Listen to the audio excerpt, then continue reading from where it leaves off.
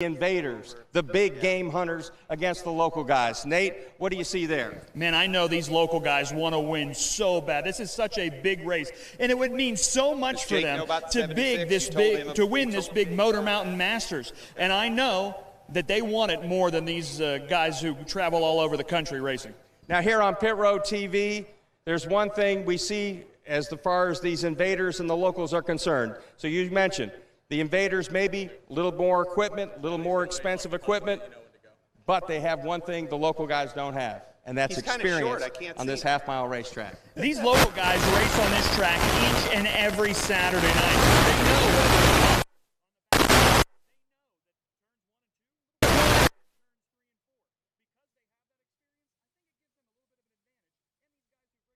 have that advantage too. So far we've had 3 different winners in this race. The local guy won the first one. The invaders won the second one. So it's 2-1. What do you see tonight? Well, Mike Hopkins is in this race. He won it a year ago. I think you've got to watch that car. He's a little bit of different vehicle this year. He's got a new body on that thing. He's got a whole new race car, actually, and it's going to be pretty difficult for some of these guys to beat him. He has the experience, but I think these local guys are ready for this. All right. So now let's go down trackside to Lenny Baticki. Trackside here, not far away from the 76 and not far away from all of our hearts. The POW MIAs that are represented by that car. The man behind that car, My Computer Careers and Helping Heroes' own Tony Galati, has a couple of presentations to make. Let me turn it over to Tony. Thank you. I can tell you that My Computer Career and Helping Heroes is honored to be here tonight, and we're very happy to be able to do some presentations. Where's the senator?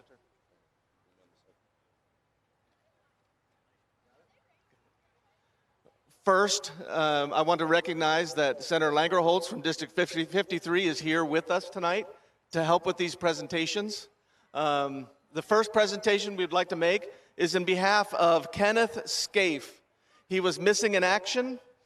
He was a seaman apprentice, and we want to make sure that our veterans, particularly our MIA, are not forgotten. So we recognize tonight Seaman Scaife, and the MIA, the POW MIA Freedom Car dedicates tonight's race to Seaman Scaife. And we do this presentation tonight for our VFW friends, particularly the District Commander, Alistair McGibbon, and we present this to you tonight.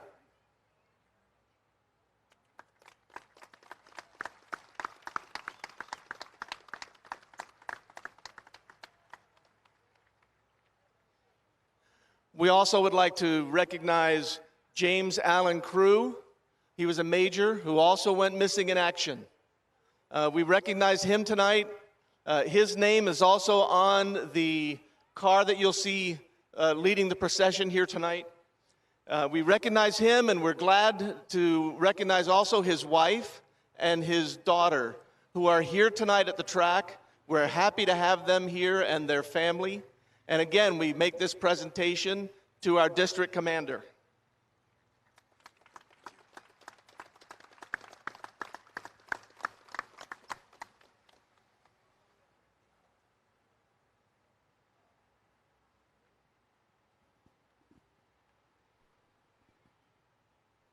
This next presentation is for Senator Langerholtz from District 53.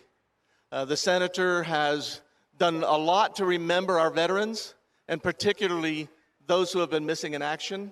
We appreciate his continued support of veterans in the Pennsylvania community as a whole, and his district in particular. So we want to recognize him tonight. Thank you, Senator.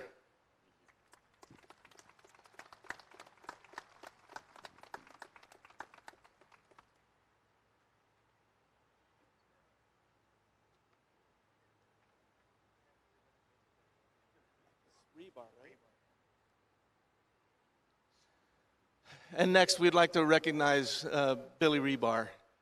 We appreciate, as the general manager of the Jennerstown Speedway, what he does to recognize veterans. Also, tonight is the first time that Helping Heroes in its history has ever contributed a POW MIA Freedom Chair to this institution.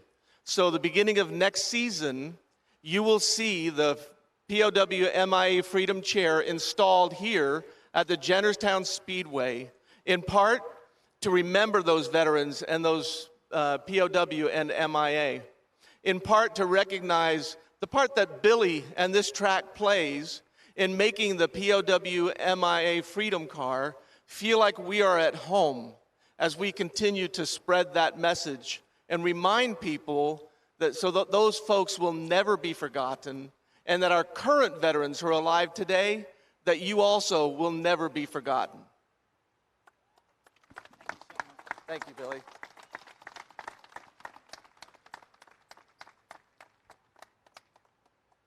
Thank you. Thank you, Tony.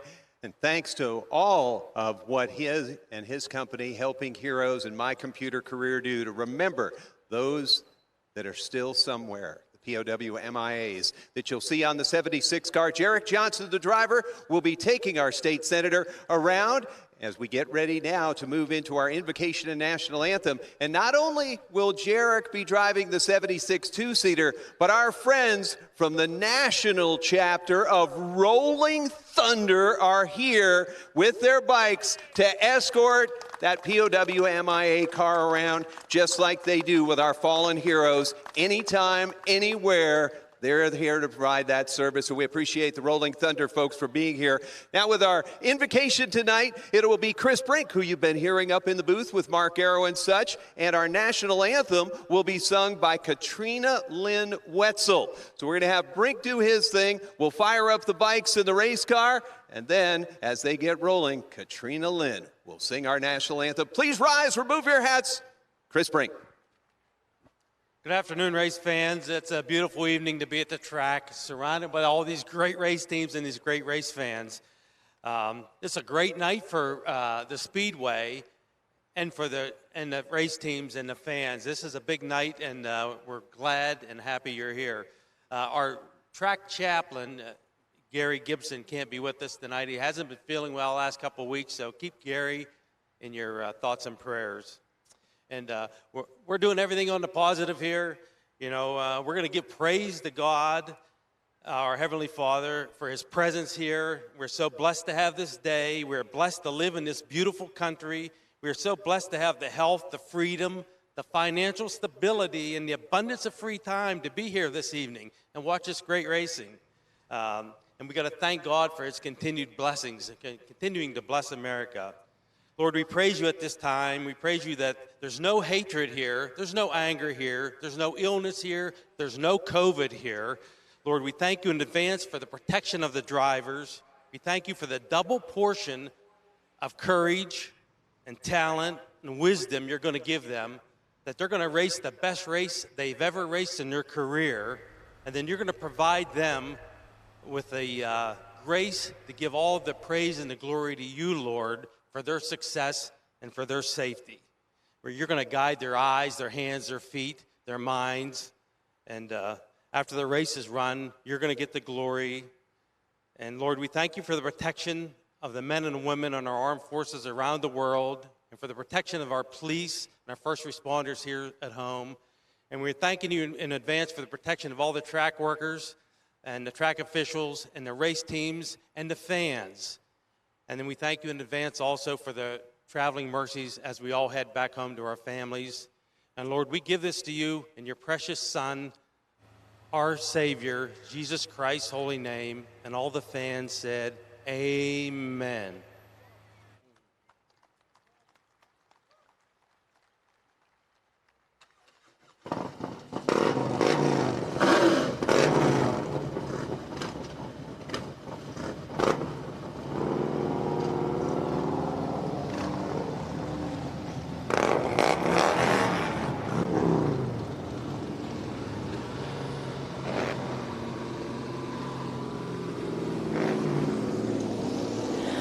Oh, say, can you see by the dawn's early light what so proudly we held at the twilight's last gleaming, whose broad stripes and bright stars through the perilous fight o'er the ramparts we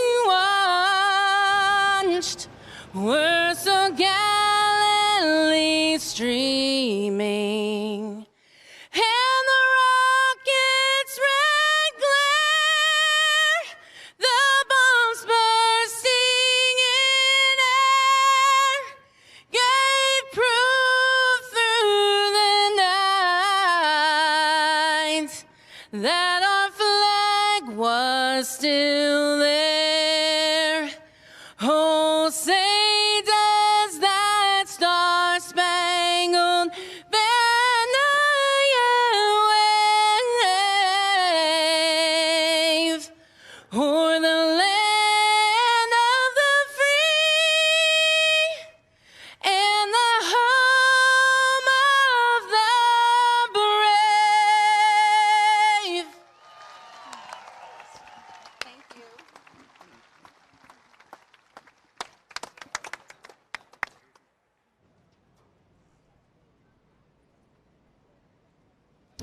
And that was a great national anthem, and so glad you could join us here on Pit Road TV.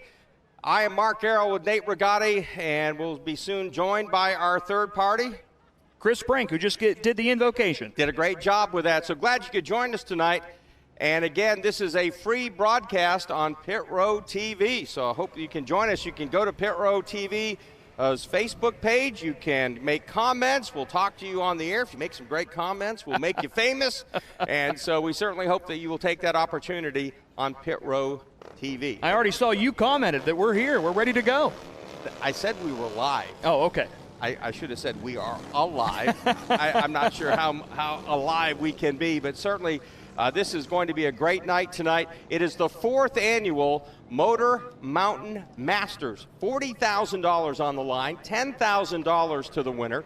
It's a race that is a segment race. You have 40 laps, 50 laps. That takes us to lap 90, and then 60 laps to lap 150 to finish out this race. You have 6 tires. Got the 4 on the car now. You get to change 2. Most of those go right side, although we might see somebody maybe trick out and try to go to the left side, or better yet, 2 rear tires. You never know. But you get to put 2 more tires on, either the first break or at the end of the second break. And so this race has a lot of different things to be thrown at it strategy-wise, and again, a lot of money. This is turning into one of the biggest late model races in the country. And again, we have a field of over 30 drivers. They represent 10 states, Canada. They've come as far as 400 plus miles away, Mooresville, North Carolina, Michigan, Ohio. I came from Winston-Salem. I know that's 425. So Mooresville's got to be, you're tipping close to 500 miles before you get here. It is that kind of a race where it's big enough that guys will travel. I like to call them big game hunters. They look at the schedule and go like, whoa, 10,000 to win at Jennerstown. Here we go. We're going up here and try to win the Motor Mountain Masters. And so I think we see a very interesting field. As we talked about in the Open, you have the combination of the local guys against the guys who are here to invade, try to take the big money home with them. This racetrack has done a great job of branding this race, the Motor Mountain Masters. They've put a lot of work into making this one of the class act late model races in the country. And that's why you have these folks coming from Canada, coming from Michigan, coming from Connecticut, all over the place here to Jennerstown. As the guy who sits up here in this press box every Saturday night, Mark, I can't tell you how exciting this is to have all of these folks come and see this crown jewel race that we put on here at Jennerstown Speedway. It really is so exciting. Locally, you see the TV commercials, the radio commercials promoting this race, because we know that when fans come here to see this type of late model racing, they'll want to keep coming back and keep seeing it again. Well, we have a crowd. It is not a sellout, but then again, they are still coming. The parking lots are filling up. We still see people filing into the stands here at Jennerstown. The stands right now, I would say it kind of looks about 3/4 full, but the fans are still coming in. And we have a packed infield with the late models taking part in the Motor Mountain Madness. There I go again. Masters. It's madness, man. You're running for $40,000 in a late model race. I think that's madness. But anyways, the Motor Mountain Masters. And then, of course, the local modifieds are about to put on a show as well. And as we go through the night, we need to really kind of set up the format. We're going to have a set of heat races. So we've had qualifying, and Derek Griffith out of New Hampshire set a new track record. But you know what? That means nothing right now, because all that is going to do is give him the pole position for his heat race. And the heat races are going to establish the starting lineups. And again, that's how we make our way into the final starting lineup for this big 150-lap, a late model race. Again, one of the biggest in the country, the Motor Mountain Masters. And I think the fans here on the live Facebook feed on Pit Row TV, they're getting pretty excited too. You've got some personal shout-outs on there, Mark. We see David really? Titus from rooting for Albert Francis Racing. Yeah. John J. Brown celebrating their 17th wedding anniversary at the track here tonight. And Jeremy Mayfield's wife, Shayna, just chimed in. Hey, Mark, hate I missed the trip. I asked Jeremy yesterday, I'd rather see Shayna than Jeremy. I mean, come on. It's been, you see Jeremy's picture all the time. He's racing here, there, and everywhere. So, I was looking forward to seeing Shayna. I asked him yesterday, so she's back. She had to work. He gets to play. She has to work. But thank you, Shayna, for that shout out. Also, we've got Laura Tucker. She's going for Jimmy Tucker. Do you think Laura Tucker, Jimmy Tucker, are they there must be something there. There might be a family connection there. I'm not sure. But Jerry Hoke, he's voting for Albert Francis as well. So thanks, everybody, for tuning in at Pit Row TV on the Facebook page. If you tune in throughout the night, if you got a question, you got a comment, you want us to shut off the mics and go home, whatever you got to say, go ahead and do that through the Facebook page, and we'll try to make you famous. Please, and tell your friends, share it, send it to them, say, hey, there is great late model racing happening at Jennerstown Speedway. You have to watch it. And we have Chris Brink up here in the booth with us, too. And, Chris, you bring a little expertise to this racetrack. You're a champion at this racetrack. You drive currently in the Pro Stock division here. When these guys are preparing to drive at a racetrack like Jennerstown, what's going through their minds? What do you do to get ready? Well, I tell you what, even the most veteran drivers right now, they got the butterflies. Some of them are making repeated trips to the bathroom. It's just that kind of deal. It's exciting. It's cliche to say there's excitement, there's electricity in the air, but there is. That's the way it is on a normal night. This is a much bigger night. This is, the biggest race of the year for these guys. It'll be the biggest race maybe in their careers. So they want to do well. They've put a lot of effort into this. And they're going to put everything else they have into it tonight. So it's going to be exciting from the drop of the flag in both divisions, actually.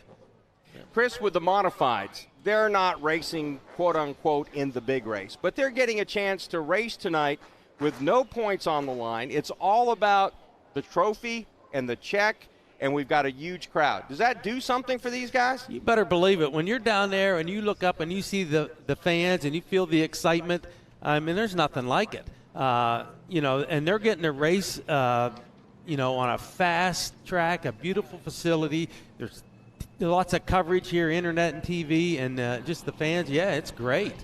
Yep. So as we get set now for heat number 1 for the Motor Mountain Masters, the pole sitter, Derek Griffith, the Granite Stater, who has set a brand new track record, will line up on the inside of row number 1. And I think right now, Nate and Chris, I'll put this question out to you. Derek has nothing to prove at this point. I've got the fastest race car, at least through qualifying. But he needs to make the statement now.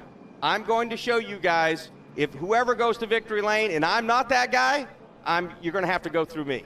Yeah, and he's starting up front, and believe me, he's going to stay up front. I mean, the last thing he wants to do is get back and, have somebody take a shot at him or get caught up in somebody else's problem. So he's going to be running flat out and try to get a lead and win this thing. So as we line up for this race, at this point, it looks like we've got 8 cars. 8 cars are lining up for heat number 1. And so these cars now warming up their tires. They'll get a couple of laps before they turn them loose. So Derek Griffith is going to lead them to the green flag in this race with Cole Butcher on the outside of row 1. Jarek Johnson, and there's Butcher in the 24. That's a great looking race car right there. And there's the man, Derek Griffith, who has set a brand new track record. Back there in the 76, that's Jarek Johnson. He will start third. Behind him, that you see that orange and yellow car. That is Barry Audi. Audi, the all-time winningest driver at Jennerstown. That is a throwback paint scheme for him, and that will certainly show up. And right behind them, the man who won last year, Mike Hopkins, also in this heat race. You have Brian Shipp, Ethan Stanichuk. If I didn't butcher that name, sorry about that. And Bobby Gruba. So there we go. And I also think in this race, Nate and Chris, the one guy we got to keep an eye on, Mike Hopkins. He's starting 5th. He had a lousy, for him, qualifying effort. Let's just call it what it is. But this is a guy who is the defending winner of the race, who's got a brand new race car and is trying to sort it out, and they haven't figured it out yet. He's got some competition in front of him, so we'll see if he just holds his line and tries to maintain, but he's got a job ahead of him. So the green flag is out in heat number 1 for the Motor Mountain Masters. Side by side, Butcher is not letting him get away. Griffith on the inside is right there on the driver's doors. They head down to turn 3 for the first time. And it looks like Griffith on the inside has the intro to turn 4 a little bit better. Slides up in front of Butcher. He'll lead lap number 1. That 24 car of Cole Butcher was fast in qualifying. He's slipping back here out of turn number 2, letting that 12 car get out in front of him a little bit. But I think he's got a pretty fast car here this afternoon. And Audi now is challenging for that second spot. That's the 75, the orange and yellow car behind Butcher. He is looking racy, and right now, using a little bit different line, he is trying to hug the bottom of the racetrack. Butcher able to hold him off. A little farther back, it's Brian Shipp and Mike Hopkins. Hopkins in the 15, Shipp in the 48, Jarek Johnson in the 76, just up ahead of them. Hopkins, again, the defending winner, is not looking like he's got defending winner speed. No, he's not carrying the race like he did last time. He came out here and dominated this race a year ago. The year before that, back in 2019, he had the lead until the last 12 laps and kind of let it slip away.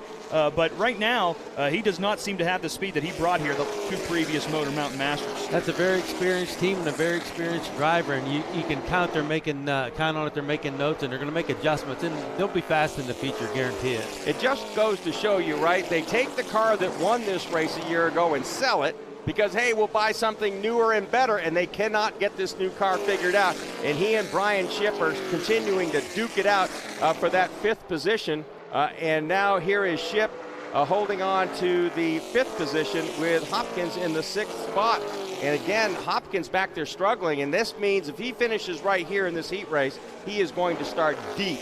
Very deep in the pack. And he's really loose right now. You can see him right in the corner, and the back end kind of kicks out a little bit. He's going to try to get that car tightened up a little bit.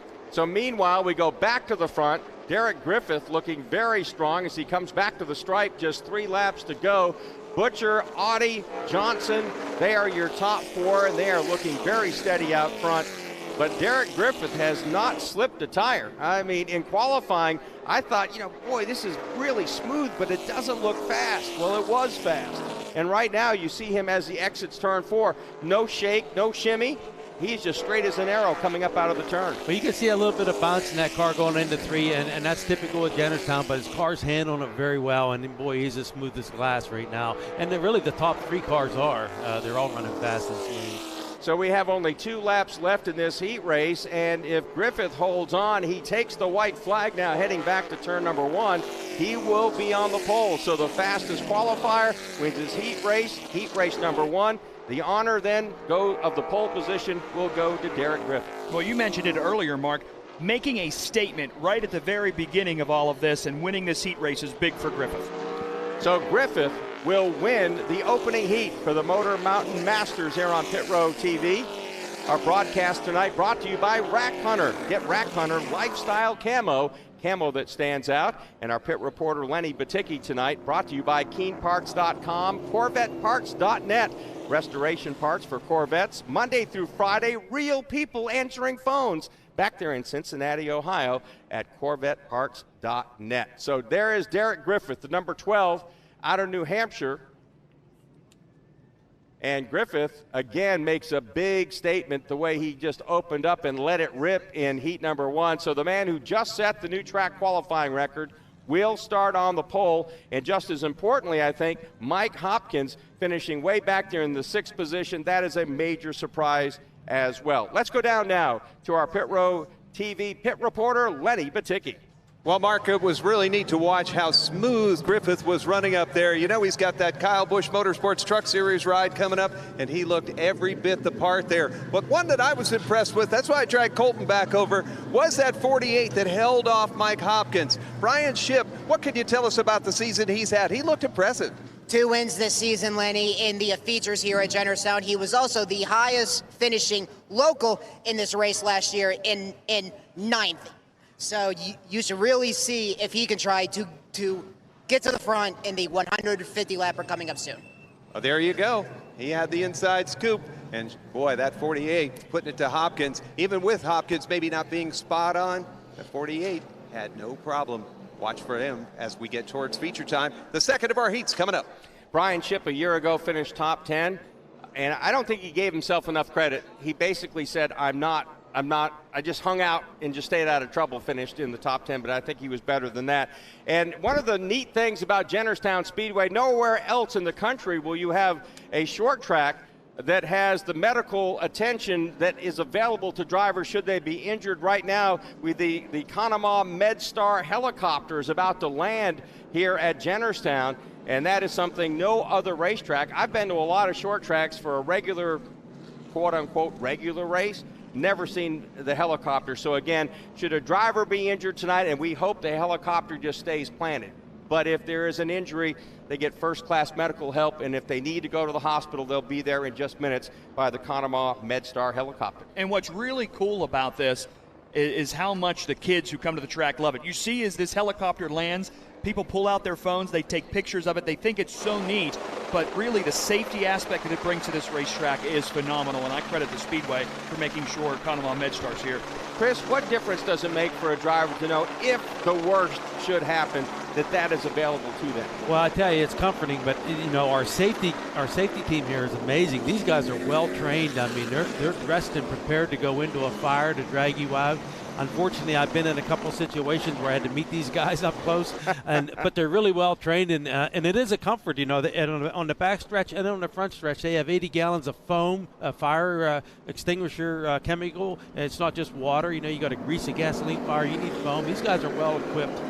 So, yeah, it's a good thing. It's a big asset to the track. Getting ready for heat race number 2, Albert Francis on the pole. Ethan Myers to his outside of that 19 car. Corey Casagrande, Cody Swanson behind them in row 2. Tucker, Schaefer, and Haupt, the starting lineup for this heat. So we see Francis now side by side with the 19 of Myers, and Myers fights him off from the outside. He will lead lap number 1 in the second heat. So Francis, a year ago, who many, you could argue, had the car to beat, simply, in my opinion, got way too impatient when he got back in traffic and wrecked himself and knocked himself out of the race with maybe the car to beat. He's got a really fast race car, but he has to be patient. This is different than weekly racing. This isn't 30 laps. This isn't 40 laps. It is a long race. It is a marathon for a lot of these weekly drivers, and Chris, you know that. And Ethan Myers is schooled by Mark Smith, who's has the Jeremy Mayfield car, so there's a wealth of knowledge there, and Ethan's getting the job done. He's an aggressive young man. He's a smooth driver, and then look at him go. Right now, here is Francis trying to close in, and now we see the battle. That is for 4th. As we move back to the front, Myers trying to hold off Francis, a battle of young stars for the late model series. As they work their way out of turn 4, Myers with a wiggle almost got into the concrete at the exit of row number 2. And again, Francis looks inside as they exit turn 4, come back across the stripe. 5 laps, make that 6 laps to go in heat number 2. Francis running just a little bit of a lower line, and see if he can get him here out of turn number 2. So again, Myers used the outside groove to overpower Francis on the start. Francis now using the bottom to move back to the number 1 spot. So Francis, if he wins this race, will earn the right to start outside pole in the 4th annual Motor Mountain Masters. But Myers not going to let him go. He may have been passed, but he is not about to give up that number 1 spot. And that 19 car is right there within a car length of the 33. See him drive out of turn 4 here. Just a little bit higher line than the 33 of Albert Francis is running. And Francis, though, with a little bit of a quicker time, an 18.971. He's the fastest car on the track. So we also understand that up live on the Facebook is the Facebook page for Albert Francis, and of course his sponsor, Rack Hunter, is a sponsor of our broadcast tonight here on Pit Road TV. Get Rack Hunter Lifestyle Camo that stands out. We certainly are happy to have them sponsoring us tonight, and I'm sure Albert Francis is certainly glad they're on the side of his race car as well. And right now, you know, it took a while for Albert to kind of work that bottom and get that car worked in, but right now he is driving away with 2 laps left away from Ethan Myers. Myers, it looks like the handle of that car has gone away. It looks loose there at the exit of both 2 and 4, and Francis' car is really coming to him right now. So here's Albert Francis. He swings through turn number 4, and now we'll rocket down to the start-finish line to take the white flag just one more time around the half-mile Jennerstown Speedway. And Albert Francis will rack up the win in heat number 2 for Motor Mountain Masters, the 4th annual. $40,000 purse, $10,000 to the winner. And Albert Francis said, hey, I'd like to put my name on that check tonight by winning heat number 2 rather easily over Albert Francis.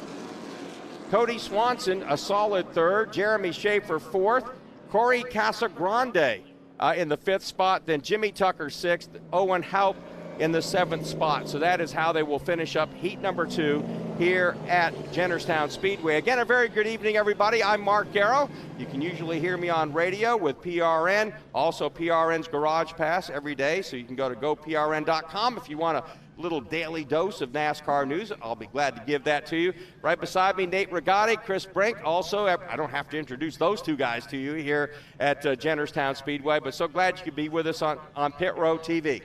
Our Pit Road broadcast is also being broadcasted over the PA system here at Jennerstown Speedway. So the track has asked me to announce that a BMW with a license plate LBK 8524, it's gray, your car is running in the parking lot. Oh, wow. And they'd like you to go get it. They got the air conditioner on. You know, it's a nice, cool night here at Jennerstown. And again, I've been to a lot of racetracks around the country, and I just have to admit, honest, raise my hand to the sky. Got my left hand's on the Bible. You just can't see that. Right hand to the sky. The fact is, this is one of the nicest short tracks of. It's not only the physical facility, but the racetrack itself, because there's definitely 2 lines, maybe even 3 grooves that these guys can use, and that always makes for a great race. We saw last year a great Motor Mountain Masters. I think we'll see another one tonight. But I really enjoy the racing here at Jennerstown, and how much. I didn't even get paid to come here. I drove up for the modified race last year. Nobody even knew I was here except Billy Rebar, who let me in the gate. So we certainly appreciate that. Love this racetrack. Let's go down now to our KeenParks.com Pit Road TV pit reporter, Lenny Baticki. Well, one of the things as I've gotten to know this young man, Albert Francis, he loves race cars, very technical minded, very much a chassis expert, a guy that works hard in the shop. So what are you going to tell the crew after that? Are you concerned with the way you fired off and after made a pass, or did you like the way the car made the pass? What do you want this thing to be better for the feature? I'd rather be able to make those passes late in the run rather than fire off. Definitely didn't fire off the way I wanted it to, but I think I was just a little too low on the pace truck speed, so my fault. Good old Rack Hunter looked good up front, though. Oh, yeah. Rack Hunter on the shirt. Rack Hunter in victory lane for that heat. We'll see if he can make it to the Motor Mountain Masters victory lane. Back to you. Thank you, Lenny.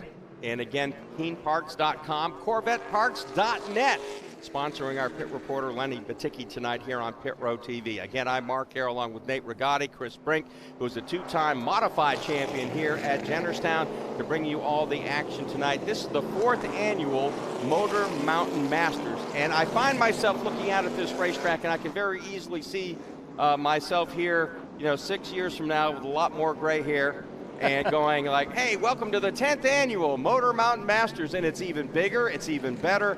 Each year, I think the field's more competitive. We don't have quite as many cars as we had last year, but I think the quality of the field from top to bottom, we saw that in qualifying, so very tight. And I think that is going to make for a great race tonight. Yeah, top dozen cars or so in qualifying. We're within about 0.3 of a second, so we have some great competition, and we've got some great competition here in heat race number 3. Let's take a look at the starting lineup. It's Eddie McDonald from Massachusetts who will start on the front in that 17 car. Behind him in the 66, you see that white and purple car, is Nate Walton. on the inside of row number 2. The 22 of Evan Shotko behind him, and lined up next, weekly racer Zane Farrell in that 14. Behind them, Gary Wiltrout and Eldon King, and Brandon Marhefka will round out this Heat 3 lineup. So again, this is the third heat. The winner of this race will start inside of row number 2. Keep your eye on Zane Farrell. He made some huge changes since his qualifying and testing, and I think he's going to be up front. I think he's got a fast car. A little bird whispered in my ear, beware Zane. All right, so also there in the back of the field, the 13th car, Brandon Marhefka, sponsored and powered by Milk, the Allied Milk producers. And they're going to be sponsoring as well as our replays tonight here on Pit Road TV. So we're under green. And no surprise, Eddie McDonald gets off to a great start. He's got a great run there, and he'll lead lap number 1 of this heat race. Gary Wiltrout, you see him there on the screen. He got into Farrell, I think, there in the middle of turns 3 and 4. He slowed up a little bit. It looks like he's got back up to speed, but I think he's going to have just a little bit of damage on the side of that car, Chris. Yeah, they, I don't know, they got in a little aggressive there. Maybe Zane's not as fast as he thought he was going to be, and Wiltrout caught him in a kind of a bad place. So right now, the hot spot on the racetrack, you see the 95 of Gary Wiltrout. He's battling with the 0 of Eldon King, and King trying to power his way up into the 5th position. Every spot counts in these heat races because that moves you, up another row in the starting lineup. So again, with Eddie McDonald out front in heat race number 3. If he wins it, that will give him the inside of row number 2 tonight, and again, allows him to start near the front. Is that everything? No. Does that help? Oh, yeah. Oh, well, in a big field like this, when you've got 30 cars starting, the more you're up front, the better, especially when it gets a little dicey. You don't want to be back there in traffic. You want to be out in front in that clean air and go. So every position matters in these heat races. We're again on Facebook live at Pit Road TV. John J. Brown just wrote in, celebrating our 17th wedding anniversary at the track tonight. John, I don't think you'll get to 18 maybe. I hope you gave her a necklace or something else to go along with a trip to the racetrack, okay? So maybe you could make number 18. And again, we want to thank John Hope for chiming in, Chandler Shelton, Mark Hibbard, Jake Flegel, and again, thanking Pit Road TV for being here at Jennerstown, Mandy Fisher, Samantha Dean, thank you all, Ron Fox, Missy Boddicker. Thank you for showing your area some love. So thank you for everybody joining us on Pit Road TV. Stay with us live on Facebook throughout the night, and we will certainly maybe bring your name up and your comments as well. Watching again, Wiltrout and King going at it on the racetrack. Wiltrout trying to hold on to that 4th position. Look at this battle right now for the 2nd spot. Nate Walton has it. Evan Shotko trying to take it away. 2 laps left. Here is Shotko looking inside, and he's got the spot, so he'll move up to 2nd, and that will drop Walton back to the 3rd position. Again, every spot moves you up basically a row in the starting lineup. So a good pass late in this event from Shotko. There's Farrell in the 14. He is riding strong and alone right now in the 5th position as the white flag goes out. Zane Farrell, that's the 17. He is in the 5th position. And now we see Eddie McDonald now in the 17. He's out front, going to win this one easily going away. This one surprises me a little bit. You look at the qualifying, and yeah, he was okay, but this car looked much better, Chris, under race conditions than qualifying. He's got a better racer than a better qualifier. Well, it's different when you're racing than when you're qualifying. Some of these guys are racers, and you got to hang that rabbit out in front of them, and they actually race different in competition other than running a fast lap. And there we have on our Facebook page at Pit Road TV, Ryan LaChance. Let's go, Eddie Mack. Well, he did pretty good right there. Eddie Mack went go, go, go, wins heat number 3 in the Motor Mountain Masters here at Jennerstown Speedway. A big crowd has filed into this racetrack, and it has turned out to be one of those perfect summer nights because it's a little overcast, so you don't have the sun blazing. The temperatures are in the 80s. So it's one of those deals where you're not sweating and you can wear short sleeves, you're in the stands. It could not be better weather conditions, and there could not be a better time to go down to our pit reporter, Lenny Baticki. I had an opportunity to chat with Eddie McDonald. You know, he's competed at New Hampshire in the Cup Series a couple of times. He's also been a K&N competitor, and he's got, you can see back there, Fab Specialties. That's Matt Drake. Matt Drake has built a lot of great race cars that have competed all across the Southeast, Snowball Derby, places like that, and they have worked on this race car. It actually had been damaged a couple of weeks ago. Drake and company rebuilt the thing, and he certainly looks fast in it. Eddie McDonald, it may be a bit surprising, but boy, that car looks good, and the driver is ready to make it look faster and faster as the night goes on. Watch for the 17. Back to the booth. So thank you very much, Lenny. Again, our pit reporter tonight, Lenny Baticki, brought to you by CorvetteParts.net. Restoration parts for Corvettes. You know what? If you call them Monday through Friday in Cincinnati, Ohio, something will happen that doesn't rarely happen anymore. A real person will answer the phone, and I'll bet you can get the part you need for your Corvette. All I need to do now is afford to buy one. So I need to get me a Corvette. So I can call CorvetteParts.net. So here on the racetrack right now, Gabe Brown is going to lead things out in heat number 4. He'll start in position number 1 inside row 1. That's the 47. Then you see the 92. That is going to be Jared Barclay. He'll start in the 2nd spot. Jeremy Mayfield, the 44, the NASCAR Cup Series veteran, who's basically a short tracker now, especially on the dirt tracks down south. Then Gary St. Amant in the 7 is going to start 4th. That's the white car right there you see in your screen going by. Then the next position is going to be Mike Sweeney in the 11. Then you've got Jordan Miller starting back there outside of row number 3. Out of Mooresville, North Carolina in the 40 car, and then at the tail end of the field, John Komarinsky. Komarinsky, you got it. There we go. So that's going to be our 4th and final heat for Motor Mountain Madness. The winner of this heat outside of row number 2 when they drop the rag for 150 laps later on tonight. It'll be interesting to see what the 7 car does, you know. He's raced here in the old ASA series, a very good veteran driver and good equipment. Excited to see what happens there. So Gabe Brown, the youngster out of New Hampshire, is right here on the pole, and the green flag comes out. He gets a big-time jump, but Jared Barclay not trying to let him get away, but Brown will clear him as they exit turn number 2. But it's Mayfield and Amant side by side, and Mayfield muscles his way into that 3rd spot, and Amant is left up out of the outside groove, and now the inside door opens up. So again, he nicks the wall there, or actually hit the wall, coming out of turn number 2. So that did not help Gary St. Amant in that 7 car. He's now trying to fight back into that 4th spot. Mike Sweeney owns it in the 11.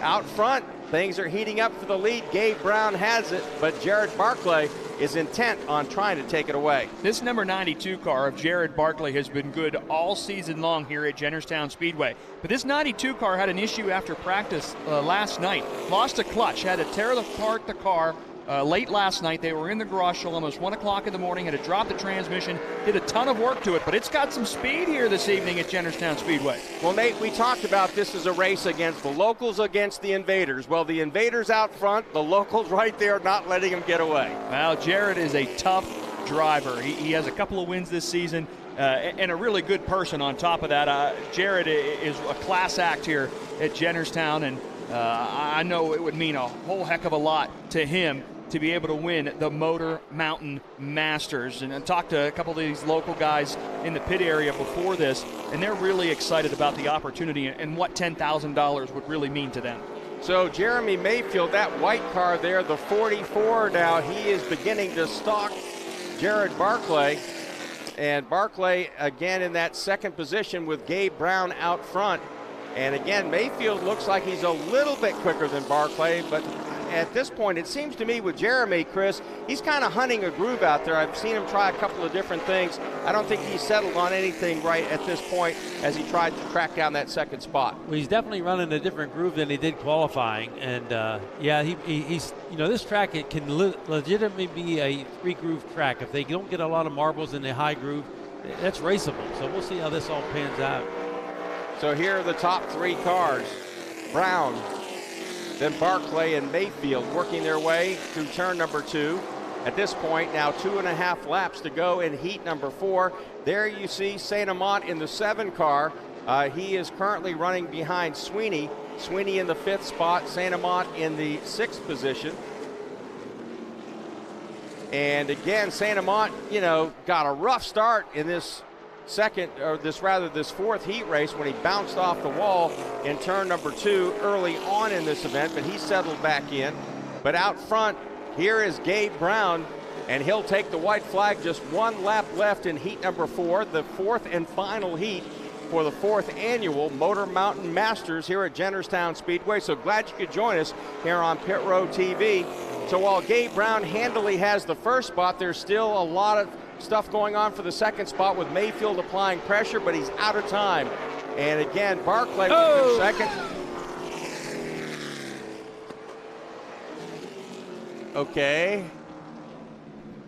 All right, you yelled, man. What did you yell about? Go ahead, give it up, Chris. What? Well, I'm surprised Jeremy got into Barclay, and I apologize. I'm a fan first, so I seen that. It's exciting. It's unfortunate it happened after the checkers. Well, you could tell that Barclay was it was kind of funny what happened right there. They were gaining, and I'm not sure if Gabe Brown kind of shut it down a little bit on the last lap, kind of coasted his way across, but he was gaining on the leader, and then, you know, Barclay shut it down, and Mayfield was right on top of him, so we had a little bit of a problem there. And you heard the sound effects from here in the booth that we hopefully won't hear again. But nonetheless, that's a great way to kind of end things in heat number 4, if you ask my opinion. And that, again, just kind of sets things up. We saw last year a lot of action in the Motor Mountain Masters. We saw a couple of multi-car wrecks that really tore up some race cars. This is a very fast racetrack. And again, when you're racing at these kind of speeds, you just got to make a little teeny mistake, and your mistake could end up being the big one, and you're going to drag other cars into it because they're right on top of each other.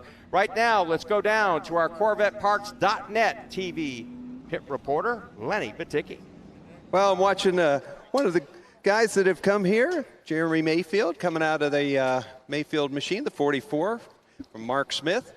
We'll try to get a comment, really more about the race. I mean, whatever happened there in 1 and 2 happened after. I think we really want to know what he felt like coming out of the car and such. So we'll get him before he gets out of the car. We'll make it easy on you. So welcome back to competition on the pavement side. What was it like out there during the race? It was real good. You know, we've had a great car here all weekend, really, and just the race is real good. And I kept feeling like, you know, the longer we run, the better off we're going to be, and it showed that. And I hated I got into 92 there at the end of the race on the back. I didn't mean to. Just they threw the checker and I didn't back off in time. But I can't wait for tonight's race. I think we should be in good shape, and the car's handling really well. And just my hats off to all these guys. They worked really hard for me over the last couple of days, and hopefully it'll pay off. Appreciate it. Jeremy Mayfield feels like he's got a good car around him. And after the checkers, you heard what he said. So back up to you, Mark. Thank you. There is Mayfield climbing out of his race car, the 44. And, man, he used to be one of my favorite guys to hang out with in the Cup Series garage. He was always funny. He always kind of was straightforward, and kind of, if you had something kind of controversial or whatever tough to talk about, he'd get straight to the point.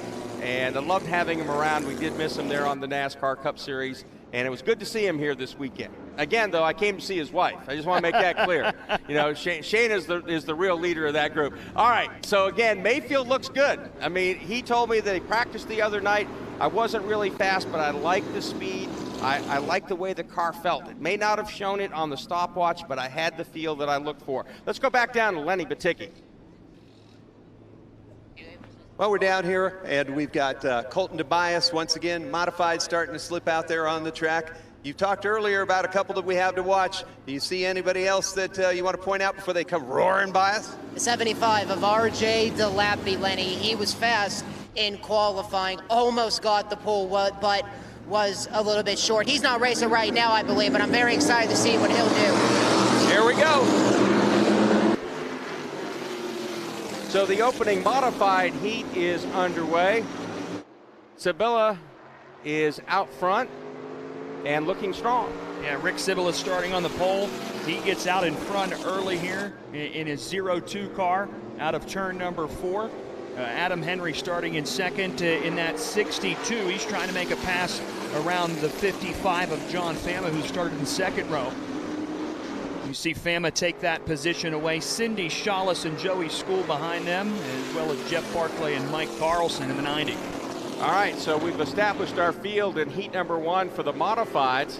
And there you see the 3-car of Joey School holding on to the 4th position. And right behind him, there's a snaggle of cars right there. You've got Mike Carlson, Cindy Shawless is back there as well. It looks like Jeff Barclay. And Chris, that looks like a little bit of a hornet's nest. And now we move up to the 2nd spot. John Fama trying to hold off Adam Henry. Henry and Fama both have fast cars. The guys in the back, you know, that's typical modified racing. You know, they sort of cluster up, and it's dangerous because they're open wheels. John Fama's had a really fast car this year too, Chris. I mean, he's been up in front a lot, and Adam Henry has a win the first race of the season, and that's 62. Fama has a brand new car, Port City chassis, and he's worked on it, and he's a good racer, former dirt racer, and he's put a lot of effort into it, and it's starting to show. See in the back of the pack, Cindy Shawless there trying to hold off. That's Jeff Barclay in the 74. That is the brother of Jared, who was just racing in that 92 that Jeremy Mayfield got into the back of. He drives the 74. That's brother Jeff, as Joey School leads this pack across the the start-finish line there in the back. Joey School leading this small pack, and you see Cindy Shawless to the outside of Carlson now in that 90 car. Shawless on the high side in the 83, and Jeff Barclay in that 74 trying to follow her around the high side of Carlson. So when you're racing out there side by side, and you're the guy behind here, like as Barclay thinking about going 3 wide there as he goes to the bottom of the racetrack, how do you decide which car you want to follow if you're that 74, Chris? Well, you really try to go with the history of the driver. You know, Jeff's going low. He's going under the 90, looking under the 90. Me, I would probably be looking to follow Cindy. She's been fast and aggressive this year and pretty stable. But yeah, it's a hard decision to make sometimes. Rick Cibula out in front in that black and green 02 car. He comes out of turn 4 for the final time. He'll take the checkered flag and win heat race number 1. Fama will hold off Henry for the 2nd spot.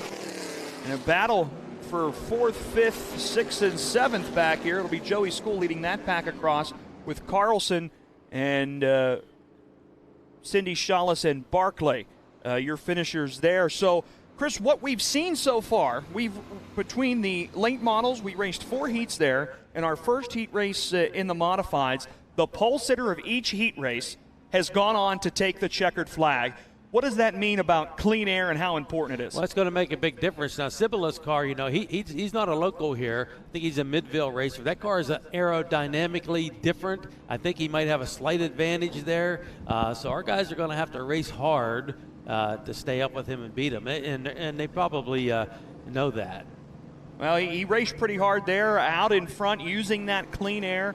Once again, as you see, our Stoystown Auto Wreckers modifieds coming out for heat race number 2. RJ DeLappy there starting on the pole in that 75 car. As these cars make their way down pit road onto turn number 1 as we get set.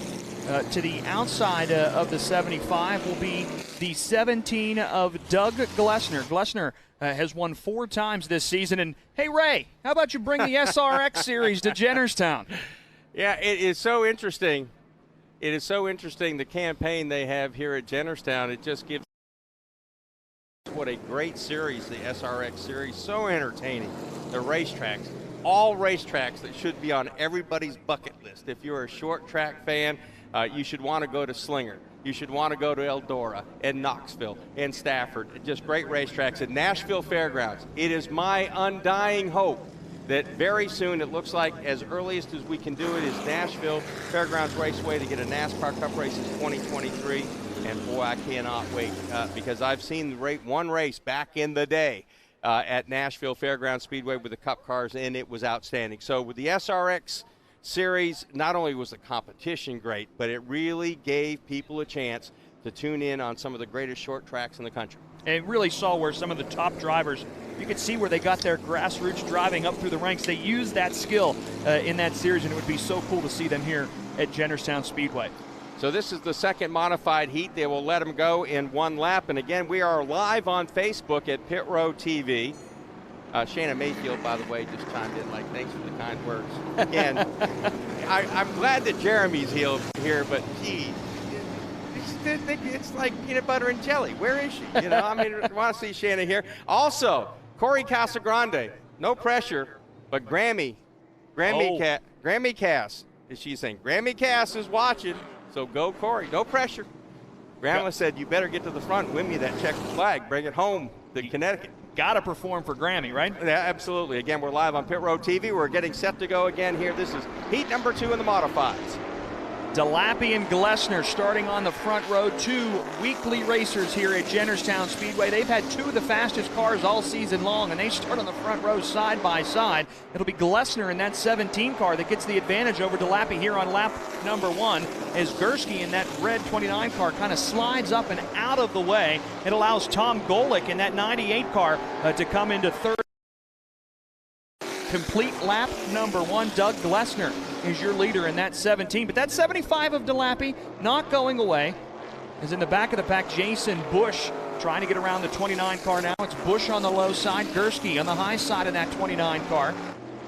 And that is a great battle right there for the 4th spot. And right coming into the picture now is the 0 of Mike Bowers. That's the driver out of Ohio. And he's trying to get in there. And meanwhile, we're back up front. Battle for the lead between the 17 of Glessner and the 75 of RJ DeLappy. Gets into the back of the 17 there in turn number 4. If it ain't rubbing, it ain't racing.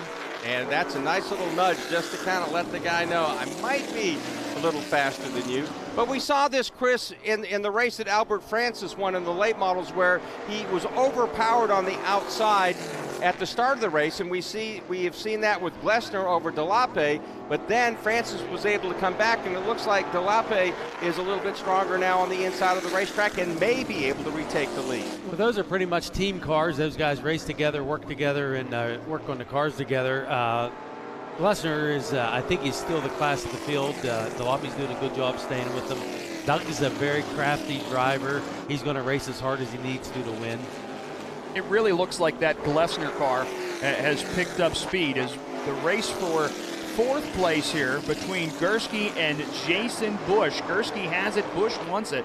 That red and black 29 car. And you see Bowers in the white 0 trying to sneak his way into the picture, so 3 cars battling for that. And now we see that is again the battle for 4th spot, but a little farther up front, we see things starting to tighten up for that 2nd spot. Of course, RJ DeLappy has that spot, but he's getting some pressure now as again we see this is the battle between, this is the 2nd place battle right now. Golick is going after DeLappy. Here's the exit turn number 4 with the white flag coming out. This is a really tough heat race to be in when 3 of the top drivers in the division are in the top 3 spots right here. It's tough to go out here and compete. You know, sometimes you get split up, but here they're all together and they're all racing together as they come out of turn number 4. It'll be Doug Glessner in that 17 car that will take the checkered flag and win heat race number 2. Golick on the bumper there of DeLappy, but DeLappy finishes 2nd, Golick 3rd. Jason Bush comes across in 4th, and Dustin Gursky rounds out your top 5. So again, our color commentator, I'm going to say that again. Our color commentator tonight, Chris Brink, a 2-time modified champion here at Jennerstown. So we've seen the heat races. That gives us the setup, the lead up to their 40-lap race, which is also split into 2 segments, 25 and 15. Anything stand out in these 2 heat races that will sort of give us a glimpse of what may happen in that 40-lap feature? Well, you know, the 17 car to Glessner is going to be fast. He's consistent. The other guy you got to watch out for is Golick. And Golick won the first Masters modified race here. He actually beat me in the last lap. So he's going to be there. He's a very consistent racer. And those are probably the 2 guys I'm going to be watching. All right. So how painful was it to lose that race? Well, it was pretty tough because I thought I had the fastest car. Tom Golick never gave up. You know, he pushed it to the last moment, and he beat me. And, you know, it happens sometimes. I don't like it, but it happens. What made you make the move from the modified division, Chris, up to the One Stop Auto Sales Pro Stocks? I through some other circumstances, I ended up with a pro stock car. Actually, it was a late model car, and so I was running both last year. I had some issues going on with my body, health issues. I ended up totaling the modified, so that kind of made my decision for me. I would jump back in a modified in a minute if the right opportunity come up, and I am looking at that. I love the pro stocks. I think it's a great division. It's going to be a growing division. So, I could go either way. So right now we will have a bit of an intermission after we saw the 4 heat races for the Motor Mountain Masters. I want to say Madness. I just think that fits better. I don't know. But it's the Motor Mountain Masters, 4th annual. We've seen the 4 heat races. Derek Griffith, fastest qualifier, won the first heat race. That's easy for you to say. Won the first heat race, and so the fastest qualifier will start on the pole. We've seen 2 modified heat races, and so now the modifieds will be coming out first here in a little bit for their 40-lap feature race. Again, 25 laps, and then a break, and then they'll run the final 15 laps, so they'll get a chance to make some adjustments, and hopefully, the guys that are tagging along in second on back will get a chance to improve and maybe go after the win. And again, when we get to the Motor Mountain Masters, it's a 3-segment race. They'll run 40 laps, they'll get a break. Again, it's a controlled caution. So they'll come in, nobody loses a spot. They can make changes if they want. They can change 2 tires if they want then. Then they go to lap 90. That's when everybody will probably change the 2 tires. Then it's a 60-lap sprint to the checkered flag in the 4th annual Motor Mountain Masters. Now, a year ago, Mike Hopkins won this race, and now it is all about the jacket. You get a crimson jacket, and we asked Mike Hopkins earlier today what that meant to him. And again, our winner from a year ago from Maine, Mike Hopkins. Heartbreak City for Mike Hopkins. He came back here with a smile, but he was grimly determined to win this race. He told me this afternoon, I've got 10,000 reasons to come back here and try to make up for what happened a year ago, and that's exactly what he's done. Mike Hopkins, the Maine driver. He has won the 3rd annual Motor Mountain Masters. When it started, it was new to everybody, and now you look in 2021, look at this field of cars. There's probably, I think there's 31 cars registered for this year, and there's probably 20 at any given time that can win it. It shows you the caliber and what it's become, and obviously I want to be the first guy to double down on it and see how many I can get. And I want to keep coming back here, win, lose, or draws for many, many more years to come, because it's just a great race, it's prestigious, and I want to see how many red jackets I can get.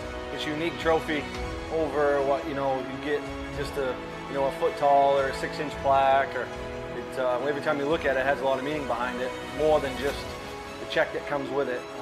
You look at it, it makes you think of like the Masters in golf, and it's just it's unique. It makes you want to go back for another one.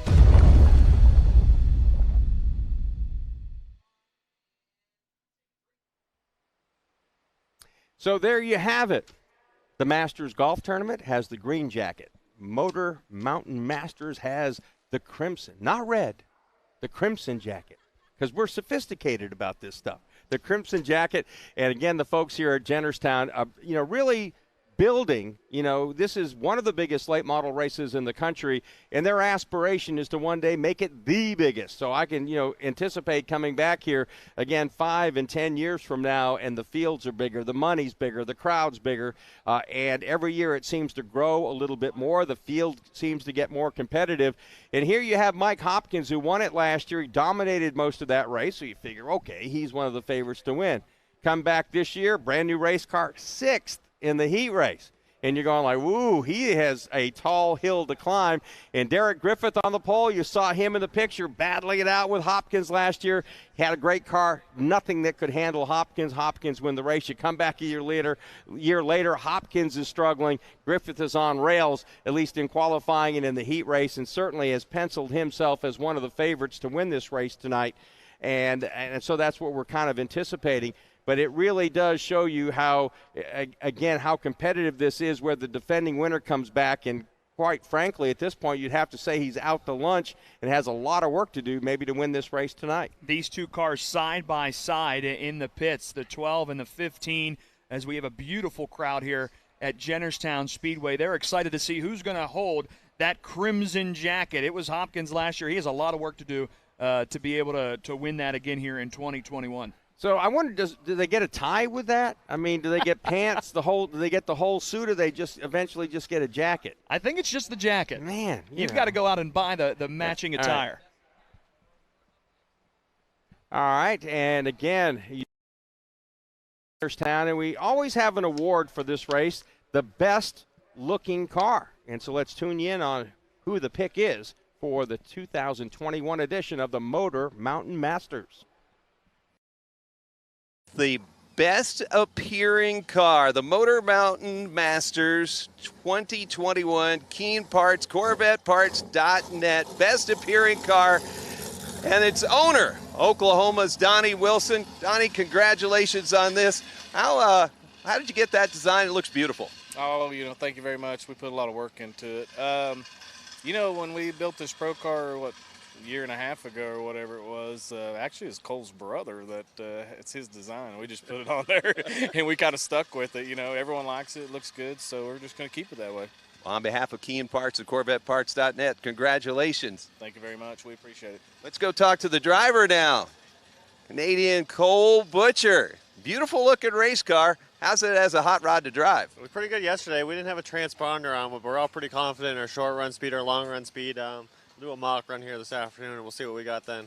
So folks are going to be tuning in for free on pitrow.tv, Keen Parts and Rack Hunter helping us provide that. What do you say to your Canadian fans about this racetrack itself? Oh, it's a beautiful facility. We have one just like at Riverside International Speedway at home, but this one may top it. Well, you've got a beautiful race car and a driver that can make it go fast. Keep tuned in right here. Our CorvetteParts.net best looking car, the 24 of Cole Butcher, who's come all the way from Nova Scotia, eh? All the way from Canada with a beautiful looking race car. And I'll tell you, it looked pretty fast, too. He was up there in the front of the pack. I think he could challenge in that race in that good-looking 24 machine. And there you see a lineup of all the cars here for the Motor Mountain Masters, and this is a very, very competitive field. There is our CorvetteParts.net best-looking car, that 24, as we get that little helicopter flying over pit road down there. I'm always waiting for somebody with a shotgun with a beanbag, knock one of those out of the air. There's Albert Francis. That is the Rack Hunter late model, and of course, he is brought to you today by Rack Hunter, and as well as our broadcast, Lifestyle Camo that stands out. Let's now go to an interview with Albert Francis and Lenny Baticki. Driver Albert Francis, second quickest in final practice. How does that translate today? It won't help us that much today because we're going to be racing at night, and we practiced at night last night. So we're really just looking for more of a long run field today. You can't really go much off of it. We got to try and kind of translate to what the cooler track temp's going to feel like, but I think we're pretty good.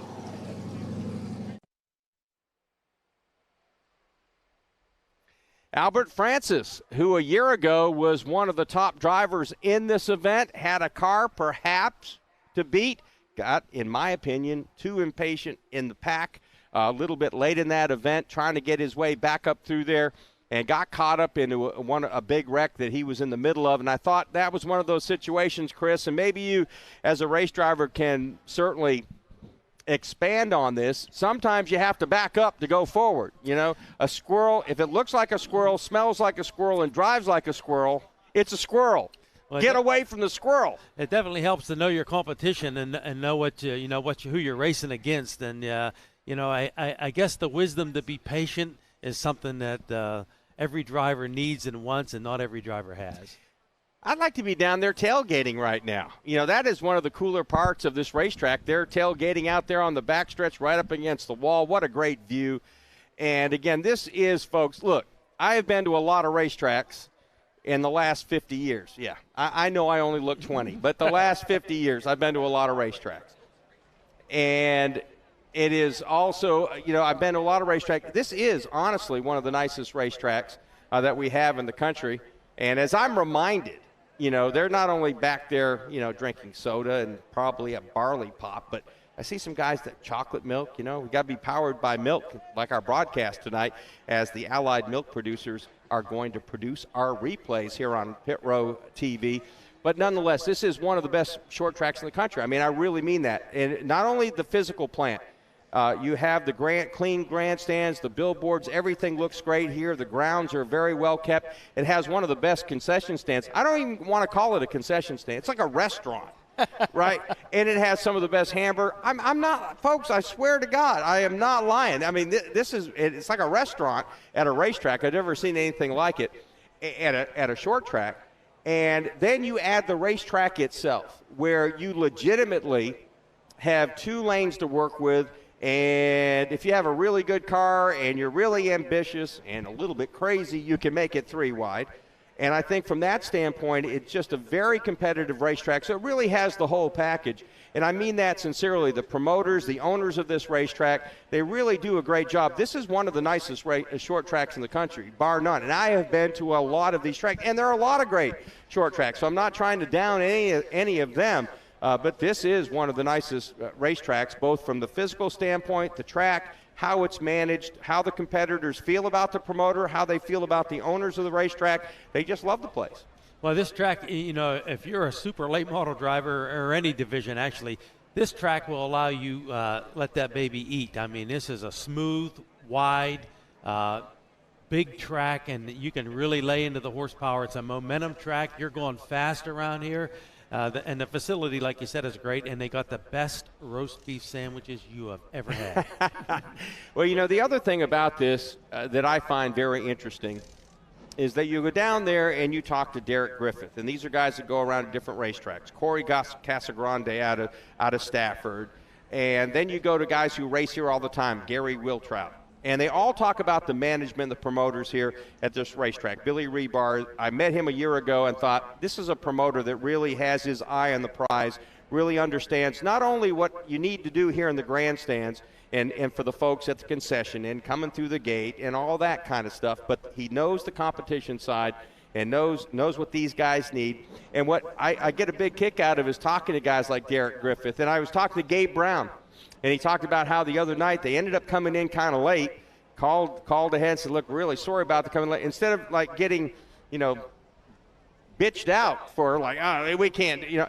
No, they said, look, no problem, pull in, we'll take care of this. Hey, can we get you a bag of ice? What can we do?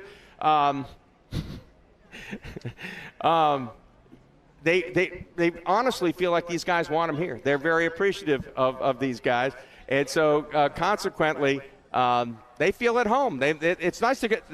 Look at the crowd here. Look at the packed parking lot that we have here at Jennerstown as well. Bottom line, they go like, look, it's so cool to have a promoter that goes, thank you for coming, as opposed to like, I got your money. Now just get in there and be quiet and race. They feel really appreciated when they come to Jennerstown, and that's something that you don't normally hear at short tracks. You really don't. They usually are complaining about the promoter. They're getting too much to the back gate, or they're not paying us enough money, or they don't appreciate us. But here at Jennerstown, it's completely different. They've made a really conscious effort to make this the best short track racing in the area. Not just in the area, but in the country. They want people to say, I want to go to Jennerstown Speedway. And it's about the racing, and it's about the fan experience. That's why the concession stand is so good. That's why they have special events. That's why they do a big race like the Motor Mountain Masters, because they've made a conscious effort to make this a top-notch racetrack. You're going to see later brand new lighting here on the front stretch, hopefully some more lighting on the back stretch in the years to come. They've spent the money to make this the track you want to be at, and it's in the middle of the mountains. It's just absolutely gorgeous. And there's a fishing hole right there. Scoreboard there in turn number 3 placed, and again you see the folks out here tailgating. It's really kind of a neat experience. It's kind of almost a football experience. If you want to watch from the grandstands, great. Do you want to watch from the infield, maybe on the right behind the bench, you get to be able to do that. Then you have here on the back stretch where you see the folks backed up there, and they've got the grills out, and they're just having a great time gathering here at Jennerstown. And we're getting ready again for the 4th annual Motor Mountain Masters. And again, we've got a big crowd here tonight. And again, not a sellout, but you know what? It looks about 3/4 full. There's people still coming in. There's still cars being parked as they get ready. They know the main event was still a little bit a ways away. So we still have people arriving here at the racetrack. And again, this needs to be on your bucket list. At least a visit to Jennerstown, which is the reason I showed up last year. I've been wanting to come to Jennerstown. It's been kind of on my bucket list, and I finally had a real reason to come. So there is the outside of Jennerstown And that, of course, is turns 1 and 2 as you come in. And again, look at, I mean, this place is so well manicured, and yeah, it means something to me. They mow the grass. They try to make everything look nice. You see the billboards. You see the cars there as our little helicopter is out there spinning around, giving us some great shots there. That's the back straightaway. They can park up against the fence. So that is the Somerset Grill tailgating section back there on the back straightaway. And look at, is there a better thing than that? Look, you think one of them will take my place and I'll go down there, sit on the back of the truck and eat some food and watch the race? They're all chilled out. You see that guy in the blue shirt? He's going like, hey, shoot down that thing right there. Shoot down the helicopter as we go through there. Of course, it's not a helicopter. A little drone, and that's right. A little cheaper than the old blimps they used to fly over the track, right? It's so cool. Look at that great shot, making his way down through that tailgating section on the back straightaway here at Jennerstown. And that guy's pointing at his head. What is that? He's pointing at his sponsor. I believe that's a Corvette Parts.net hat. I've got one of those. And this guy's going like, drink a Miller beer. I think he's trying to point at that thing. So it's kind of fun to see their reaction as they go back there. I also saw some guy holding up milk, which is my favorite drink. And, of course, our race today is powered by milk. The Allied Milk Producers are part of our broadcast tonight here on Pit Row TV. And speaking of being a part of our broadcast tonight, let's go down to Lenny Baticki. Well, I've got $150 that's really Rick Siblis. He's going to get this in just a little while when we go to our driver introductions. You're going to get to see the modifieds come down here along the front stretch. And Colton, we can put this down now. Looks really nice. Arschenberger Trucking. Let me talk about them a minute. Arschenberger Trucking is really the sponsor of the event here at Jennerstown Speedway. Remember this name. If you need something moved from A to B, they got the biggest trucks, they've got the littlest trucks, they've got great people. Arschenberger Trucking. The phone number, you can find them in the book. But Arschenberger Trucking, great folks. They love racing like you love racing. Make sure you support those that support the sport. But Sibla going to get $150. The mods will come down here. We'll introduce the drivers out of the car. They'll get to run their 40 laps with the 25 and 15 and such. And then we're going to bring the stage out, and we're going to introduce you to the Motor Mountain Masters. Now, I don't know, I haven't heard everything the guys up at the booth have been talking about. We had something to drink and one of the great cheeseburgers here, so we kind of popped our earbud out. But the thing that these drivers cherish is that crimson jacket. Now, if you've been here and you watched Barry win his, you saw Todd win his, you saw Mike win his, that red jacket is representative like back there, the place in Georgia there, the golf game. Well, here it's all about being the Masters. And our friends from American Racer, red is their color. That's why they chase the crimson jacket here at Jennerstown in the Motor Mountain Masters. And to a man, when I talk to Hopkins or any of the rest of them, that jacket is something that, at first it's just kind of, and then all of a sudden it's like, you know what? I got a lot of trophies. That jacket represents me, one of 3 so far that have won that. And when I talk to Hopkins and I talk to the others that have won it in the past, they want to be the first one to 2. I don't know whether they're going to be able to get it or not, because that little Griffith kid sure looks fast, but all the laps that it's going to take, they're going to start out with 40, take a break. Start out with 50, take a break, go to 60, that long climb up there, and they've got 2 tires to put on. When are they going to do that? Are you going to run the first 40 laps as hard as you can and then come in and get 2 and then have to pull that 100-plus laps? Probably not. But you know what? You don't have to put it on during those breaks. Maybe one of those guys will slide it in there right at the halfway mark. Or maybe they'll wait and roll the dice. Maybe somebody that's young and maybe just hoping to get a good finish, well, maybe they'll wait for that last set of cautions and maybe put those 2 heroes on and whoosh their way up to the front and become an unbelievable story here at Jennerstown, the Motor Mountain Masters. Really want to thank Rack Hunter Camo that stands out. Those folks are committed to racing. They've got now upwards of 50 drivers all across the country on a program like Albert does, helping brand awareness for Rack Hunter Camo. So if you see them, wherever you're at, wherever you're watching this, Rack Hunter Camo, investing in the sport. And Tom and Teresa Keene in Cincinnati, Ohio, KeenParts.com and CorvetteParts.net. If you've got a Corvette, if you've ever thought of one, if you drive by one and it's kind of in the field there and you think, well, man, I bet I could get that for a little bit, but where would I ever get the parts? You call those cats over there at KeenParts.net and Corvette Parts, and they're going to take care of you. Teresa and Tom and all their staff are wonderful. They live Corvettes all the time, and we certainly appreciate all that they do. And, of course, you see them supporting drivers all throughout the ranks as well. Their guy, Mark Wirtz, who runs in the late model series over at Langley Speedway, one of the greatest brand ambassadors for Keen Parts, and we certainly appreciate him. So a lot going. We got cars coming down here in just a couple of minutes. Let's head back upstairs and see what Mark and company are doing. Thank you very much, Lenny Baticki, down on pit road. And again, gosh, what a great shot. There they are down there. They're drinking some milk. And I see some guys with some Stoney's beer. Yeah, I think there's a guy named Skippy out there drinking a Stoney's beer right now. And again, it's kind of funny when they look up and they see, I always like to call it the little helicopter instead of a drone, but yeah, they see that thing and I always think in the back of their minds, and now somebody brought us up a Stoney. Well, I'm a teetotaler, so if you crack that open and just make me sniff it, I might go down for the night. So that might be a problem for me right there. So there you go. Tell you what, I won't drink it, but I love it. I'm going to give mine to Chris. You know, that's right.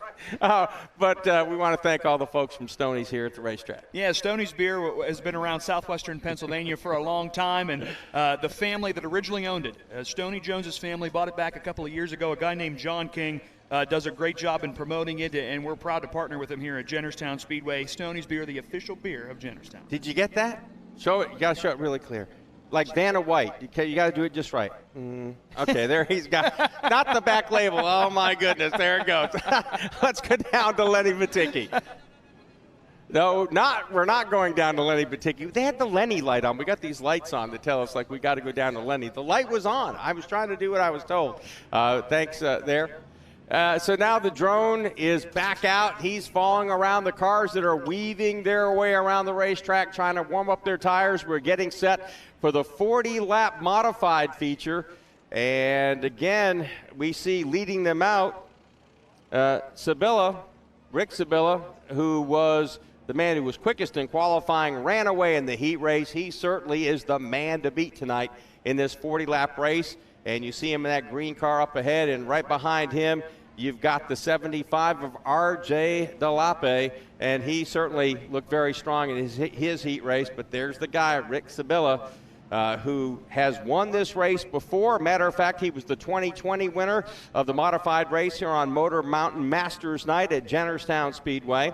Delape was the 2019 winner, and Anthony Aiello, who is right there in the points for the regular season modified championship at Jennerstown, as you talked about before, Nate, had some engine problems, and he's kind of scrambling to get back into it, so that's one of the reasons he's not here tonight.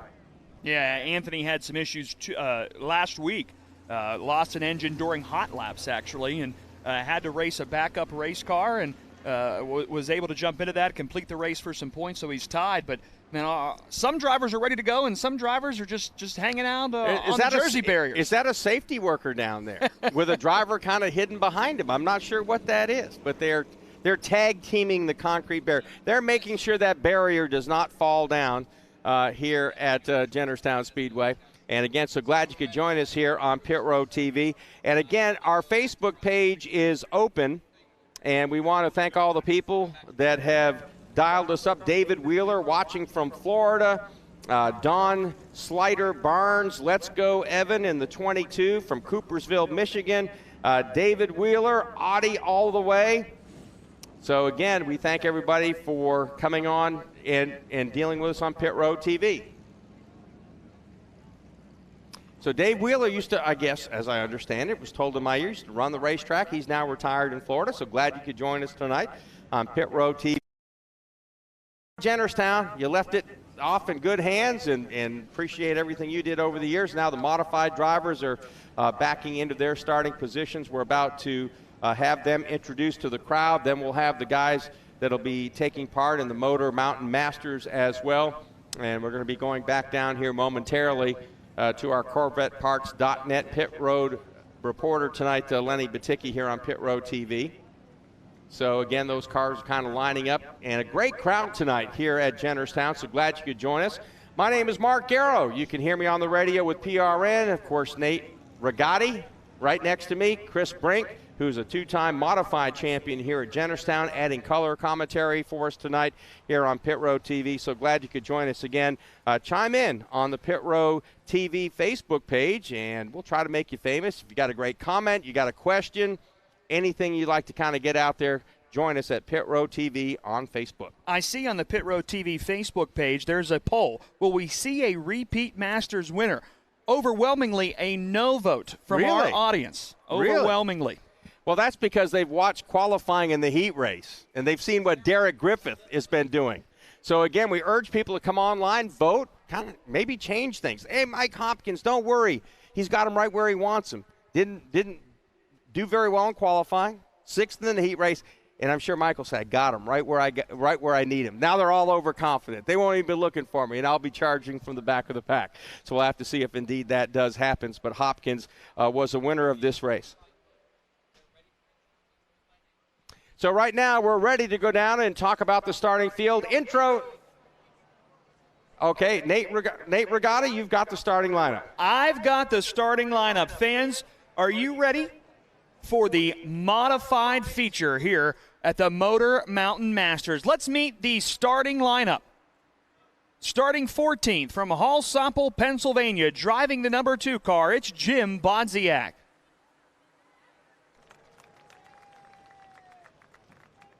Starting 13th from Rockwood, Pennsylvania, in the number 74 car, it's Jeff Barclay.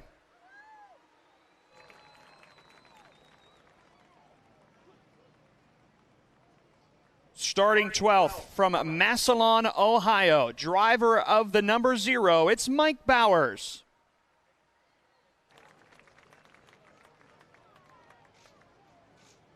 Starting 11th from Somerset, Pennsylvania, in her number 83 car, it's Cindy Shawless.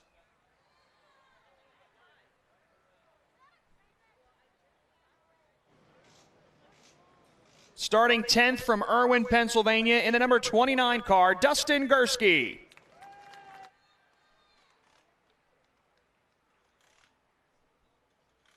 Next to him, in the number 42 car from Pittsburgh, Pennsylvania, it's Jason Bush.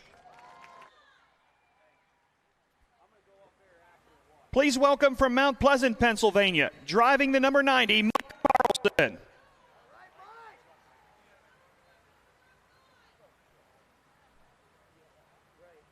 Starting 7th from Yukon, Pennsylvania, in that yellow number 3 car, Joey School.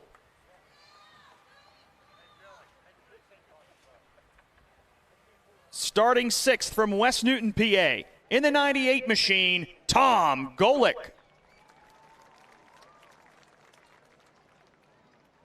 Starting 5th from Friedens, Pennsylvania, in the number 62 machine, Adam Henry.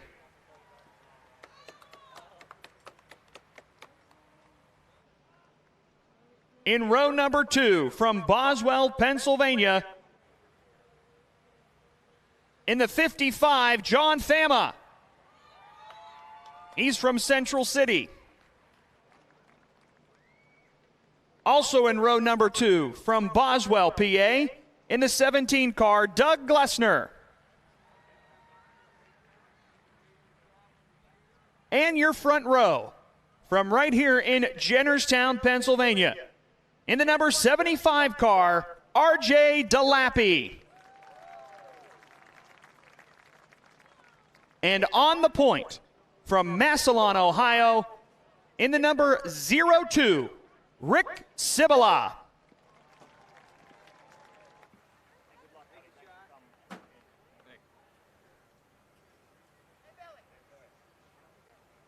$150 being awarded to Rick Sibila for the fastest time in qualifying.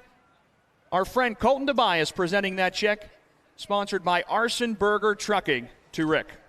They got big trucks and apparently very big checks. I bet you could cash that. I bet they might be able to cash that check. So we have 14 cars set for this modified feature, 40 laps here at Jennerstown Speedway. And again, Cibola, Delape, Emma, and Glessner, clearly the 4 best cars out of the heat races. It seems to me like they really showed their strength. Let's go down now to Lenny Baticki. Hey, we've got the pit side 50-50 to be awarded, and I have the ticket right here, so you could see that. I'm probably getting it all fuzzy, but I will read it to you. So if you're in the pits, over $560, right about there, 922781. 922781. Come see this lady, and she will award you your $500 win. 50-50 for the pits. We'll see what comes next. Modified racing from right here, the Motor Mountain Masters. Rack Hunter Camo, KeenParts.com, CorvetteParts.net. You know the drill. Let's go racing. Thank you very much, Lenny Baticki. By the way, she can come up and hand me the check because I believe that was my number. They're probably going to tell me I'm not eligible to win, but that was probably my number. Thank you so much for that. And again, our broadcast tonight brought to you in part by Rack Hunter. Get Rack Hunter gear, lifestyle camo that stands out. And as Lenny just talked about, KeenParts.com, CorvetteParts.net, restoration for parts for Corvettes, Monday through Friday. Real people answer the phone there in Cincinnati, Ohio. We're also tonight powered by Milk, the Allied Milk Producers, and they will be sponsoring our replays. So speaking of milk, let's talk milk from the Allied Milk Producers. How big is this for a Jennerstown local driver to compete on this stage? You know, a lot of guys, take a lot of thoughts about, whenever the bigger drivers come in, have a lot more money and whatnot, but I take it and look at it as an opportunity. There's some of the best drivers in the country right here at Jennerstown, so we'll learn from, some of their driving styles and follow them as much as we can. But this is going to be a great event, and I'm looking forward to getting out there on the track with some of these guys. So for a driver that's got a sponsor like Milk, how big is it to bring milk to all these race fans? I've been drinking chocolate milk ever since I could remember. And chocolate is my favorite. I'll drink any of it. But, Allied Milk Producers are great to us, and I love the fact that they now serve ice cream up in the stands. So, if you're getting hot and sweaty today, go get some milk. And, they've been with us for a while, and it's great to have them on board. It's a lot of exposure through the broadcast and, on the car here on the quarter panel. But it's great to have them, and it's, a great company to represent. Our bonus question is, Derek Griffith's got a pizza sponsor, and so our question of the day to him and now to you is pineapple on pizza, yes or no? What do you say about pineapple? Yes, I like pineapple on pizza. I do. And, I also do drink chocolate milk with pizza, and I'll drink it with steak, so you call me weird for that, but. Not at all. Powered by Milk. Again, we appreciate their sponsorship tonight here on Pit Row TV. This is a free broadcast for fans not only across the country, across the world. I know somebody in New Zealand is watching this race. It may be 4 in the morning, but they are watching this race. I did a race on PRN one time. We did a post-race show from Bristol after the night race. Why? I don't know. But we did a 1-hour talk show after the race. It's midnight, right? We're doing this talk show. We got a call from Thailand. And we got to them really quickly because that really eats up, that 800 line. I don't know, it's like $500 a minute from Thailand or whatever. But we actually had somebody, so you never know with the internet where people are going to be watching. And we have folks from all over the country, again, chiming in on Pit Row TV, our Facebook page. Katina Carnes, quit talking, race already. Look, we can't control that. And when they get out there and race, we'll be with you, Katina, so thank you for that. Jason Bush in the modified is being cheered on by Eric Rice.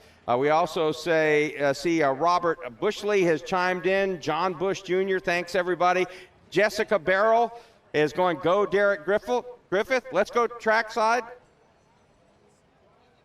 All right, so the 14 cars are all lined up. We get to do the command. Folks, I'm going to count it down with you. We get from 5 to 1 at 1. Let's all command these cars to start. 5, 4, 3, 2, 1. Drivers, start your engines. I've always wanted to do that, but I couldn't hear the crowd go crazy. I'm not sure if they did or not. I'm not sure if they joined me or not, but hey. All right, so I got the command to start a race. There, just scratch that off the bucket list. Now I got to wave the green flag for one. Well, you did a phenomenal job, Mark. That was great.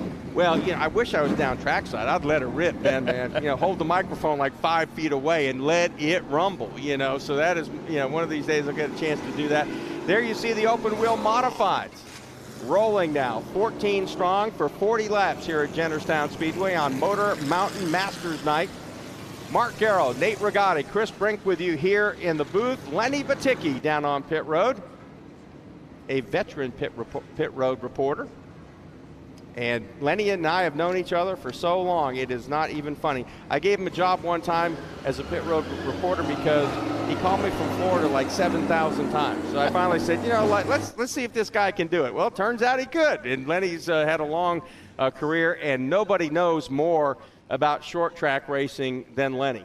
And so it's always a great PRN's at the track. You can catch his show every week. If you want to find out about a local station near you that could carry that show, go to goprn.com. You can also pick up the broadcast right there. You can also catch my daily program, PRN's Garage Pass, at goprn.net. You can also download the PRN app, and you can get our weekly programming. Doug Rice, my good buddy, has Fast Talk. Brett McMillan, the pit reporter. So here's my commercial for PRN.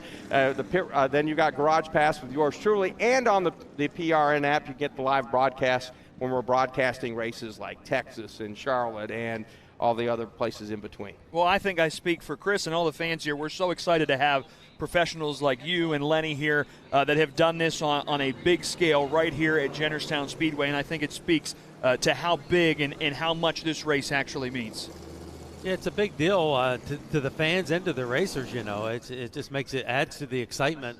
And I think you're going to see a great race. These top 6 guys are really fast, and they're really close in competition, and they're really going to go after it. And I think you're going to see some changes, after the first stop. I think you'll see a real hard race to the end, a real sprint. So again, when they make that stop, when they have it's a controlled caution, so they will not lose their positions, but they do get a chance to make adjustments on the race car. The car's now on the backstretch. When they come down to the line, it'll be 2 to go. And what they like to do at Jennerstown, we ask some people to stand up. Let's wave to these guys. Let's give them a real big send-off here at Jennerstown for the modified feature tonight. Let's get on your feet. Let's wave these local modified drivers to the green flag here at Jennerstown. And here we are, the wave lap here at Jennerstown. Wow, big crowd here tonight. Look at that. And they are pumped up, ready to go for the modifieds, and so are we here on Pit Road TV. And so, all right, thank you, folks. Mike Bowers is up there, and you look at that front row.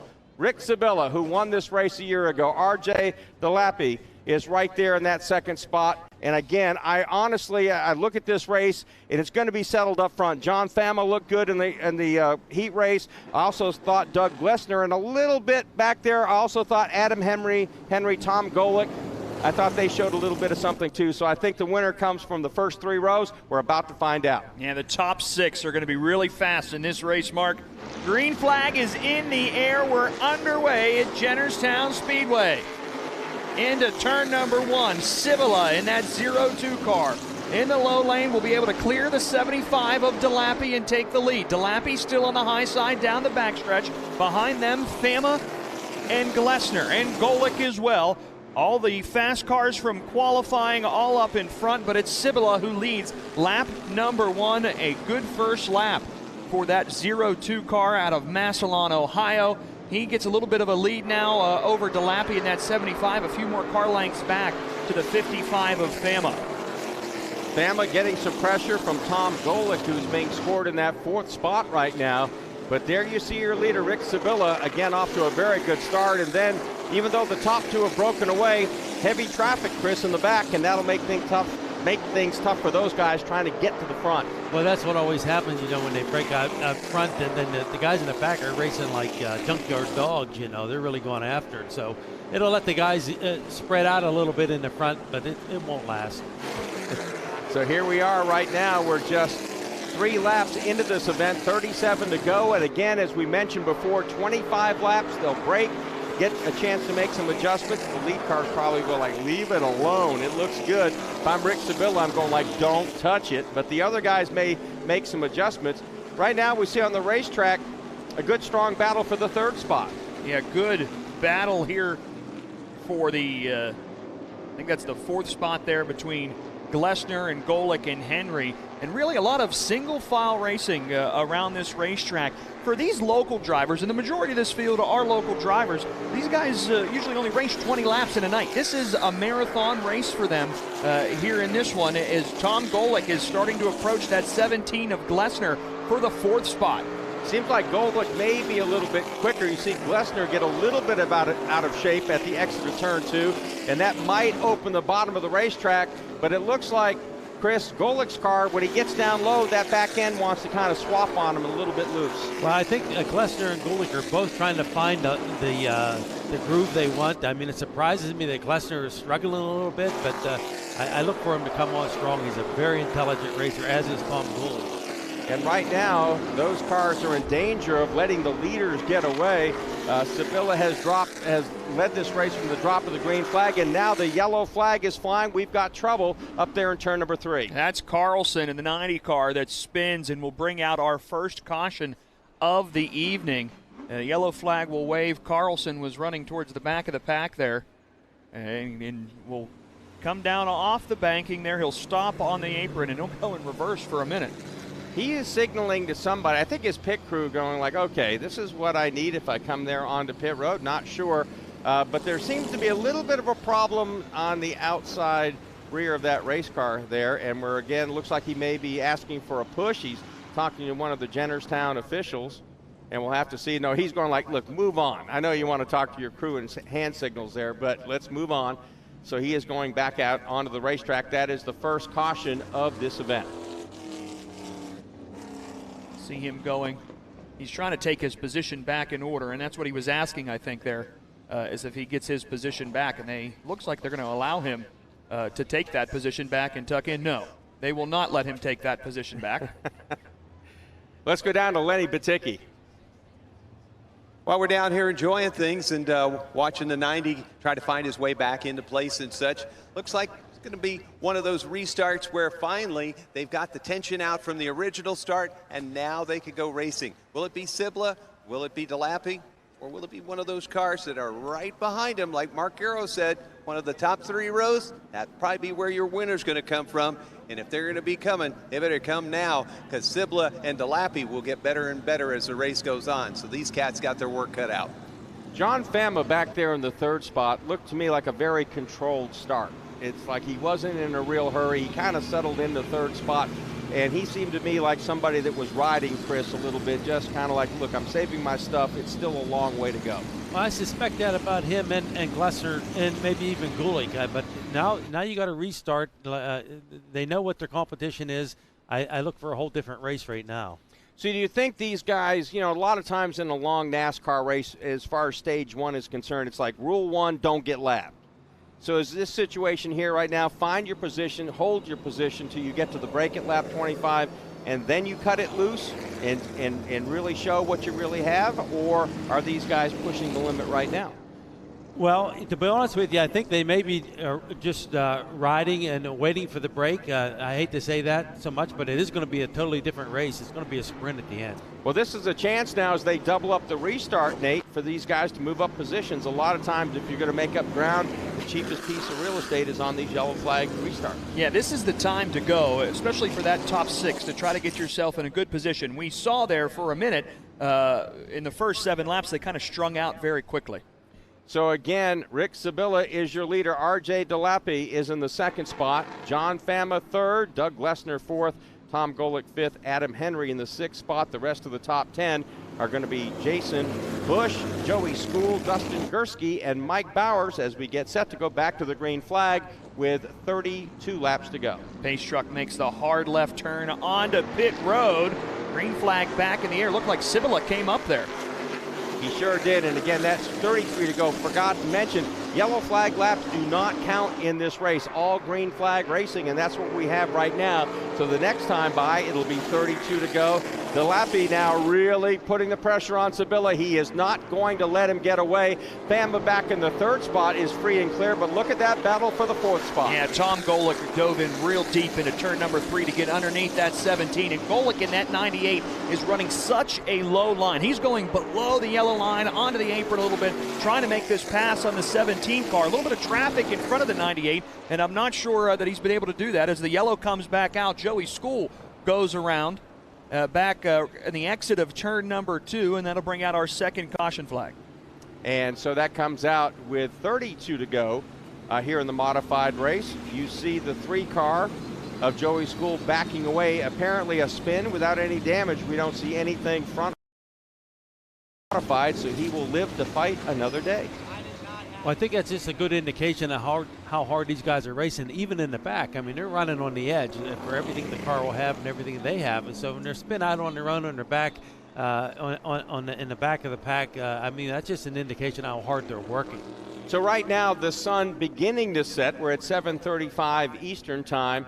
And again, it's a while before it goes completely down, but the lights are on. They're starting to come into more of an effect here at Jennerstown. And Chris, you've been in this situation before. The track will change, but will it be a big change? It's not going to be a big change today because of the overcast skies, but it always does tighten up as the track cools down. The lights are on. They're doing a great job. The beautiful Musco lighting.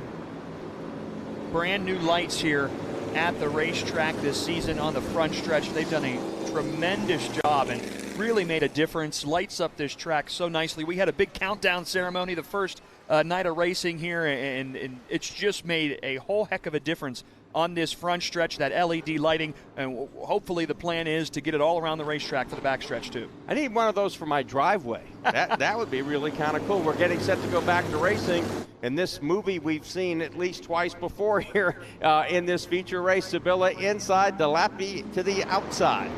Lights out on the pace truck. Green flag is in the air. DeLappy with a good start that time from the outside row, but Cibilla on the inside not letting him go. They're side by side for the lead out of turn number 2. And DeLappy is not going to let him go. This is his best opportunity to get out front on using the outside, but slips up just a bit.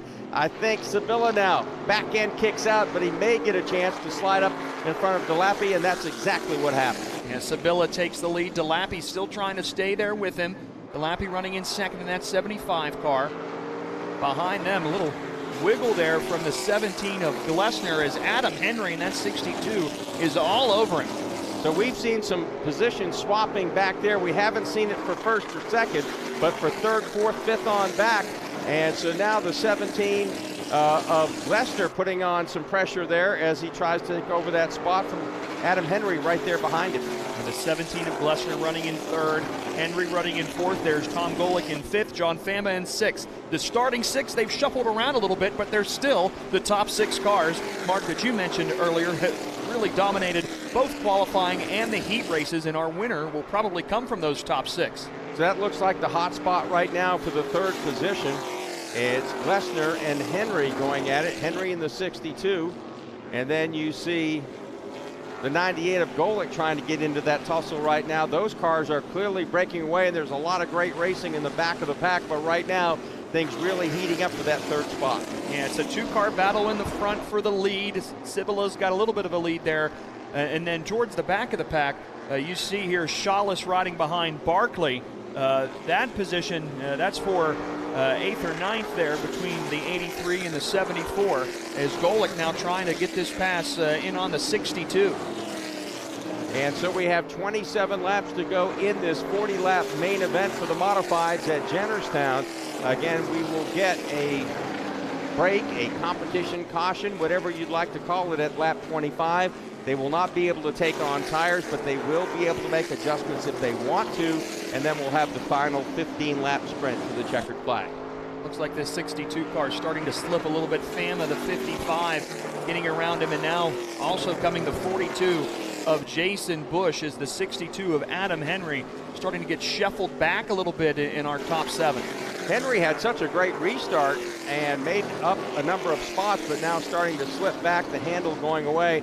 And you can see, Chris, that car just pushing up the racetrack. It just won't turn. Well, what happens with these cars on these tires, these hard, narrow tires, when you start sliding them just a little bit every lap, the tires will go away, and that's what happens with the cars that are dropping back. So right now you see the lead 2 cars, Rick Sevilla, RJ Delappy. They are driving away from the rest of the field, and Delappy is just doing what he can to make sure that Sevilla can see him in the rearview mirror, trying to keep him honest right now. And I think he's kind of found a spot to ride. I do not figure at this point, Chris, Delappy is using everything he's got, knowing that we've got the caution at lap 25 and knowing he's got a big lead over 3rd place. Well, it's obvious Sevilla's got a fast car, so the way he's going to be beat is by him making a mistake or Delappy making a really aggressive move and moving him or getting the position somehow. So again, we want to thank some of the folks for tuning in on Pit Road TV's Facebook page. Randy Jaron, Brian Brunig, thanks. Peggy Miller has joined us. Randy from Berlin, Pennsylvania. Gary Learn Jr. from the stand. Sally Bolduck, who says she's watching from New Hampshire. Go Gabe Brown. Of course, Gabe from New Hampshire, probably a relative. Also Jacqueline Drake, Eric Rice. Thank you all for tuning in on Pit Road TV's Facebook page. Yeah, streaming on 13 different sites, I think, today, 13 different pages.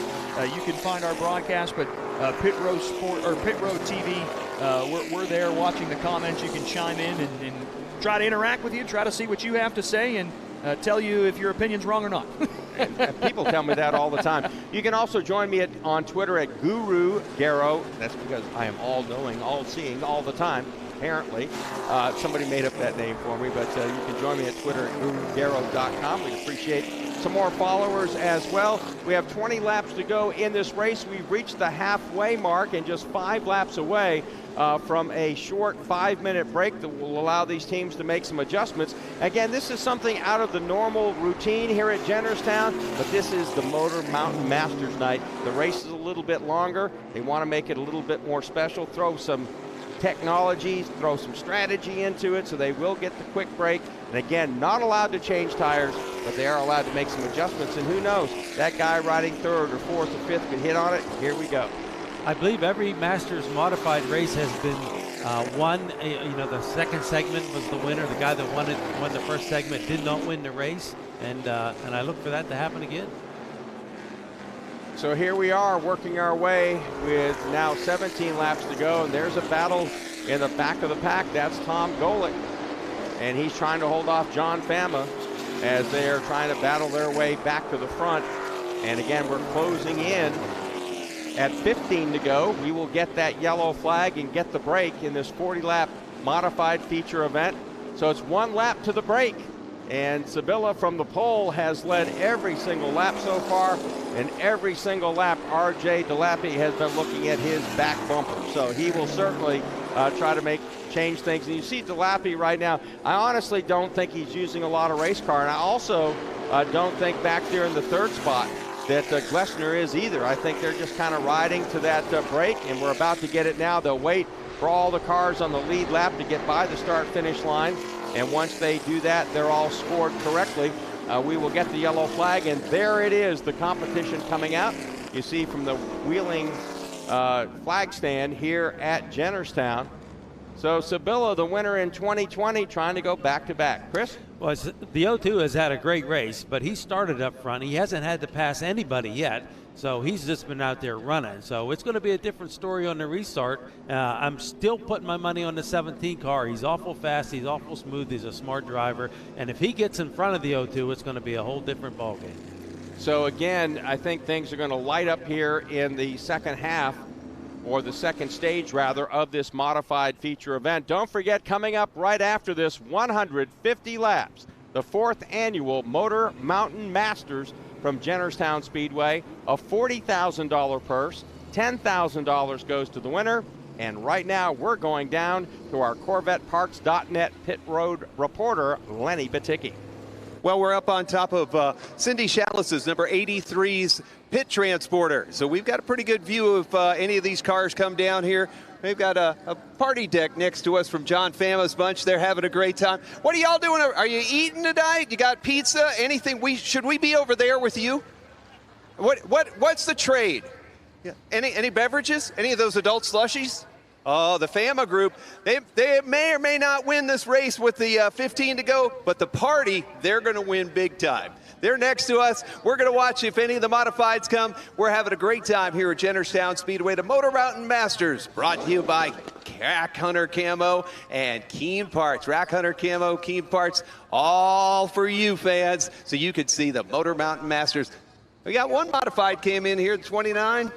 Looked like they made some air pressure adjustments. Got one crew member sprinting down to look and see if there's something else that they could do. Probably taking air out because they didn't bring any air over with them. So right front losing about, I'd say that was about a half a pound stab into the nozzle. And the 29 slowly working their way back on out. Back to you. So Lauren Butler was making the adjustments on that modified. And she's the fiance of somebody, just somebody in my ear? So the driver's fiance. Wow, we've got somebody that is going to get in there and get their hands dirty. You got to like a wife like that. So they're all engaged, and she's out there taking tire pressure off and probably telling them, like, look, get with the program. Let's go. Let's win this race. She's a former track champion here at Jennerstown Speedway and runs in the Super Cup Stock Car Series. Oh, wow. So that's pressure. She knows what she's doing. She's a good driver. She knows how to make those air pressure adjustments. But that 29 car is going to lose its position. Unlike when we see the late models later, this was a competition caution, but if you pit, you lose your position. Not everybody's allowed to come in. Chris, are you surprised that other cars did not take the opportunity to come in and change and try something? Well, I'm not real surprised. These cars aren't real sophisticated. These are not sophisticated teams. At this point in the day, they probably don't know what to do. I mean, they're running what they got, honestly. Yeah, they're probably just doing the best they can. So they're about to restart this race, and again, we've seen this movie. It's like Groundhog Day. We keep seeing the same start here on the modifieds with Rick Sabilla, R.J. DeLappy there in the front. Then you see Glessner. And to his outside, is that the 98? I can't quite see over the shoulder there. There's Tom Golick. And John Fama back there in the 5th position inside of row number 3. Well, we'll see what happens on this restart. Sibila's had 2 good restarts. DeLappy hung there on the last one. Can he hang there on the outside with this 0-2 car and try to get up there to the front in these final 15 laps? This is the best opportunity right now for R.J. DeLappy to win this race, to take the lead. They nearly bumped tires at the exit of turn 4. DeLappy gets a big jump on the outside, but can he hold on to the inside of Sabilla? Sabilla's hanging there inside. Can he move up and make the block? It looks like that's going to happen in turn 3. Yeah, that was great by the 75 cars. He tries to go to the low side this time out of turn number 4. R.J. DeLappy still stuck in that 2nd position behind the 0-2 of Rick Sibilla. And it looks like that was the one time that R.J. really tried. And now we've got a spin in turn number 2. Cars dodging, and what was a 1-car incident has turned into a 4-car pileup. Jason Bush spinning out there in the middle of turns 1 and 2 and collecting the field behind him. Carlson, Bodziak, Joey School all involved there as Jason Bush's 42 car is pointed the wrong direction on the racetrack. Joey School in that yellow 3 car still right there in front of him. See if these 2 cars get moving, and it looks like they could both get going under their own power. So again, it looks like a 1-car incident. Again, this shows you the kind of speeds that we have at Jennerstown, Chris. It looked like it was a simple 1-car spin, but these other guys rolling so fast didn't have time to do that. Get out of there. Powered by Milk. And again, we look, and there is, oh, he had some help. It looks like Henry helped Bush around there in turn number 1. Yeah, definitely a little bump there from the 62 car, and it causes this 4-car pileup. So here again is our replay, powered by Milk, as they go down in the corner. And you see Bush using a little bit of a different groove. He kind of diamond off, and you see Henry committed to the bottom, and you see those right front tires kind of move back and forth. The car got loose. He's trying to rein it back in and not get into Bush. And then Bush has blocked the racetrack, and here we go. One car, again, turns into a 4-car pileup. Looks like the 2-car of Bodziak didn't have any damage. It looked like he was able to avoid that, and I'm not sure if Carlson, the 90 spinning there, if he really had any damage either. You see him spin out from the apron. His back end may have gotten a little piece of Jason Bush, but you just see the 3 of Joey School go right into that 42. Yeah, there wasn't a lot of contact there. There's a lot of like pixie sticks all like kind of lined up and stacked up there in turns 1 and 2. So not a lot of damage to the cars. That's a good thing. See Henry clearly in our Powered by Milk replay getting into the back of that 42 of Jason Bush. So you'll see Jennerstown rules. If you're involved in the accident, you get put to the back of the pack. So the 62 of Adam Henry will now have to move to the back of the field. Even if he says, I didn't mean it, he still has to go to the back? If he drove into him, he's going to the back of the pack. All right. So even if he swears on a stack of Bibles, I didn't mean it, he still has to go to the back. Well, if you swore on a stack of Bibles and didn't have to go to the back of the pack, I think everybody would swear on a stack of Bibles. This is going to be exactly what Delapi needs in the 75 to get another chance at the lead. So he's going to go hard. Watch him. And it looked like in that last restart after our lap 25 break, he tried the outside, but that was almost kind of a fake phantom move. He's going like, I'm trying to go around you. And it looked like then he kind of backed up and then tried to go inside and try to throw a little bit of a wrench there on Sabilla. But Sabilla had him covered outside, then covered him inside. But Delapi now is really letting it all hang out, trying to take the lead. What he's got to do is he's got to get a wheel on him and pinch him down hard going into 1 and 2 and hold him down there. If he can hold him down, he's got a chance, but he's got to be really aggressive. Yeah, he's got to have more than you've seen about a quarter car advantage on the outside. He's got has to have a half car, 3/4 of a car. He's taking the long way around. When Sabilla cuts hard, Sabilla gets a good run off the bottom. So you've got to have more of an advantage on the outside. If you've got a half a car or 3/4 of a car advantage at the exit of turn 2, Sabilla cannot come up the racetrack. He's got to fight you from the inside. Then Delapi has a chance. If he's not there, not going to happen. This is going to be a muscle move here. That's the only way he's going to do it. So we'll see who has the most aggression and the most courage going into 1. Do they have enough tire to just pour it off into turn 2 on the outside and just kind of like hope for the best or not? Oh, that's what it would be, hoping for the best. These tires won't hold. I mean, the cars will be fast with these tires, so and that's a good thing, by the way. Oh yeah, it makes good racing. Absolutely puts it in the driver's hand. Yeah. And so here we go. So when they come back, and we're getting the 1 to go signal, and when they come back, just 14 laps to go in this race. And again, we saw 4 cars all twisted up there in turn 2. All 4 cars are back on the racetrack, able to run. And the 62 is in the back, even though he said I didn't mean it. They put him in the back of the pack after he spun out Jason Bush. I'll be interested to see if this 17 car would be able to catch up with that 02. Again, I want to thank you for joining us on Pit Road TV. I'm Mark Garrow, along with our analysts tonight, Chris Brink, Nate Rigotti. They're the regulars here at Jennerstown, our pit reporter, Lenny Baticki. So glad you could join us here on Pit Road TV. We're about to go green again with 14 to go. Green flag is in the air. Sabilla on the inside, Delapi on the outside. Delapi drives down a little bit, but he slides up there in turn 1, and Sabilla just drives right past him. Sabilla will keep the lead in that 02 car as Delapi slides to second. Side-by-side battle for third place. Golick in the 98 on the high side. Lesnar in the 17 on the low side, as Sabilla will lead the lap, and he has about a 5-car length advantage over Delapi. Delapi again tried to make the move on the outside. Chris, it looked like this time Sabilla said, you know what, I'm going to muscle you just a little bit, a little higher on the racetrack so you don't get beside me in turn 2. He's an experienced racer. He knew what was coming, and he didn't allow it happen. And so you see that battle for third spot sliding out of turn number 4. That is Doug Lesnar, and he is trying to hold off the 98 of Tom Golick. And again, these are basically the weekly racers here at Jennerstown trying to strut their stuff in front of a big crowd. Spin on the backstretch. And we see a car spun around the exit of turn number 2, and that is the 0 of Mike Bowers. So Bowers has spun out, and not sure if he made contact. We see the skid marks, and it looks like he's dropped the window net, so he might have more of a problem there than we can see. But you can see his car now parked, and that is not the right direction. That is, you cannot go that direction and make it work. on this racetrack at Jennerstown. Well, he's going to be able to power his way out of there. That's a good thing. And it's another one of those situations where you see the spin, but there's so much room at this racetrack. It's so wide, it doesn't appear that he hit anything. And if he didn't really hit it that hard. This is a fairly big half-mile track, 0.588, closer to 3/5 than really a half mile. And because of that, it allows the field to spread out a little bit. You've got a couple lanes here. It's a wide racetrack. It's really a nice setup for a short track. Officially, it's 0.522. And I look at this racetrack, and I said this again today when they rode me around it in the golf cart. No way. I've been on a half-mile racetrack before. So they might have measured that on the inside.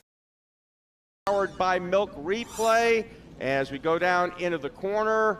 And we see these cars working their way through the turns, and there he is all by himself, Mike Bowers, kind of ahead of that big snarling pack. We saw him race out of the picture, and then all of a sudden you see Jason Bush come powering by in the 42 as he spins. I think John Fama was going by there as well. So Bowers was having a pretty good run, and now that kind of goes up in smoke here. And again, that powered by Milk here on Pit Road TV. Bowers has come to pit road. You see that they've made some adjustments. He's coming back out onto the track. Well, I think you see some white paint on those outside tires. I think he might have brushed the outside wall outside of the television screen there, but that definitely looks like concrete. Yeah, it sure does. Bowers, so he's had to travel a ways to get here to Jennerstown. Again, even with the modifieds, we see drivers from a number of different states coming in here to race, and we get later on to the Motor Mountain Masters, 10 states, Canada represented in the event. Okay, so now we have a restart with 12 to go. Caution laps do not count tonight, not only in the modifieds, but the late models as well. All green flag racing for a big crowd here in Pennsylvania. So here again, DeLappy goes, okay, what else do I have up my sleeve? Sevilla, and again, they nearly touch tires as they exit turn number 4. Green flags back out. You could watch Sevilla drive up there into the 75 to get that position. And on the low side here in turn number 2, he'll come out of the corner. The 75 is still there. Didn't quite clear him at first, and now does, as the 75 will tuck in second place. That's DeLappy. Again behind the 0-2, just cannot figure out how to get around the 0-2 on the restart. But DeLappy diving down in low in turn number 1. Sevilla able to take it, and now racing behind them for 5th place. We got a 3-car pileup in turn number 2. Cindy, Shawless, Carlson, and Barclay. Shawless in the 83, Jeff Barclay in the 74, and Carlson in the 90. I think that's the 3rd caution that Carlson has been involved in, and we bring out the yellow once again here at Jennerstown. And that's with 11 laps to go. Again, we caution you, these caution flags do not count in this event, all green flag racing, and we see some of the safety crew going out there now to try to untangle this situation there. Just at the entrance of turn number 2, and again, it's been a rough night for the 90 car, no doubt about it. Mike Carlson, he spent as much time cocked sideways as going straight, unfortunately. And each time it's really nothing that he's started. He's just been in the wrong place at the wrong time. And that has punched his ticket to a bad run here tonight at Jennerstown.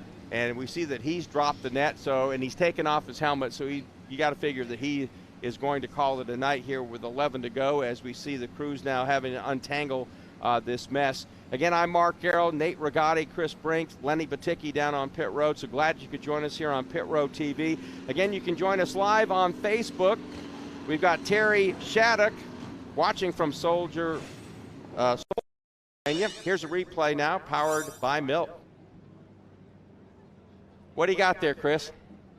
Well, it looks like the 83 car got a little loose and started to come around and just collected the rest of the pack there. So as you see the entrance down here into 1, and you see a car down there on the inside of the 83, and she gets a bump from the 29 of Dustin Gursky, and I think that's what kind of sets it off. Yeah, Gursky slides up into the 83 of Shawless, sending her around, collecting Bush, but man, Shawless got hit right in that driver's side door, right at her. The 90 car gets into her and almost rides up on top of the car. And Carlson's car, more contact there than I thought, because it really did some damage to the front. All right, so watch this replay. We have another angle powered by Milk. And as they go into this corner, here it comes late. There is Gursky down to the inside of Shaughnessy. He is way down on the apron of the racetrack. He has half a car in the racing lane. He has nowhere to go but up the racetrack. And he gets into Shaughnessy, and then that set everything off. And as I was saying, the 90 of Mike Carlson really made harder contact than I thought because the front bumper got kind of jammed and ripped off the front of that car. That means one of those cars, Shaughnessy, or the other car involved, is going to have some serious damage. Yeah, that's the 74 car, and that is Jeff Barclay. Jeff Barclay, and so he might have had some damage there. So those powered by Milk. Great to see the replays. There is our drone. At top. No, he's actually in it. That's how he gets it. He gets on top of the drone. He kind of rides it around. Can't you see him out there? That's a great shot there, and you can see they've got the cars separated. So now we got a chance to get the wreckers out there, and you can see the damage to the front of the 90. At one point I thought, well, he didn't really make that much contact, but you can see it was pretty heavy to the front, and all three of those cars may be done. Although the 74 and the 83 might be able to get back into competition. We'll have to wait and see. That 90 car involved in a couple of cautions. Now, Chris, as a driver, how frustrating is that when most of them weren't even your fault? Well, it's really tough. I mean, when you're running in the back and you're running in the pack, I mean, it can happen any lap. But, yeah, 2 or 3 times it's frustrating. So, again, join us, Pit Row TV, on our Facebook page live. Greetings from Key Largo, Florida. Marie says, watching again, we mentioned Terry Shattuck from Soldier, Pennsylvania. Peggy Miller, and apparently Peggy is a John Fama fan here in the modified race. And Linda Shawless Rhodes, watching from the grandstands. And she's got Go Rick, so apparently she's a cheerleader for the front. Rick Sabilla, who has looked just outstanding tonight. Fastest in qualifying, wins the heat race. And R.J. DeLappy is keeping him honest. And I have what would be interesting to see if you swap places. And would DeLappy be able to hold off Sabilla if things were swapped? Here's Cody Swanson, and he's getting ready. He's got a great starting spot, ready to take the racetrack here in a few minutes in the Motor Mountain Masters from Jennerstown. And he is watching on Pit Road TV, at Pit Road TV. So they can tweet us at Pit Road TV using hashtag Motor Mountain Masters. It's just all about social media. Tune in. We'll be glad to make you part of our racetrack experience. And we got Richie Leone. He's sitting in the stands, says this is a beautiful racetrack, beautiful night. I agree. Absolutely agree. And again, tweet us, Pit Road TV, using at Motor Mountain Masters. Oh, they got the Guru Garrow. Hey, I know that guy. Yeah, that was my bank robber shot back when I had to wear a mask at Las Vegas earlier this year. Yeah, that was a great experience during COVID. You could wear a black mask, sunglasses, and a hat, and you don't get arrested going into the bank that way. I thought that was great. So again, there are some of the hashtags where you can join us on Twitter. You got Lenny Baticki, Jennerstown, Rack Hunter Camo, Keene Parks, Pit Road TV, Mr. Bellardi. There's Lenny Baticki. Yeah, that's really the kind of the picture you want for Lenny. A little blurry. You just want he's like me. He's got a face for radio, not TV. So we want to thank you, everybody, for that. And how do we join? You got a Twitter, Nate? I sure do. At Nate_Rigotti. That's me. I guess I should tweet hashtag Motor Mountain Masters. So yeah, my tweet can be put up. Hey, how about if we're going to be into the social media? Just say Lenny Baticki has a face for radio. Hashtag Motor Mountain Masters. How about that? See if that makes the screen. I think we should take a selfie from the booth. What do you think? All right, here we go. How do we get Chris in this? Come on, Chris. Come over here. He doesn't want to be in the picture. Oh, you got a low battery. You may not get a second chance. We got to tweet that. And there's our promoter, Billy Rebar. Thank you so much for all the hospitality tonight. We could use some hot coffee, by the way. This place, you can hang meat in this press box right now. My voice is about to head to the little ladies' room next door if I don't get something warm down the pipes here pretty quick. And there is Corey and hashtag Ray Evernham, Jennerstown Speedway. Yes, please. And there it is. The SRX series, just look, folks, that was just great racing. It really was. all season long at all these different short tracks all across the country. And the fans here kind of trying to marshal up a campaign because they'd like their short track honored here in Western Pennsylvania. And I got to tell you, this would be a great racetrack for the SRX series. It's got speed, it's got racing grooves, it's got a lot of great grandstands, the concession stands, the whole place is ready for something like that. And so the fans kind of chiming in, how about us? So that's kind of interesting. And I just thought the SRX series this year was outstanding. That race, the final race at Nashville Fairground Speedway. How do you get any better than Chase Elliott and Bill Elliott going at it, locking horns? You know, the funny part about that is I was talking to Chase a week later, or that week at New Hampshire, and he said, you know what? I had one of those aha moments with my dad. He said, because I remember running a late model at Nashville Fairground Speedway, and he said, my dad just grinding on me like, look, get the junk off your tires during a caution flag. Get that car weave back and forth, get it off your tires. And he said, guess what happened to my dad? He goes, I'm sitting there, I got all my stuff off my tires, and there's my dad back there. They throw the green flag, and he goes, whoop, straight up the racetrack, and he went like, aha. You know, you need to take some of your own advice. So that was kind of interesting. So we're certainly glad to join us. I'm Mark Garrell. That's Nate, by the way. He's holding up the sign. There's Chris back there. He's the two-time modified champion here at Jennerstown, and so glad you could join us here on Pit Road TV. And there's our director, Tony Stevens, going like, why did I hire these guys? Thank goodness. He's going, thank goodness I may have hired them, but thank goodness I don't have to pay them. You know, so that's how that works here on Pit Road TV. So glad you could join us. And we all have faces for radio, but we're on TV tonight, so that's kind of a cool thing. You are right about that as they get some oil cleaned up over there in turn number 2. Thanks so much for tuning in on Pit Road TV. I'm having a blast up here, guys. I appreciate being able to call the race up here with you, Mark. Chris, I love your expertise on the track. This is a lot of fun for some great racing. And we have fans all over the country watching this on Pit Road TV. This is a free broadcast because of the great folks here at Jennerstown. Also our great sponsors, Rack Hunter Camo Gear, Lifestyle Camo for that really stands out, KeenParts.com and CorvetteParts.net, also powered by Milk. So we got great sponsors, the racetrack. It's a free broadcast on Pit Road TV tonight. Julie Harris Price watching from California.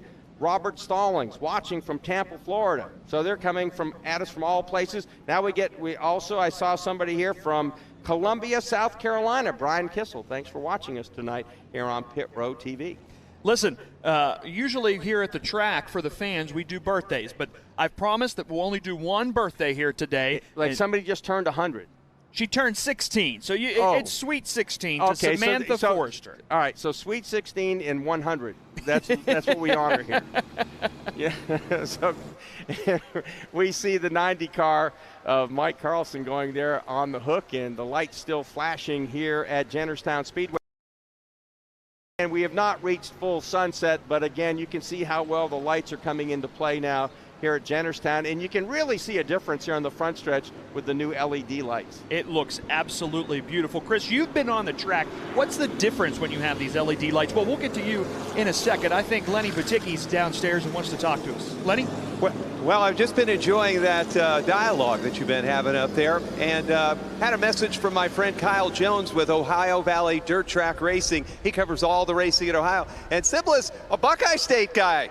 He's the only guy from out of state, and you got DeLappy, a local here. How about it, fans? How about for your guy, RJ? You may not love him when it's only your guys, but you want somebody from PA to get beat by a Buckeye State guy?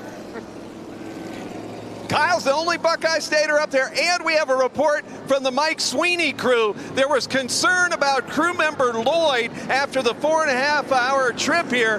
He had a little bit of a knee problem. He did go to treatment last night, and folks took care of him, and he is just fine and dandy. So the knee was not injured in any way. He was gently taken care of, and Lloyd is okay now after the treatment he received last night. All right, thank you for that update. Are we sponsored? Do we have a medical center update brought to you by Blue Emu or something like that? All right, we're getting back to green flag racing again. It is Sibylla against DeLappy. Again, those cars make contact out of turn 4. DeLappy gets a better jump this time. Can he take the lead with 10 to go here at Jennerstown? Delappy on the outside, he clears the 0-2. The 0-2 almost sideways out of turn number 2. Cibola settling it down now in the second position, but it's allowed Delappy to take that lead. So I asked the question before, Chris, if the roles were reversed, could Cibola make the pass? Now we're going to find out. Yeah, absolutely. Delappy done exactly what he had to do. He was aggressive through that first turn, and Cibola drove hard and couldn't hang on. So right now they have broken away from the third place car. And again, it looks like it is a 2-car shootout with 9 laps to go. Cibola now takes a lap or 2 to get back into the groove. He's found his groove. He's begun to chase down Delappy. Yeah, can he catch him? That's the question now with just 9 laps to go. It looks like that car is real loose, Chris. Maybe something's going on there, losing some tire pressure. All of a sudden that car is cocking sideways out of the corner. That's absolutely right. He's overdrove the car. He's heated the tires up, and now he's got a battle ahead of him to catch Delappy. So you're saying he got the tires a little angry? Absolutely. All right, so here we are. It's a 2-car fight. R.J. Delappy, the regular here at Jennerstown, trying to hold off the invader from Ohio, and we still see some great racing in the back of the pack. See Jason Bush coming back from his accident. He's battling with Golick as he tries to make his way back up to the field after being involved in one of our yellow flags. Delappy was the faster car that lap. The lap before that, it was Cibola. So it's really going to be these two in the top two battling it out. So here again, the top 2 cars out of the corners. We watch the third place car, and that I believe is Lesnar. And here is the tightest fight right now. The 98 of Golick trying to hold off Jason Bush back there and John Fama. We saw Jason Bush involved in one of the yellows, but he's up there running with some of the fastest cars on the track right now in the 98 and the 55. Fama gets a little bit out of shape, only 5 laps to go in this race. And you see Fama trying to marshal up a chance to move up closer to Jason Bush. Also that 98 car of Tom Golick. And they're putting a lot of pressure on right there. Jason and Golick are probably 2 of the most tenacious drivers out there. They will not give you a break, and they're going to keep pounding. So again, at 4 laps to go, the lead 2 cars have driven away. So we're watching this good battle in the back of the pack for a top 5 running position in this race. And it looks like at this point, the 98 has that spot. Fama still working on Jason Bush. That's the 55. High, wide, and handsome as Henry tries to move into that battle as well. Yeah, I'm really surprised at how well the 42 and the 62 are running, especially after spitting out, probably wearing down some tires a little bit of damage on their vehicles. But hey, they're up there fighting for a top 5 right now. Now we have 2 laps to go in this event. And so you see that battle a little bit farther back. You cannot see the leaders that are about to take the white flag, but here they are working their way out of turn 4. R.J. Delappy has pulled away from Rick Cibola. He takes the white flag, heads back to turn 1. Yeah, this is pretty impressive for R.J. Delappy. Had so many chances on those restarts, and now he's the one taking the white flag. He's the fastest car on the track right now. As he drives into turn number 3 for the final time. Rick Cibola behind him. It'll be R.J. Delappy out of turn number 4. Checkered flag is in the air, and the local driver from Jennerstown, R.J. Delappy, wins the Stoystown Auto Wreckers Modified Division feature on the Motor Mountain Masters. And once again, the leader at the segment break did not win the race. You called that one, Chris. And it just seemed like Cibola's car did not fire as well after that break. He had a couple of chances, and again, I also think that on that last restart, Delappy said, you know what, we're going to bump tires. You want to come up, move me up the racetrack? Well, I'm not going to move. I'll bang tires with you. And I think that got Rick a little bit out of sync when they went down to turn 1. And again, Delappy did exactly what he was supposed to do. Cibola, great race, a great night. Did everything right. Fastest qualifier, win your heat race, but he winds up the runner-up. It's pretty tough to win a race when someone's at your corner every restart, and someone as aggressive and as good as R.J. Delappy. So it was bound to happen. Well, if you give them 6 or 7 chances, at some point they just might find something. 1 or 2 shots, maybe not. 3, 4, maybe not. But again, I give credit to R.J. Delappy in the sense that, okay, he kept trying, he kept working on it, and he just did not give up at all.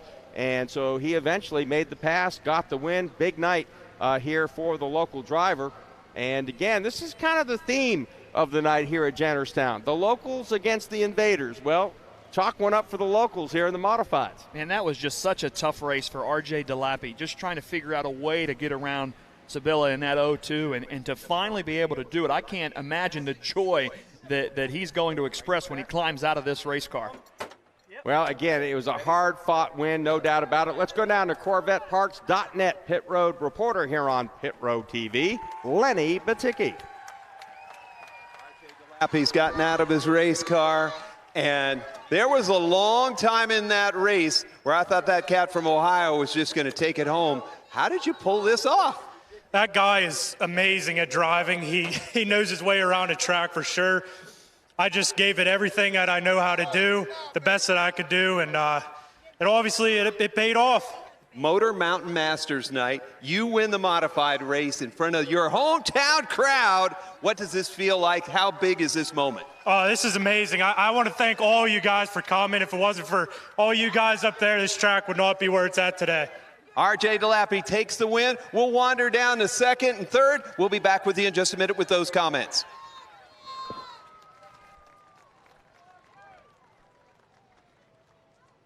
Well, Chris, what a win for R.J. DeLappy. And you could tell he's excited down there in Stoney's Beer Victory Lane. Oh, yeah, that's just another case of tenacity. He wasn't going to give up, and I think he had enough tries that he could see the weakness, if there was a weakness in the 0-2. Once he got above the 0-2, Sabilla had to drive harder than he probably than the car was capable of, and it gave up a little bit, and it was all over after that. I know. Well, let's send it down to Lenny. He's with Rick Sabilla now. Go ahead, Lenny. Rick, you just said it. It's not the interview you wanted, and I thought for a while there this was going to be a cakewalk for you. What changed there towards the end of the race? That last restart, RJ got a good jump on me and run me pretty low down into one, which is fine. We didn't hit or anything, but I was definitely on the flat, and I just got really loose. I mean, I was completely sideways, and actually just trying to hold on to it coming off two, and just had too many restarts, Then I wanted one more after that. Well, will you come back next year? You've already won this thing once, now a second. You coming back? Oh, yeah, I got to redeem myself after this. Rick Sabilla, second place, and he'll be back to see if he can take it away from RJ. Doug Glessner, how about those guys up front? And look at you finishing third. How cool is this? What was the car like? Did it get better as the night went on? Yeah, my car got better on the run. Them cautions just killed me. I don't know. We think we had a left rear was a little low in the air. I don't know. It was just dead loose on them restarts. But once it got going a lap or two, it wasn't bad. But by them two, they were gone. I'm just happy RJ won. That's awesome. So, podium at Motor Mountain Masters for Doug Glessner, though. How does it feel for you? Yeah, it's a good deal. A lot better than last year. We weren't real good, but we'll work on it for next week. I don't know what's up. It's not quite right, but I still didn't have nothing for RJ. I congratulate him, and it's a good night for our team. Good deal. Doug Glessner finishing out your top three. The podium's done. Back up to the booth. Thank you, Lenny Baticki. Again, I'm Mark Arrow with Nate Rigotti. Chris Brink is our color analyst tonight, the former modified champion, two-time modified champion here at Jennerstown. And we saw a great opening race. I think this kind of just sets the stage for our 150-lap late model race. Just kind of wets the whistle. Boy, if these guys could put on that kind of show in the modifieds, whoa, and we've got something going on here in the late models. So R.J. DeLappy wins it. You see the winner there. You see the big check as well. Rick Sabilla, the second spot. Doug Glessner, third. Looking at the rest of our finishing order, Tom Golick was fourth. Fifth, Jason Bush. John Fama ends up sixth. Seventh, Adam Henry. Then eighth, Dustin Gursky. Ninth, Joey School. Jim Bodziak was in 10th. 11th, Cindy Shawless. Jeff Barclay, 12th. 13th, Mike Carlson. And unfortunately, finishing in 14th tonight was Mike Bauer. So that is our complete finishing order from the modified race. And again, so glad you could join us here on Pit Road TV tonight. And again, a lot of people joining in. Mark Thomas, tonight's fourth heat winner. Gabe Brown won a $10,000 to win 150 lapper last Saturday night at the track where Pit Road TV's Mark Garrow got started. Actually, it wasn't me. I was 1 year old. My dad became the flagman. Wow. So I started my racing career in the back of a truck every Saturday. So they would put me in a truck, and if I had a little bathroom problem, I had, had a little accident there, time for a pit stop, or I needed to get something to drink, they would pass me on to the next truck. Right now, if that team happened to be going out for the race, they'd pass me on to the next truck. So sometimes I'd be in the same truck at the end of the night, right there at the exit of turn 4, and some nights my parents would find me like 3/4 of the way on the other side of the pits with somebody. Now, would you do that in this day and age? People go like, you're out of your mind. But my dad was hired as the flagman at Claremont Speedway because he was a professional prize fighter at the time, fighting in Madison Square Garden, Boston Garden, and all that kind of stuff. And they needed a flagman that would beat up the other drivers who would get black flagged and start throwing flags around, pushing the flagman and all that. So they hired a professional prize fighter. And my mom tagged along, so I can write down and score. So they did that, and that's how I got started in racing, in the back of a truck, getting passed around pit areas for 2 or 3 years until I was old enough to walk. And then I just tried not to get run over, and then they found me running in the dirt, at the racetrack up and down the aisles, and there you go. The rest is history, but that's how I got started. It was Claremont Speedway. Now I believe it's Claremont Motorsports Park, I believe is the name of it. And Gabe Brown, last week, again at Claremont, what was Claremont Speedway, again, I think there's a new name, Claremont Motorsports Park, still a great racetrack. I was talking to Gabe about that, also Derek Griffith down there about it, and one of the nicest short tracks in the country. I know I'm kind of biased, but because I was born in that town and that was my hometown track, and my dad flagged at it, but that's a great place to race, and congratulations to Gabe Brown. That was his first Touring Series victory last week at Claremont. Let's go down to Lenny Viticki. Hey, Mark, we're down here. We got the 50-50. $2,000+ somebody's going to win. So if you've got your ticket, it is 8676. That's for more than $2,000. So I'm going to say it again. 867602. 867602. You've won $2,061. We're going to give the ticket to the 50-50 guy. I'm sitting on the top stair. The stage is set. We're going to introduce drivers here in just a couple of minutes and get to racing here for the Motor Mountain Masters. Somebody won $2,000. How cool is that? There's the trophy. I like it, but I think the drivers like the check and, of course, the crimson jacket. Even more that goes to the Motor Mountain Masters winner. So, Chris, how does it feel to win the $2,000? Wasn't that your ticket? Oh, yeah, I wish it was, yeah. I'm going racing again. I buy more tires. I can buy a ride. So, again, there's Billy Rebar in the gray shirt and the shorts. Nice legs there, Billy, by the way, up there. And, of course, we're about to get the introduction of the drivers that are in the field tonight. And again, this is really kind of a neat night. I mean, I know for the locals, for most of these drivers, they kind of circle this, right? They kind of go like, okay, we want to put up a fight. We're not just going to kind of either A, we're not going to show up. Yes, we're going to show up. B, we're not going to lay down either. We're going to try to give it our best effort against these guys that kind of come in and say, all right, that kind of the Derek Griffiths who's up front, and the Gabe Browns, and the Albert Francises, and some of these other guys that are, I like to call them big game hunters. They look at the entries all across the country. Okay, 10,000 to win here, 5,000 to win here. They go run the big races and don't necessarily run a series. Well, absolutely. The touring guys, I call them the touring guys. They come in there. If they win this $10,000, it's a big night for them. If the local guys win $10,000, it's a career for them. So it's a really exciting time to be on the track. Yeah, these guys, these local guys, they're fixing these cars really in their own garages. Most of them are in their backyards for the most part. So $10,000, that is life-changing for what they do each and every week. For some of these drivers, they race for a percentage. You have a local guy, he gets to keep it all, right? Because it's kind of like a one-man band and a couple of volunteers, and they need all they can get. Yeah, it's 100% win, and it's 100% repair work, too. So you can see as he's wheeling around this racetrack, coming around to the front of the track to get introduced, Connecticut's Corey Casagrande. We've got a feature piece on Corey, and here it is right now.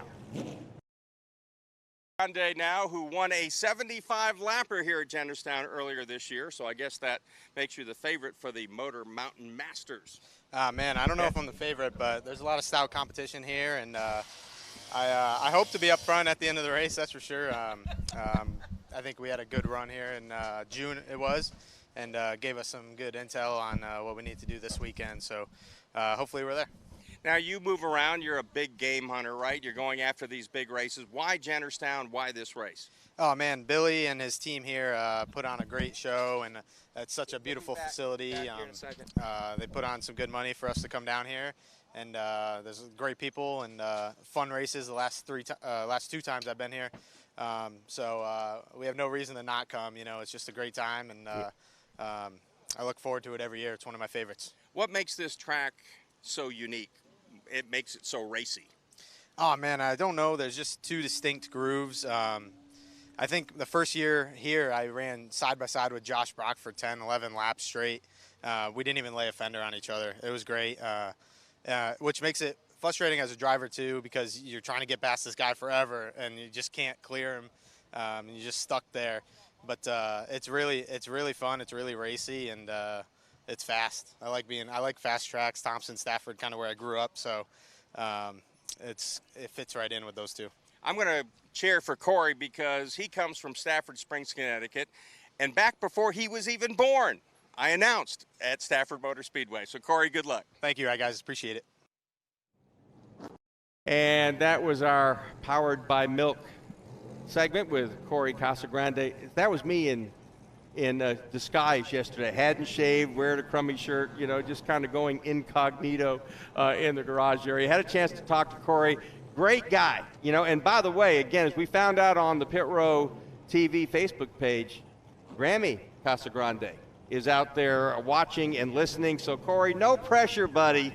But Grandma expects to see the hardware tomorrow when you get back to Connecticut. So she's out there cheering you on. And there is our drone shot here. A big crowd tonight here at Jennerstown, and a great field of late models lining up. Again, $40,000 the total purse tonight. The winner, $10,000. Also gets a big trophy. It's a big fake check. Yeah, it's not worth the 10 grand, but you can't cash it. But hey, you can go home, put it on the wall, and then you also get to pull on the crimson jacket that goes to the Motor Mountain Masters winner. How cool is that crimson jacket? I think that's so special, so unique to this race, and it makes people want to win even more. They want to win $10,000. Let's not kid ourselves. But that cool red jacket just makes this event stand out, I think. Well, the $10,000 will be spent pretty quick. The jacket will last them the rest of their lives, so it is a big deal. And the other part of this, again, when you look at all the late model races across the country, and there are some big ones all over the country, but this is, again, developing into one of the biggest, certainly here in the Northeast. And again, if you're a late model driver, and especially if you're one of these guys who, again, I like to call the big game hunters, they kind of pick and choose where they go. They pick the big events. They try to lock horns with the best drivers all the time and try to pull out the wins. You know, again, this is on their bucket list now. I mean, this is the 4th year in a row they've run this event. It seems to get bigger and bigger. It's getting bigger in stature as well. The crowds are bigger. The fields much more competitive. We don't have as many cars as we had a year ago, but, you know, again, we're starting 30 cars for the main event. That is a good field for a short track race, and again, everything should be A-OK to really see a great race tonight. It's a lot of cars on this short track, too, especially for late models, local short track racing. To load 30 of the fastest late models in the entire Northeast onto one track is pretty spectacular.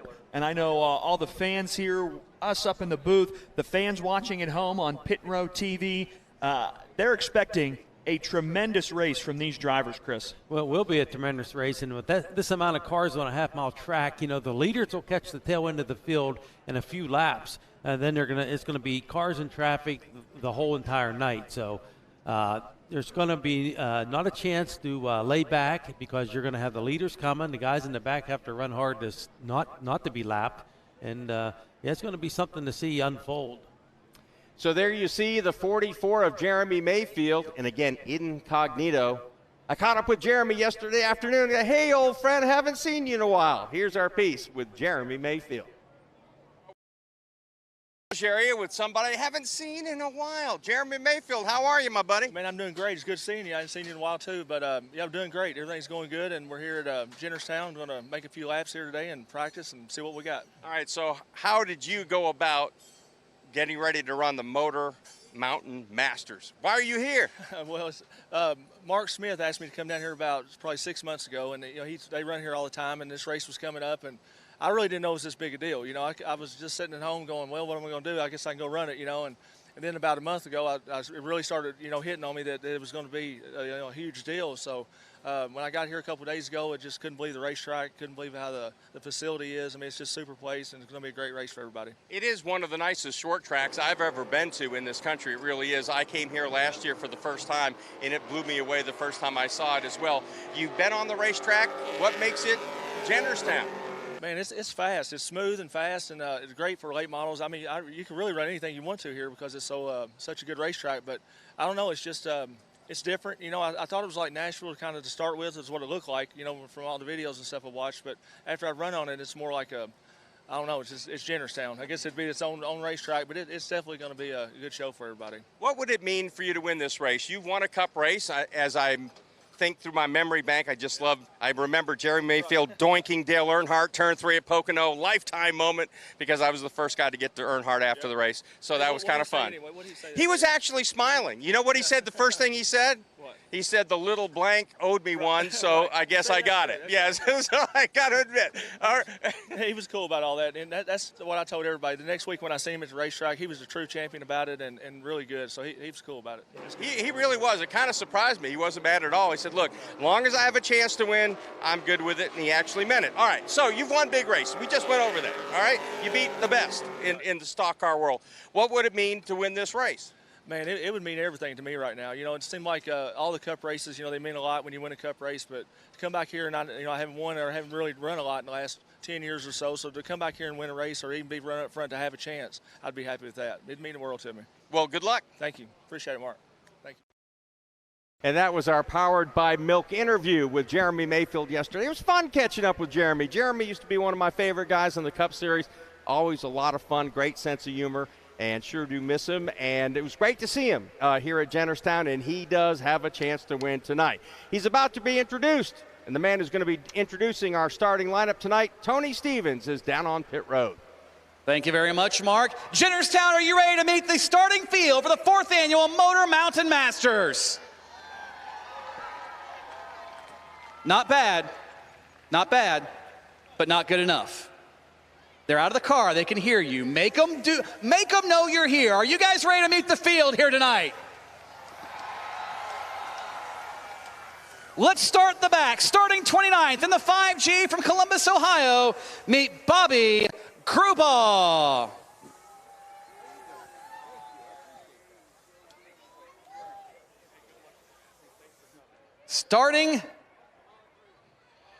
Well, he pulled his car out of line. He'll be starting 28th in the 7S out of Columbus, Ohio, Delaware, Ohio. It's Gary St. Amant.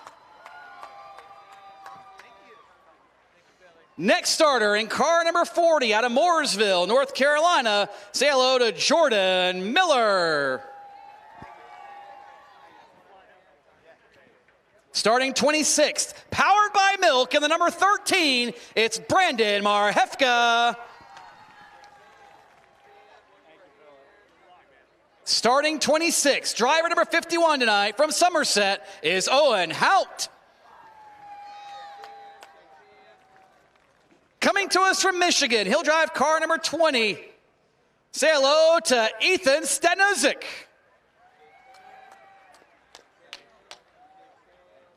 Starting 24th in his famous number 33 out of Greensburg, it's John Komarinsky. The 23rd place starter comes to us from Freedom, New York. The Zero Hero is Eldon King. Starting 22nd, also from the great state of Michigan, driver number 98 is Jimmy Tucker. The defending winner of the Motor Mountain Masters will start 21st out of Herman, Maine. The 15H is Mike Hopkins. Starting 19th out of Somerset, Pennsylvania. You know him well, Jennerstown. Number 95, it's Gary Wiltrout. Starting 18th, a feature winner earlier this year out of Stafford Springs, Connecticut. The 7CT is Corey Casagrande. 17th place starter, a two-time winner this season. In the blue 48, out of Scottdale, it's Brian Ship. 16th place starter is in the D11 tonight out of Nescahoning. Say hello to Mike Sweeney. Starting 15th out of Ruffsdale, Pennsylvania, in the number 14, say hello to Zane Farrell. Starting 14th out of Derry, driver 16 is Jeremy Schaefer. Starting 13th in the POWMIA ride out of Mooresville, North Carolina, the 76 is Jarek Johnson. Starting 12th, a number special to him, in the car number 44, originally from Owensboro, Kentucky. Jennerstown, give it up for Jeremy Mayfield. Starting 11th, in the number 66, out of Hudsonville, Michigan, this is Nate Walton. And now the top 10.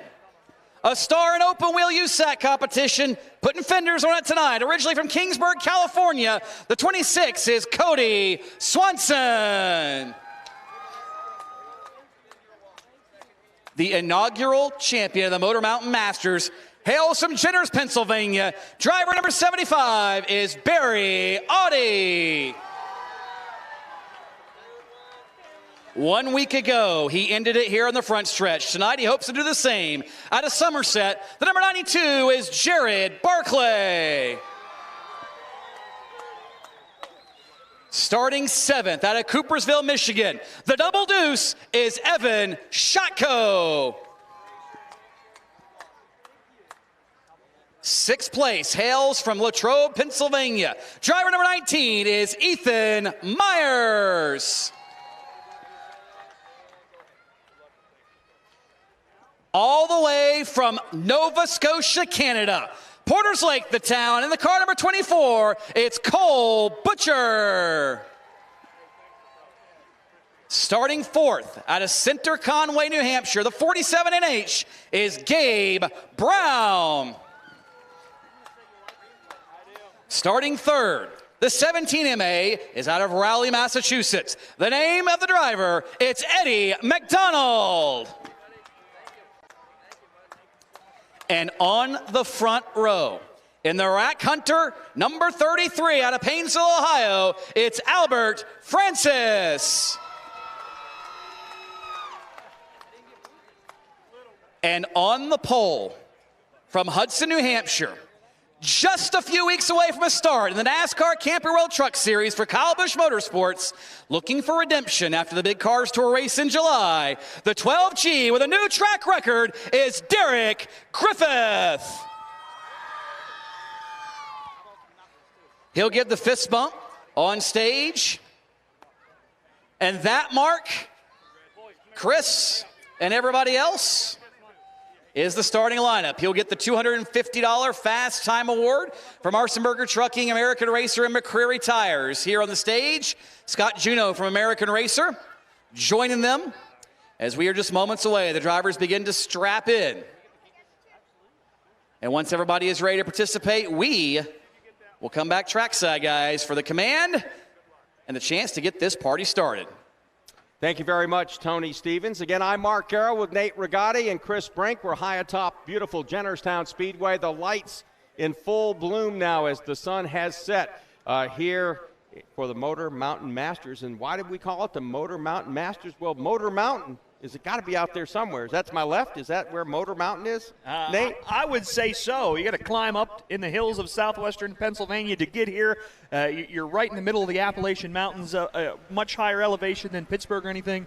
And I think that is Motor Mountain right over there out of turn 4. And if your Garmin, by any chance, should take you off the highway about 30 miles from Somerset, Pennsylvania, on your way to Jennerstown, I think you'll see Ursula, you'll see Bennett, you'll see all kinds of crazy little towns out there and a lot of corn. And so that I couldn't believe how Garmin kind of took me off there. But I had a nice scenic ride all the way up here to Somerset. And you see the lights, man, they are really beaming down, those new LEDs here at Jennerstown on the front row. We're clearing out the stage where the drivers have been introduced. And again, you see a yellow Corvette out front. And I'll bet they got parts from CorvetteParts.net. And you know why? Because if you actually call them in Cincinnati, Ohio, Monday through Friday, somebody, a live person, not a recording, a live person will actually pick up the phone. I shouldn't be so astounded or surprised by that in this day and age, but you know what? You should be. I mean, you very rarely get a live voice anymore, so that's great. We appreciate them sponsoring our broadcast tonight on Pit Road TV, our free broadcast, because of great partners like KeenParts.com and CorvetteParts.net and Rack Hunter. Get great Rack Hunter gear, lifestyle camo that stands out. Also, we're powered by Milk Tonight, the Allied Milk Producers, as they are sponsoring our replays and some of the special segments that we've had on here tonight. And now our drone gives you a big shot of this racetrack. Just one of the really nicest short tracks in the entire country. It really is. What a great scene down the front stretch, too, with all these cars parked, ready to go, awaiting the starting command. Drivers are getting in their race cars, getting climbed in, buckling up.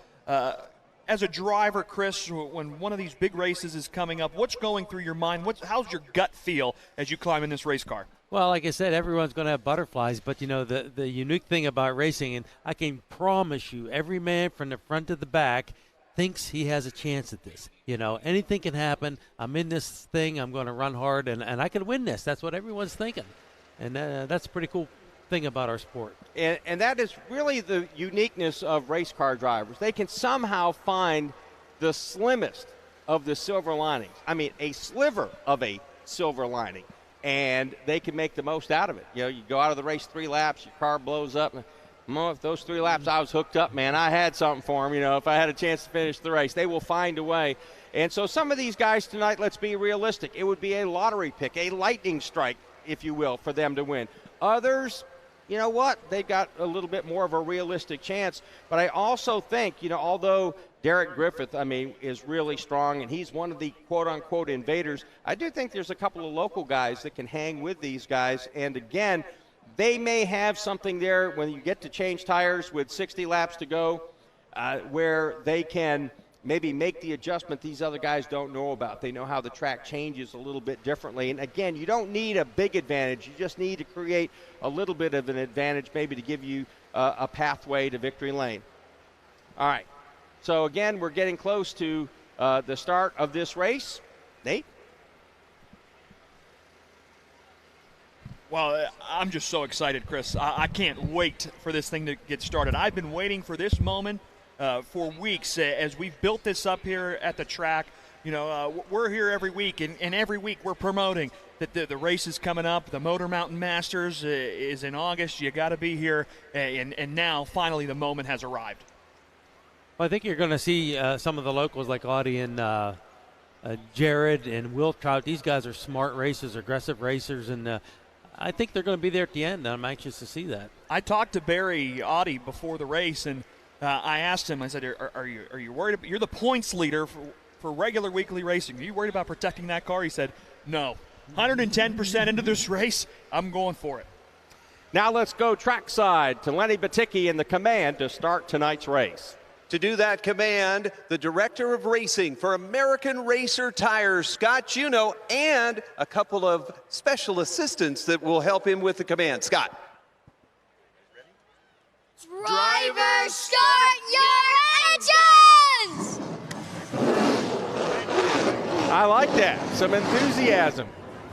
Little kids showing the way to the big folks. Like, hey, I'll show you how to get this done. I'll show you some enthusiasm. Again, so glad you could join us here on Pit Road TV. I am pumped up to be in Jennerstown here tonight at Jennerstown Speedway. Mark Garrow, Nate Rigotti, Chris Brink, high atop this beautiful racetrack. Large crowd here today on this half-mile racetrack. The sun is down, the lights are on. We are ready to go smoking hot here at Jennerstown Speedway as 30 of the best late model drivers in the country are getting set to go after $40,000. The winner, $10,000. Big trophy, big check, and a crimson jacket because he is the Motor Mountain Masters. This is pretty spectacular. The talent that is lined up on this front stretch right now You have a former Cup Series driver in Jeremy Mayfield. You have a driver getting ready to go drive for Kyle Busch Motorsports. These are some of the top drivers that you can find across the country, and they're right here in Somerset County, Pennsylvania at Jennerstown Speedway. These guys are ready to roll. And this is one of those times. I used to box, and I was talking to Neil Bonnet back once upon a time back in the day. And I said, what's it feel like? You know, all of a sudden, nobody's there at the car. You fire the engine, you drive off alone. He told me, he said, you know that moment. It's when they ring the bell and you realize it's me against him, no turning back. And that's, he said, that is the best way I can describe what happens to a race driver when they say fire him up. No more pit crew, no more mom and dad, no more wife, no more girlfriend, no more kids. It's just me, my race car, and the men I'm trying to be. Yeah, this is when the butterflies end, when the green flag drops and the butterflies are over, and these guys become racers. And you know, some of the most timid guys you'll talk to in the pits, when they get on the track, they are the most aggressive racers. So when you put the helmet on, everything changes. And there's our Corvette from our CorvetteParts.net partner tonight here on Pit Row TV. Let's go down to Lenny Baticki.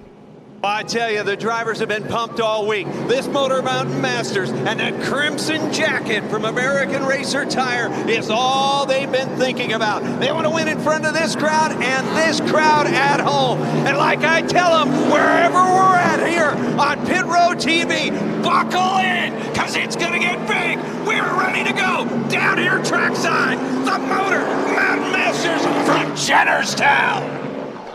I'm getting ready for him to say, let's get ready to rumble. Lenny is pumped up. We need to give him a pill. I think he's going to stroke out down there. He is so jacked up for this race. And we can see now our starters, 29 strong. We lost one there with a crash earlier today. So 29 starters, $40,000, $10,000 to the winner. And again, you see things lit up here at Jennerstown. The infield is filled. The grandstands are just about at capacity. We've got the folks back there on the backstretch grilling and having a great time back there as well. Look at this crowd. I mean, there are a few seats left here at Jennerstown, but not very many. A big crowd tonight for the 4th annual Motor Mountain Masters. Hey, Ray, bring SRX to Jennerstown. That's kind of a little bit, you know, the fans are having some fun here, the track having some fun after, man, the SRX series. I had a ball watching that series this year, especially the finale at Nashville Fairgrounds. Where are you going to get a chance to see Chase Elliott's battle? You know, for real. I mean, and Chase said, look, there was no play. We did not, you know, we're going to make it up like all-star wrestling. And you do this, I do this. There was none of that. He said, none of that. It was not made up. We were going for it, and I was sure glad to beat Dad. Short track racing at small local tracks really built this sport into what it is today, and paying homage to that with the SRX series is so cool. And we do the same thing right here at Jennerstown Speedway every week at this small little track nestled in the mountains of Pennsylvania. And right now we've got all these great drivers. I'm giddy. I'm ready to go. And again, Derek Griffith, pole sitter, he has been lights out here today. And we'll have a signal here in a second as they tell these cars now to get 2 by 2. And they've given these guys a chance to warm up their tires. You see them wobbling and wiggling their cars back and forth, again, trying to build up some heat, trying to maybe dust off some of the particles they might have picked up on the racetrack from the modified race, trying to make sure that their tires are at max temperature, max grip. When we go back to when we get to the green flag for the 4th annual Motor Mountain Masters here at Jennerstown. And so, all right, crowd, let's get on our feet. Let's wave them through here as they're about to get the 1 to go signal here at Jennerstown, led by that beautiful Corvette from CorvetteParts.net. And here's the big crowd at Jennerstown. The big wave to this field of 29 about to go at it in the 4th annual Motor Mountain Masters.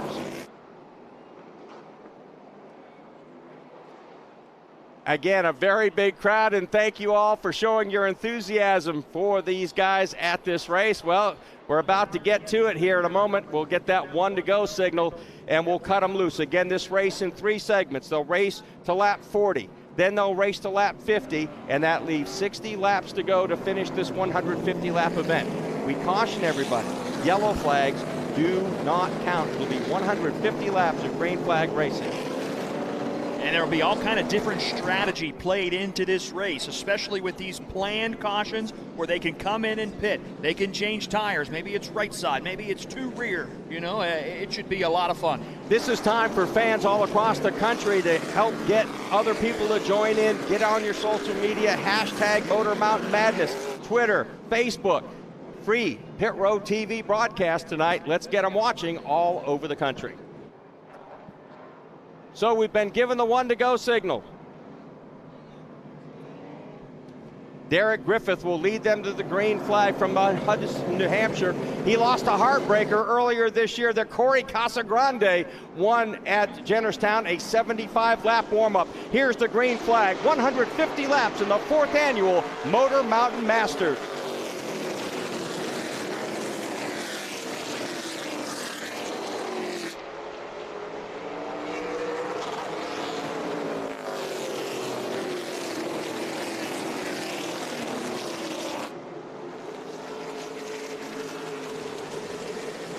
So Derek Griffith will lead the opening lap, and Eddie McDonald right there in the 2nd spot with Albert Francis in 3rd, and Gabe Brown hanging tough. So you got sort of a sandwich, 2 New Hampshire guys 1st and 4th, and they've sandwiched Francis and Gabe Brown. McDonald in that 17 car with a good start to this race. Started in the 2nd row and is running in 2nd position now. So here's your leaders on the backstretch. Again, nobody clearly breaking away, kind of single file right now. They settled in. And this, Chris, is not a good time to kind of find out, get a feel for what your race car has or does not have, and they'll get 2 chances to correct it. Well, absolutely. They're figuring it out right now, and they're also figuring out their competition and seeing what they got to do.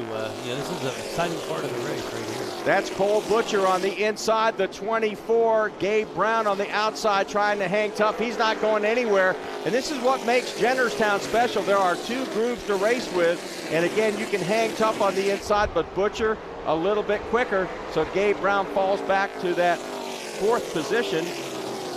And again, the 24 is currently riding in 3rd, followed by Gabe Brown. And they are your top 5 machines, with Griffith, McDonald, and Albert Francis, the top 3.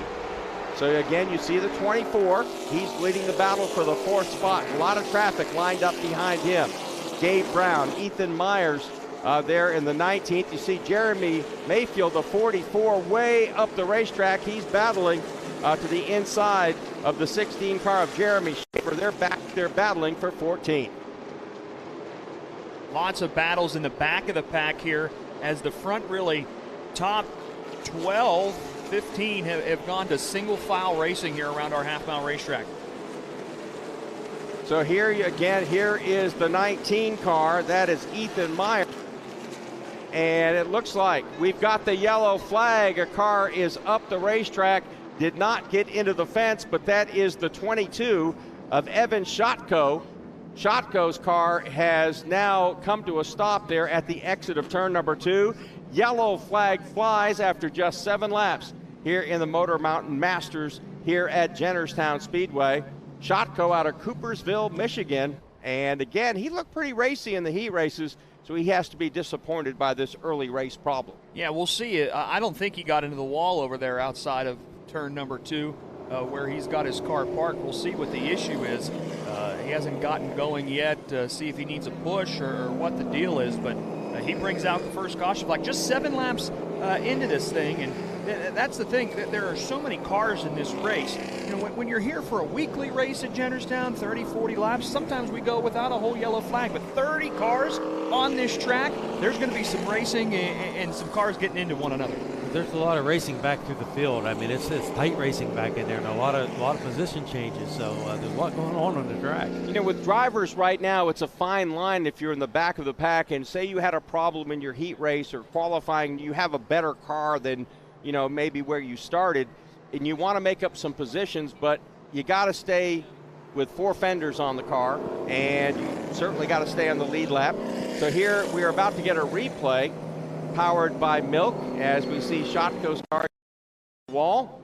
And here we take a look at it going into turn number 2. Shotko on the bottom, and again, a lot of sparks out from the back of that car, and the car simply shut down.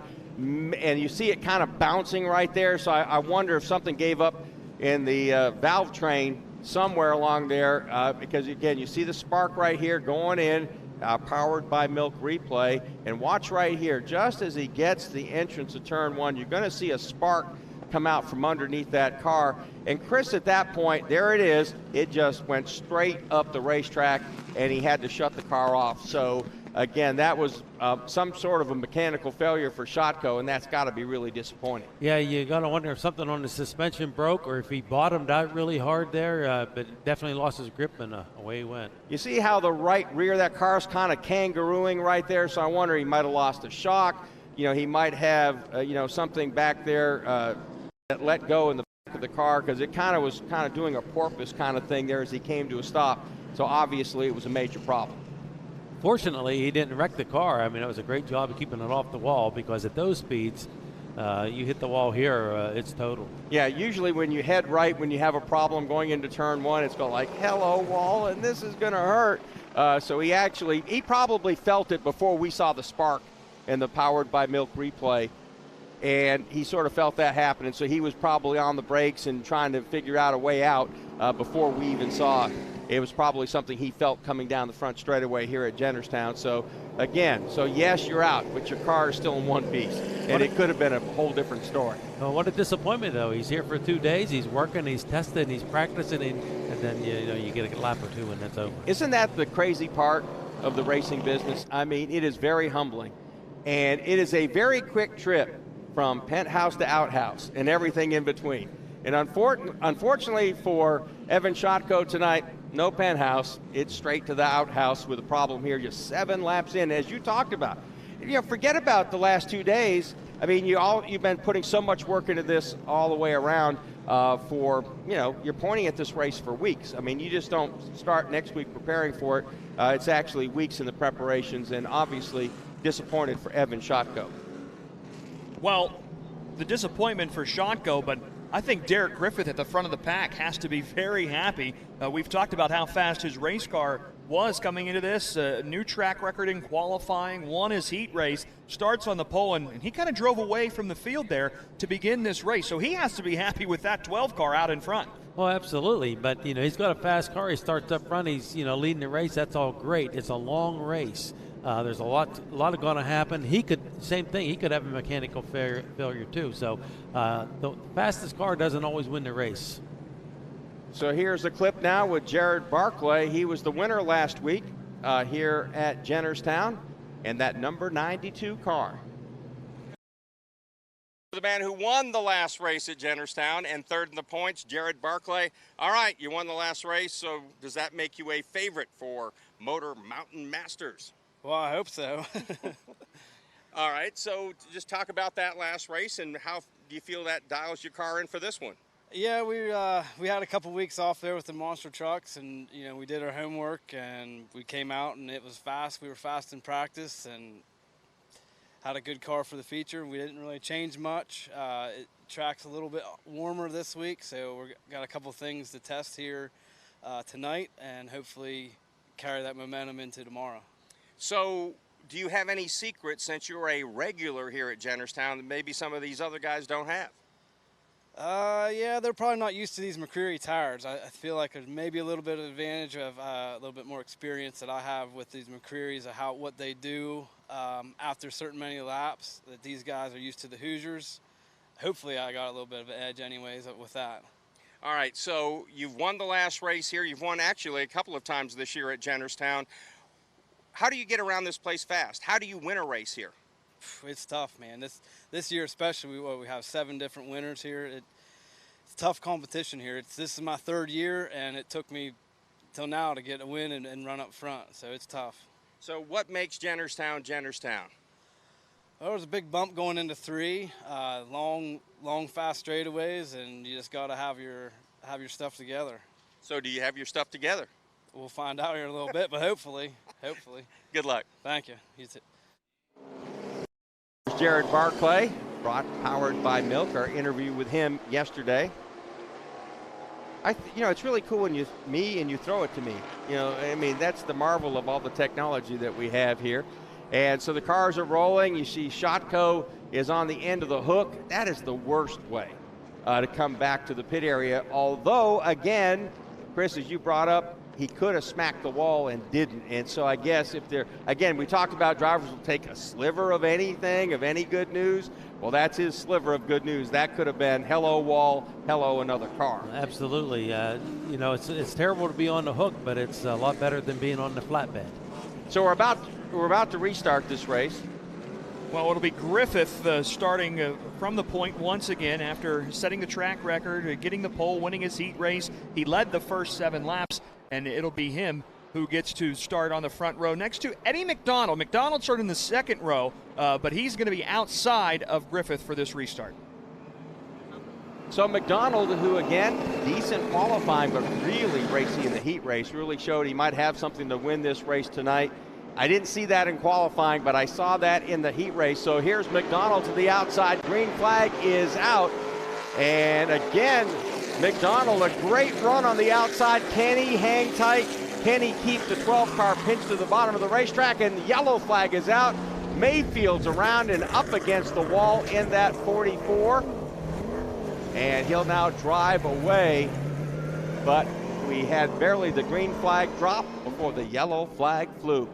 How disappointing for Jeremy Mayfield in that 44 car. Driving for Mark Smith Racing, they brought that 44 car here last week, had Cale Gale run it a week ago at this track to get it ready. They put Mayfield in it for the Motor Mountain Masters, and things just got really dicey there in the back of the pack as they came across the start-finish line and then into turn 1. So we see some damage to the left rear, the driver's side of Mayfield's car. They'll come in, and again, caution flags don't count, so he'll lose track position, but he will not lose a lap. So that's the good news there. We'll have to see if he'll be able to continue. Let's go down to Lenny Baticki. Zane Farrell had come in. Looks like they're doing about the same kind of thing that Mark Smith and company are doing as we pull up towards Jeremy Mayfield's car. In fact, Smith and company got to take the hood off and look under it. Mayfield's still in the car. You're right about the rear end damage. It's really superficial. Some sheet metal bent up. They got big, strong guys up back in there tweaking on it. Smith is really more concerned about the front. They want to make sure that whatever's up underneath there is okay. He's actually looking inside and around the carburetor. So Mayfield calmly sitting in the car. We'll watch him, and we'll send it back to you. Also, we see coming into the pits, that's the 14 of Zane Farrell. We just saw his car come in. You see the crew continuing to work on Mayfield's machine. And we also see another car on pit road. There you see the best side of Lenny Baticki walking away. And of course, he's our CorvetteParts.net pit reporter today. That's the 33. That's John Komarinsky, who's raced in southwestern Pennsylvania for a long time. Hasn't been a weekly competitor here at Jennerstown this season. He has raced here in 2021, came out for the Motor Mountain Masters, but that's bad news for that 33 car, just 7 laps in. All right, Zane Farrell also pulling away. And Zane, coming into this race, was really excited about his opportunities. So here at the Motor Mountain Madness, and so the signs are going to go up. We're going to ask the fans. They had a bunch of signs given out here at the track today. Show your enthusiasm, folks. Who's got the SRX paddles out there? And on the front row, we see the drone shot. You see them waving. They've had a lot of fun here at Jennerstown. And one of the cool things about the SRX series, there's the signs. Hey, Ray, bring SRX to Jennerstown. And, you know, for me, it's like one of these folks, they saw hope all around the country with the SRX series, that they were bringing it to some of the greatest racetracks, the greatest short tracks around the country. Stafford Springs, Knoxville, Eldora Speedway, Lucas Oil Speedway, of course Slinger, and then Nashville Fairgrounds Raceway. And they go, hey, Jennerstown, we're ready to promote it as well. And so they're kind of like that little kid in the front of the classroom. The teacher asks a question, they're going, ooh, I got the answer. And they're so proud of Jennerstown, and they're kind of I guess putting out the request, like, hey, we have the enthusiasm, and we have, more importantly, the racetrack to put on a great SRX Series race. So they've had some fun with that. They put a big billboard up. Fans are taking pictures in front of it, and they've had a lot of fun with that here at Jennerstown here today. And again, as I look at this racetrack, again, I love the SRX Series, and this is a track with 2 grooves, big and wide and fast. It kind of reminds me a little bit of Nashville Fairgrounds. And as far as really letting these cars go out there and gallop and race side by side, it would be a great place for an SRX Series race. So again, the fans here just kind of going like, hey, just give us a little bit of love, give us a little bit of thought. And this track is a diamond in the mountains, and we hope to see SRX here. All right, so here we are. Green flag is back out with 7 laps to go as we go trackside to Lenny Baticki. Bill's the crew chief for Jeremy Mayfield. What happened? I'm not sure what happened in front of him. He had to check up. What's under the hood that's the problem? And then our linkage on our throttle is hitting on the bottom of the airbox. So there's the report from Bill. Mayfield's back out. We'll see how he's doing. The 33 had a little bit of a brake problem. They worked on that and sent him out. Back to you. Again, that update brought to you by CorvetteParts.net here at the Motor Mountain Masters here at Jennerstown. So again, you see a lot of 2x2 racing in the back of the back, heavy racing. There's Gary Audi back there battling with Ethan Myers. They're fighting it over for 6th. Yeah, Audi drove it in way deep there. He had to slide up the racetrack into the 19, a little bit of Ethan Myers. But Barry Audi with that beautiful orange and yellow race car, throwing it back to his original paint scheme. He started racing here at Jennerstown when they paved it with asphalt back in 1987. They threw whatever paint they had in the garage on it. They had orange and yellow, and that's what he ended up with. And that's his retro paint scheme that he just brought back last week. And he certainly cannot miss that race car, no doubt about it. As we swing a little bit farther back, a car slowing down, and that is Wiltrout, Gary Wiltrout, one of the winningest drivers here at Jennerstown, and a man who thought that he certainly had a top 10 car tonight, very slowly coming down pit lane under green. He's going to get lapped, and it looks like he may have one of those problems where, you know what, if I lose that many laps, it's probably my night to be over early. That's really disappointing for the local fans who are rooting for local drivers, as he just pulls it right into his pit stall, the 95 parked on pit road. So there you see the leader, Derek Griffith, leading this show with Eddie McDonald not letting him get away, and Cole Butcher running in the 3rd spot. And he was our CorvetteParts.net best paint scheme this weekend in that 24 car. You see flashing by the screen. And then Albert Francis running in 4th, that's the 33. A little bit farther back, Gary Shipp, the 48, trying to hold off Mike Hopkins.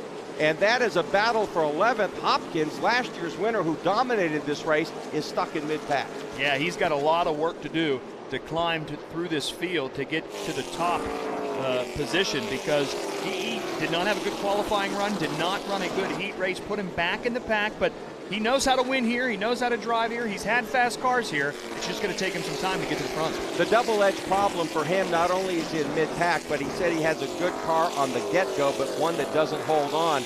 And so you don't expect him after 20, 30 laps to start climbing through the field. The best he can do is maybe hold on. It's really disappointing for someone who's been so good at this racetrack. Just lost the lead in 19 and then won in 20.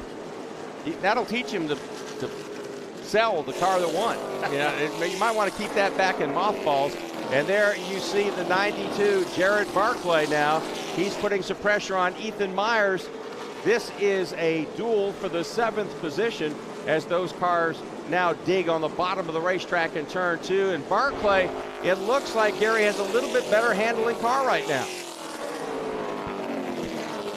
So he's working the bottom of the racetrack, and that car, it seems to be running very well. And the yellow flag is out yet again here at Jennerstown.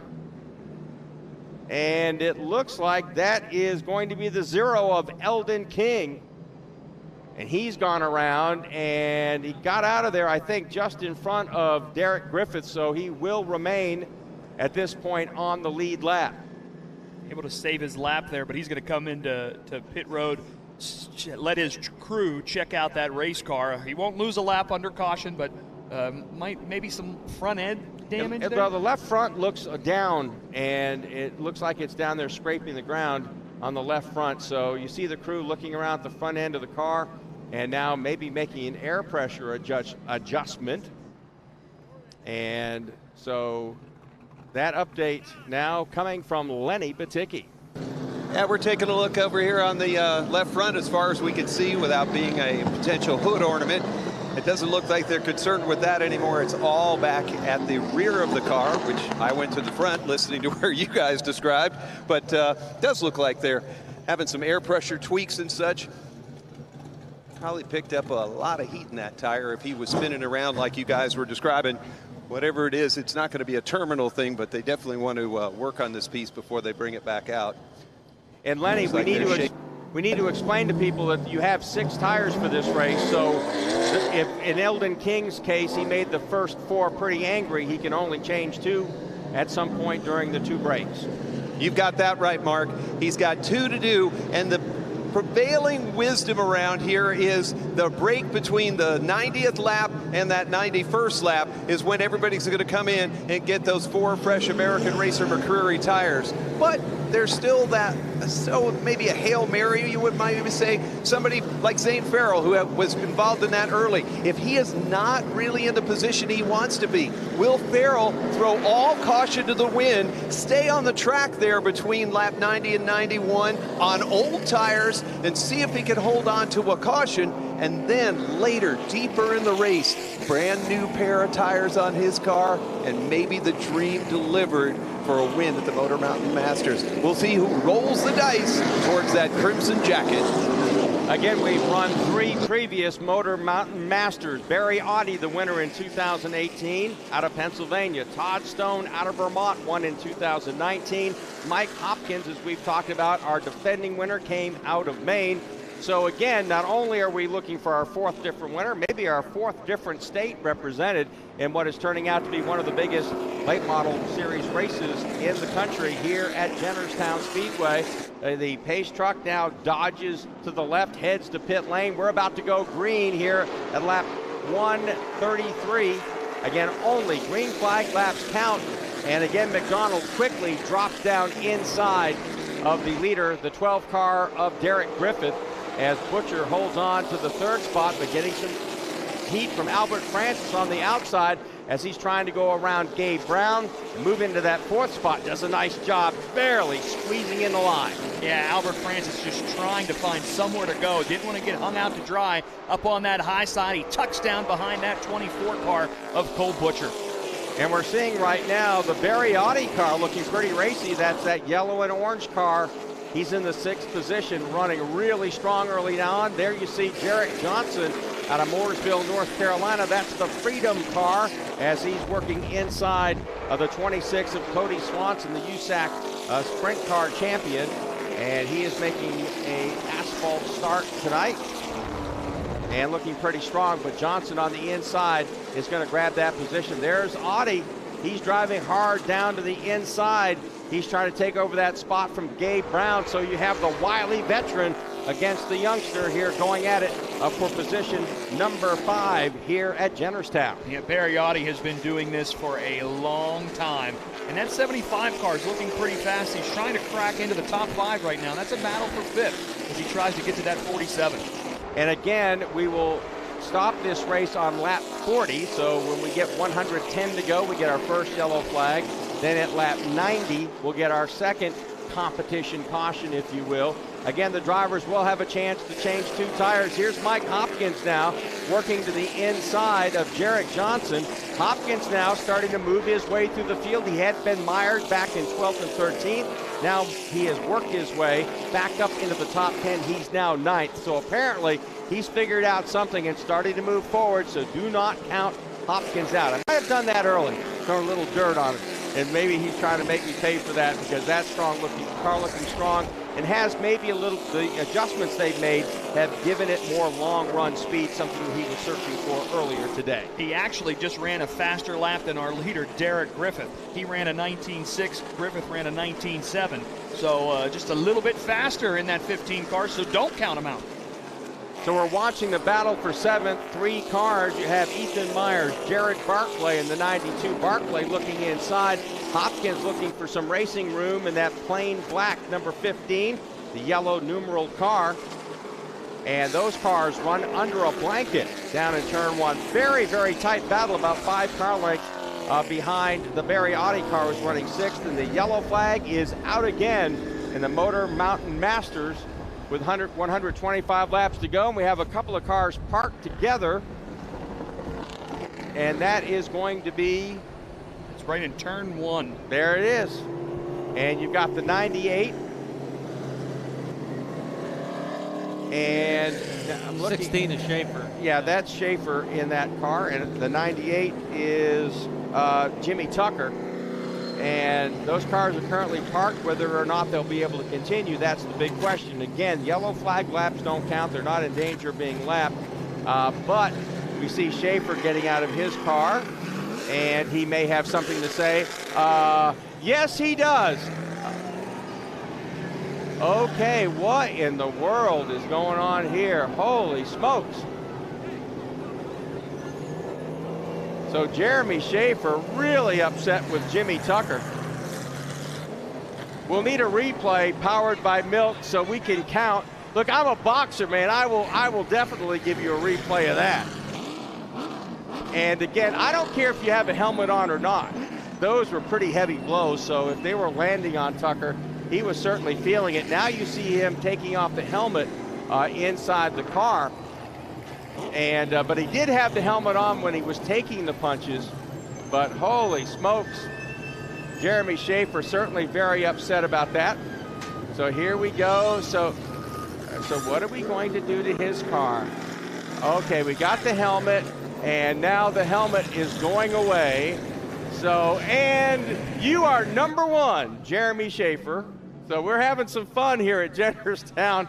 I cannot wait to see the replay of this, either the incident or how it was created. So here is the replay. Well, for the first time, okay, this is the incident. So here's Schaefer getting out of his car, and you see Tucker trying to back away. 3, 4, 5, 6, 7, 8. Okay, I got enough of them in. So again, it looked like to me Jimmy Tucker was going to continue in this race until he was battered. Now Tucker will get even. And there's a helmet throw.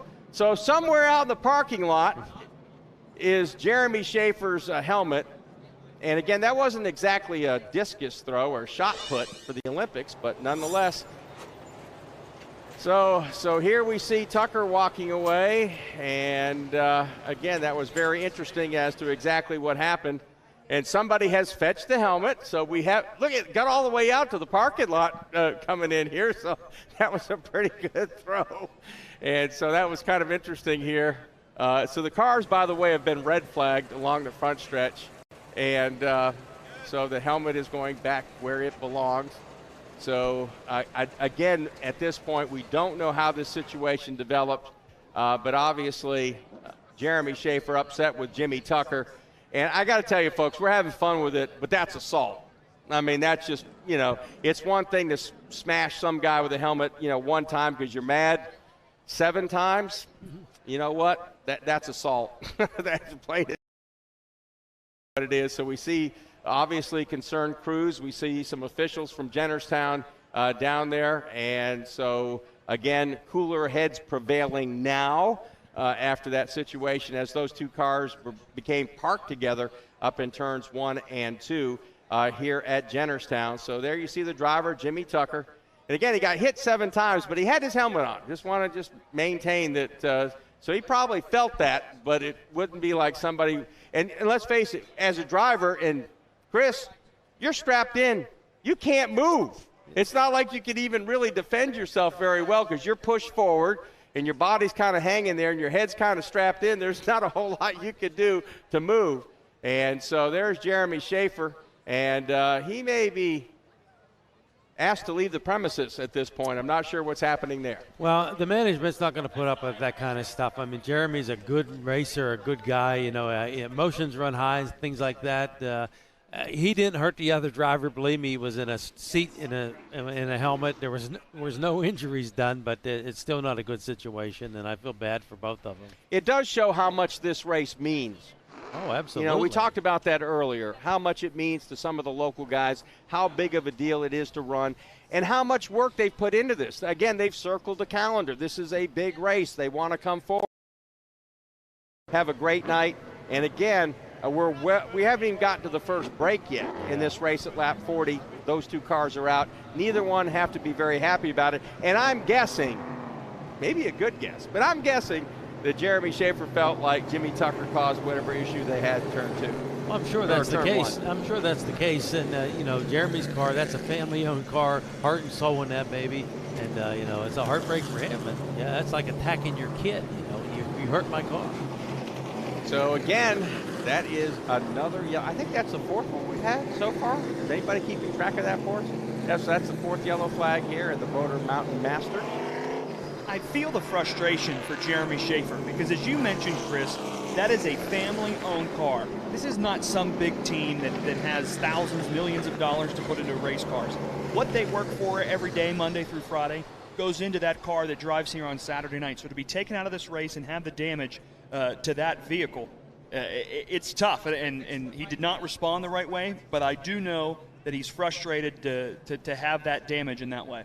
Yeah, it's unfortunate the end result there because you know, that's an older car and it's a fast car. They put a lot of work in that car. It's a very competitive car, and now he's out. Again, on our Pit Road TV Facebook page, everybody chiming in. Hey, Jen Buer. Hey, we found the helmet.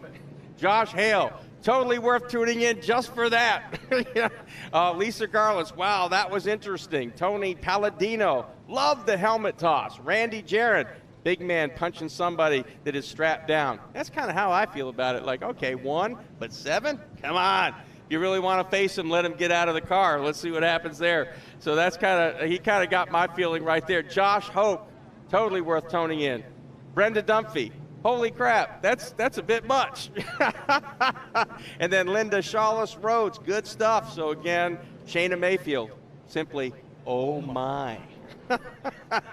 Welcome to Short Track Racing in America, everybody, here on Pit Road TV, as we had something interesting, and we're efforting to find out exactly what happened. What makes that even worse is that, and probably why, you know, Jeremy Schaefer even more upset, both those cars kind of struggling in the back, so they weren't really racing for anything, just again trying to stay on the lead lap before they get the first break.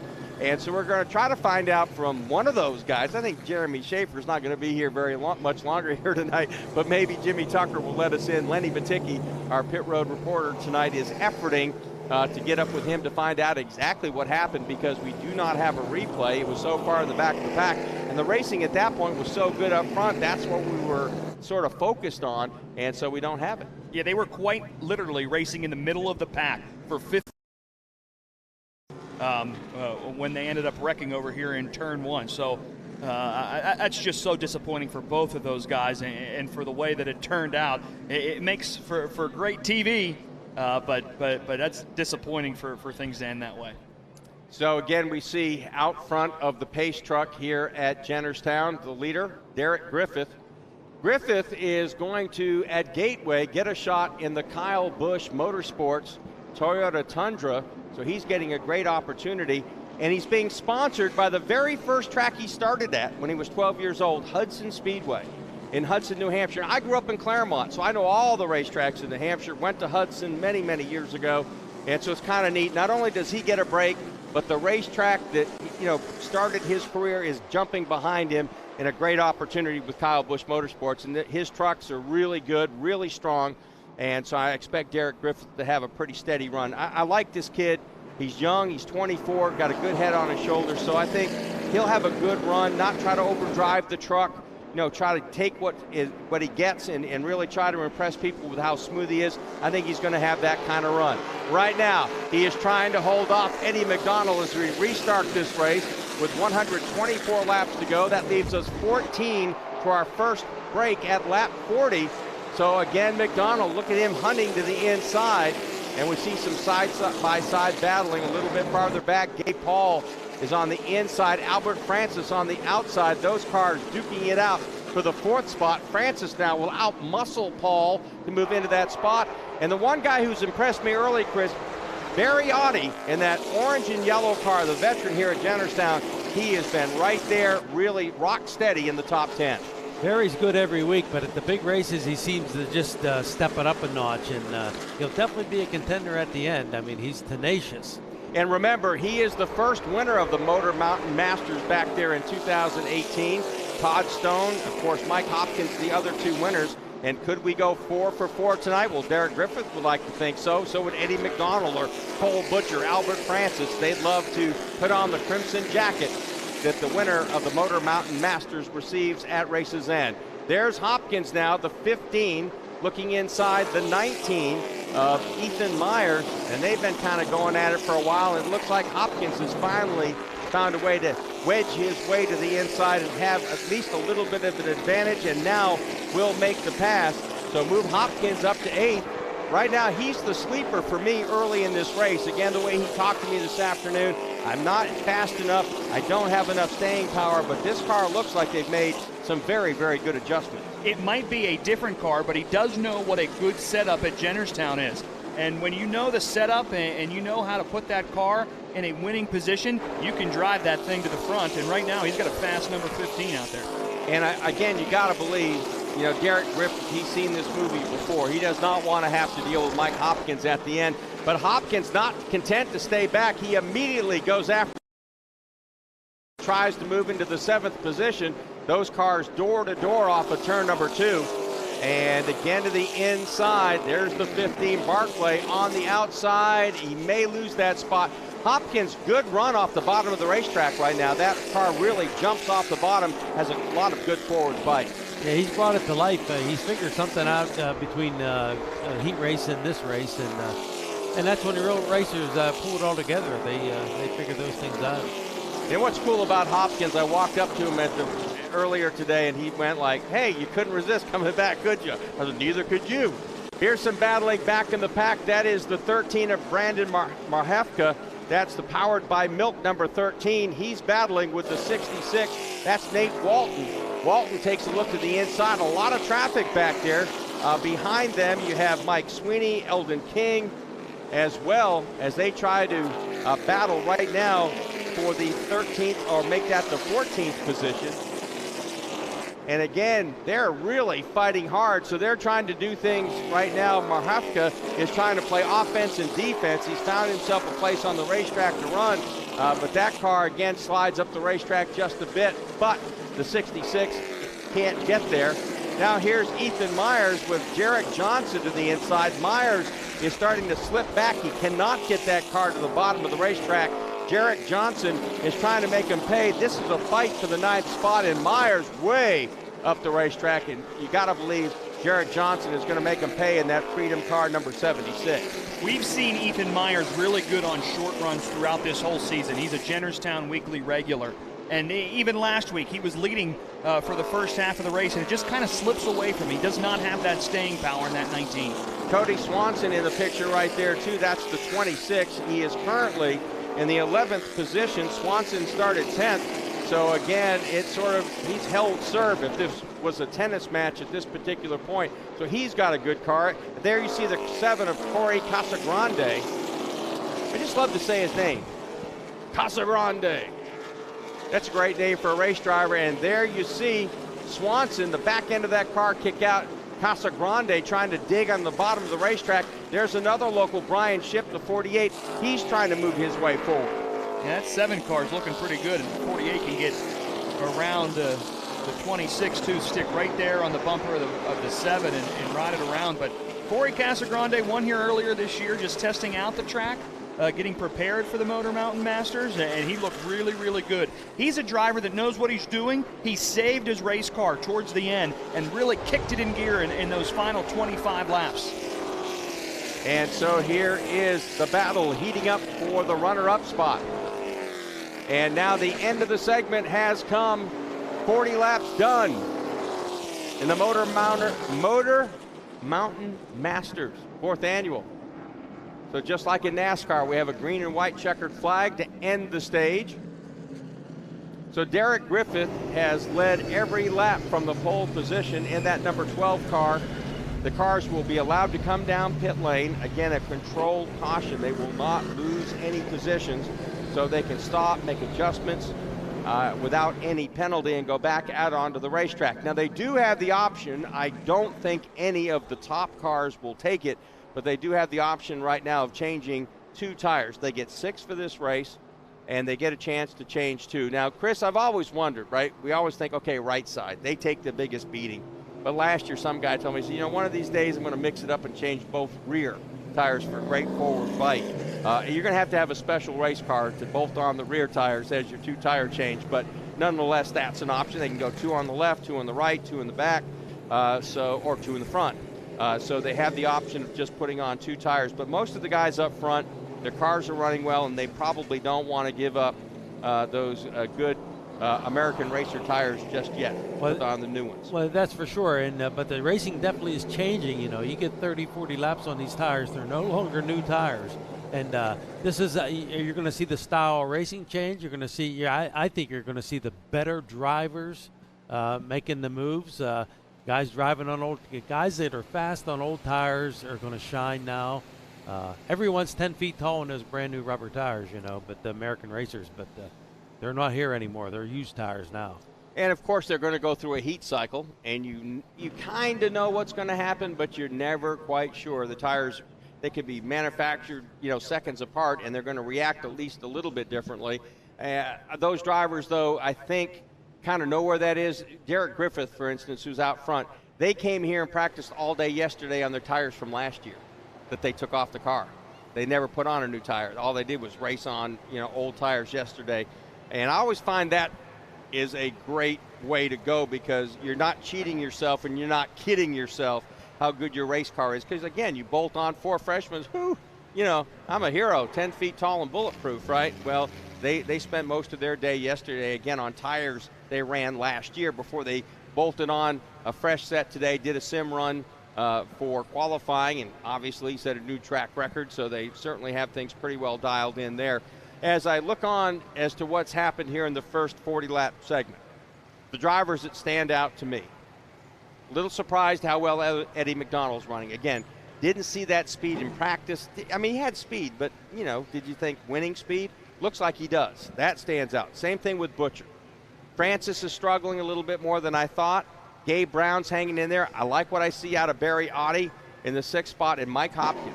Now, Hopkins started where? As we look down in this field, I'm trying to find my starting lineup here. Hopkins was, and our field is really weird how they've done this. I think back in 21st spot, and in 40 laps has worked his way up to 7th. That's pretty impressive. Let's go down now to our CorvetteParts.net pit road reporter, Lenny Baticki. Well, I'm watching Sweeney and crew. They just dropped the net. Everybody's waiting for the officials to signal that they can go to the cars. They just gave that signal. And now Derek Griffith's team goes inside, making what looks like is a bit of a chassis adjustment there. Maybe a little bit more than a bit of one. And now they'll check air pressures and such, while other teams are frantically working. Both Griffith's team and Sweeney's team seem to be pretty calm, pretty well balanced, deciding what they're going to do. We're also watching Sweeney's team. Hopkins guys are really just working in precision rotation. They knew what they were doing before he came in. They had a plan. The Rack Hunter guys from further down also working on Albert Francis's car. Probably more work happening to Zane Farrell's machine. Zane Farrell's car involved in a little bit of a shunt earlier on.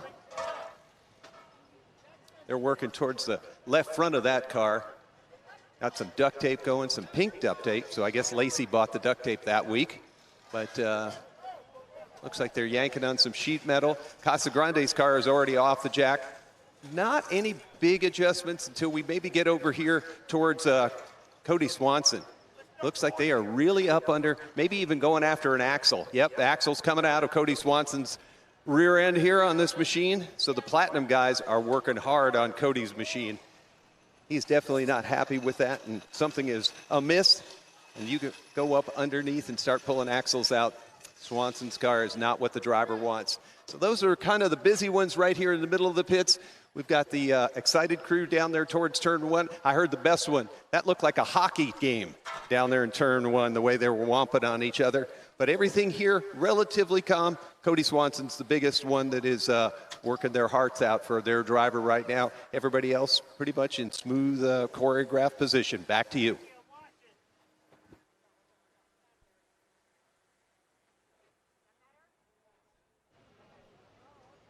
So there you see the drone shot. That is the 26 of Cody Swanson. And at the break, we take a look. He is started at 10th. He's just down there in the 12th spot. So good car, not a great car. So again, we're in the first break, lap 40. Second break will come at lap 90, then a 60-lap sprint to the checkered flag. And again, last year, because we had so many wrecks and run under yellow, some of the fans were like, come on, man. And so all the yellow caution flags lap do not count. It is 150 laps of green flag racing tonight in the 4th annual Motor Mountain Masters. So let's give you a full field rundown as we have the full field up in front of us here at the first break. Your leader is Derek Griffith. He's led every lap of this thing out in front in his number 12 car. In the second spot, it's Eddie McDonald. Cole Butcher in his 24 machine runs third, and Albert Francis in that Rack Hunter 33 car is running fourth. Running fifth in the 47 is Gabe Brown. Barry Audie in the 75 runs sixth.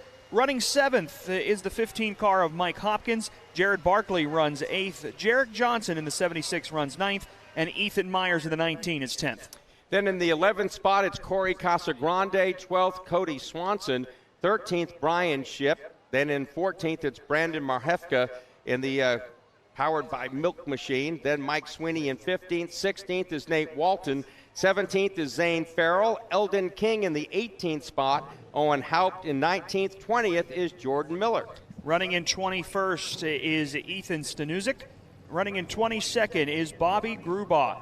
John Komarinsky runs 23rd. Running 24th, you just saw him getting pushed around the track there at the end of the stage, Jeremy Mayfield in that 44 car. Running 25th, Jeremy Schaefer, and Jimmy Tucker 26th after their incident. Running 27th, Gary St. Amant. Gary Wiltrout, who parked his car early, 28th, and Evan Shotko, who was in an accident or had a mechanical failure early, is 29th. So at this point, 4 cars out, or actually 5.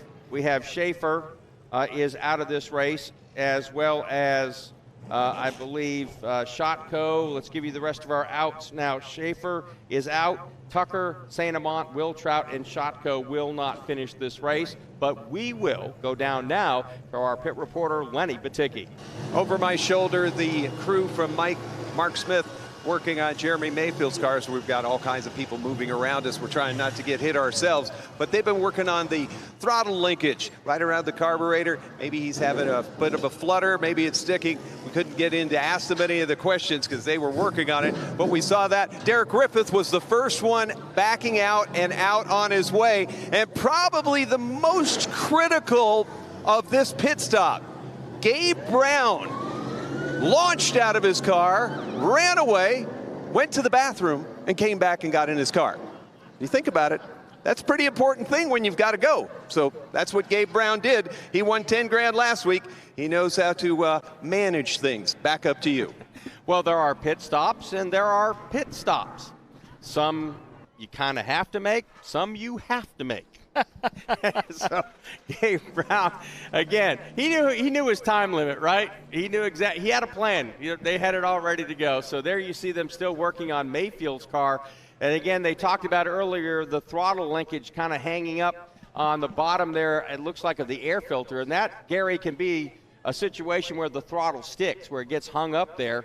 And that can be a little bit of an iffy situation as you pile your way down into a corner. Well, absolutely. That can do two things. One thing, maybe he's not getting the throttle fully open, which is bad. And the other thing is if it sticks fully open is even worse. So that's a bad situation to be in. So you see the field now, our drone shot from the back straightaway. And again, look at Jennerstown. I got to come back and just back my truck up there and get a grill out and and make some hot dogs there, you know, driving 500 miles to watch a race and tailgate. I mean, what the hey? You know, why not try that one of these days? Again, this racetrack has it all. I can't tell, you know, you call it a concession stand at a racetrack. This is not a concession stand. They're out there grilling on a real grill, bringing in, you know, hamburgers like you would get out of the best hamburger shop. And again, it's a restaurant that happens to be at the racetrack. I bet some people come here to eat on a race night and they go like, okay, time to go home, like it's a date night. Okay, honey, I bought you dinner. We watched the race a little bit. Let's go home. I mean, that's the kind of racetrack we here have at Jennerstown. We really do have those fans here. They show up, they spend their Saturday evening just hanging out at the track. They get their dinner here, they can have a few beverages, they watch some racing, they go home sometimes before we're even done, before even best race goes out onto the track. You guys are the locals here, so how do we get a pizza? I mean, we're getting to that part of the night. It's pizza time here at Jennerstown. And they make the pizzas on site. No, how am I shocked by that? But we got to get one. I mean, it's been a long day. Time for pizza as we get set to go racing again here at Jennerstown. This race, again, broken up into 3 segments. 40 laps, then 50 to lap 90, then 90 to 150. Again, I caution you, no yellow flag laps count in this event, all green. And so the fans absolutely do not get cheated out of a single lap in this 4th annual Motor Mountain Masters here in Jennerstown, Pennsylvania. Again, I'm Mark Garrow, high atop this beautiful racetrack. The signal goes out from our starter, and that is Mike Reiniger, who's been 8 years the flagman here at Jennerstown. You see him give that signal. Come on, boys, 1 to go. Let's go racing. This segment 50 laps strong. Mark Garrow again with Nate Rigotti and Chris up here in the booth. We're getting set to go racing once again. And so Derek Griffith, Eddie McDonald, Cole Butcher, Albert Francis, Gabe Brown, Barry Oddie. They are the first 3 rows. Then there's Mike Hopkins, who's come from 21st up to 7th. Watch that 15, the yellow 15, the black car. Here are the cars now under green once again. And Derek Griffith gets the jump on Eddie McDonald.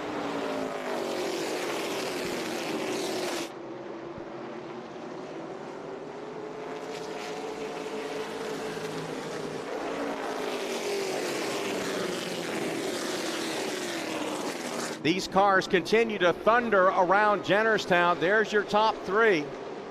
Griffith, McDonald, and Butcher running tight together. There you see Albert Francis, the Rack Hunter car, sneaking into the picture. That's the 33. And don't look now. Mike Hopkins, the defending winner in that 15, has moved past Barry Oddie into 6th. And he is on the hunt. He is quickly driving to the inside. You see him come into the picture in that black car. And the yellow flag is back out. And the 51 has gone around here at Jennerstown. That's one of our local racers, Owen Haupt. He spun out during practice earlier this afternoon.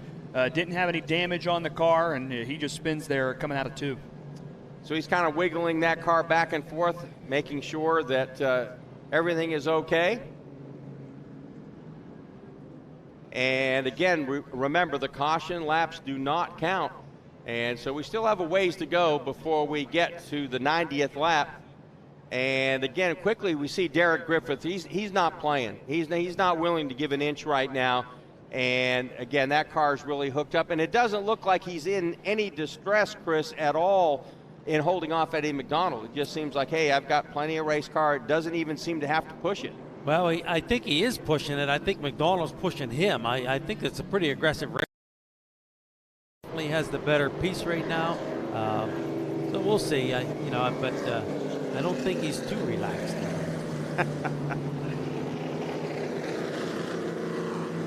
Just before the caution, that 24 of Cole Butcher had a great run out of turn 2, getting close to that 17 car. I really like that 24 car. I think it looks really smooth. around this racetrack. I think Butcher's got a real shot at it from the third spot right now. Well, there's a lot of racing left, and the fact that the 33 is hanging right in there, I think that shows a lot. That shows a lot of patience. He may not have the car to win, but then again, he may, and there's still a lot of racing to go. And the other car that we've been talking about is Mike Hopkins in that black and yellow 15. In those 2 laps, he made up another spot. He'll restart here in the 6th position. He's got a fast race car.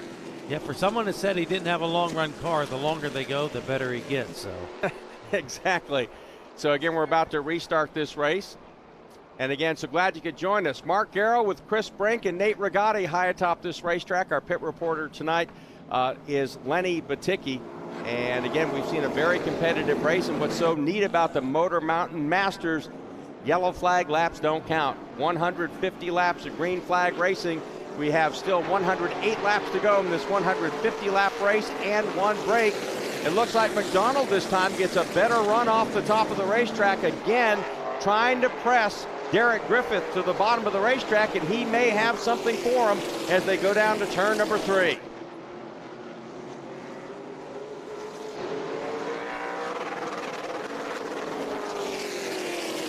So these 2 drivers now locked in a mortal combat for the lead as they come flying out of turn number 2. It's McDonald on the outside. Derek Griffith, who set a record in qualifying here at Jennerstown. That car, big wiggle as McDonald keeps him pinned to the bottom of the racetrack. Eddie McDonald, the leader at the stripe. 2 laps in a row, and he'll clear the 12. We've got a brand new leader in the Motor Mountain Masters here at Jennerstown. Eddie McDonald takes over the lead in that 17, and Derek Griffith is not going to let him go. Cole Butcher's sitting back there in the 3rd, the 24 car, looking for a little bit of racing room, and here is Derek Griffith trying to fire back a little farther back. Corey Casagrande, that's the 7, trying to get inside that orange and yellow car. That's Barry Audi. Here's your leaders again. Derek Griffith looking inside. McDonald tried to slam the door, couldn't do it. Well, look now, Mark, the 24 car's catching up. And we've got a wreck here on the front stretch. It'll be a local Jennerstown driver, Brandon Marhefka, in that 13 car powered by Allied Milk Producers and Milk. And boy, that front end is ripped up on that 13 car. Yeah, obviously there's something sticking out from underneath that race car. He tried to power forward, couldn't do it. Now we see smoke coming out from underneath the hood, and that is probably going to do it for Brandon Marhefka. So obviously he's disappointed as he walks away. He looks maybe a little more than disappointed as he walks away. And want to sort of mention, officials, that promoter Billy Rebar here at Jennerstown has Cody Swanson also involved in that situation. We'll try to get you a replay, but he wanted everybody to know that Jeremy Schaefer has been penalized by being suspended for the rest of the season. So there are 7-8 races left in the regular season, so I guess that's 1 race per punch for Jeremy Schaefer. So he has been suspended for the rest of the season. And again, we made light of it. You know, it's kind of fun to watch. The bottom line is after 1 punch, it's assault. I mean, that is just the plain truth of it. So, you know, guy's mad, swings in there and walks away. Okay, that's 7 punches. That's assault. That could get you arrested, So maybe if local law enforcement is watching the replay on Pit Road TV, they may have something to say about that, although we hope not. Again, things happen.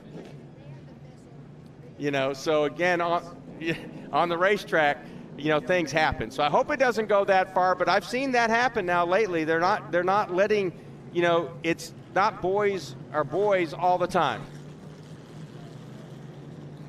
And so, and we're understanding like more, there are, as we talked about, there will be sanctions by the racetrack, and now we're hearing, local law enforcement could be involved in this issue as well. We'll have to see how that plays out at a later date.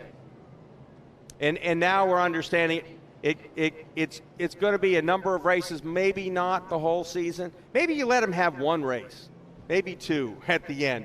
That would kind of even hurt a little bit more. I'm not sure. But again, I'm sure Jeremy Schaefer thinks at this point, maybe I should have reacted a little bit differently. And that's one of those things, your emotions get the best of you. you know, the adrenaline's flowing, you're mad, you know, you put so much work into a race like this. And again, if you just joined us, there had a situation with Jimmy Tucker and Jeremy Schaefer. We don't know what happened. Both of these guys have kind of left the scene. They were so far in the back of the pack, we didn't have a replay. And Jeremy Schaefer got out of his car and waffled Jimmy Tucker in the side of the head 7-8 times with big right hand punches while he was strapped in his race car. Tucker got out of the car, grabbed Jeremy Schaefer's helmet, threw it into the parking lot. And because there's a hill outside of turn 1, it really did roll down into the parking lot and into the road that the entry road here at Jennerstown. So we had fun with it. But again, Schaefer is facing some heavy sanctions and maybe even a little bit of law enforcement involvement.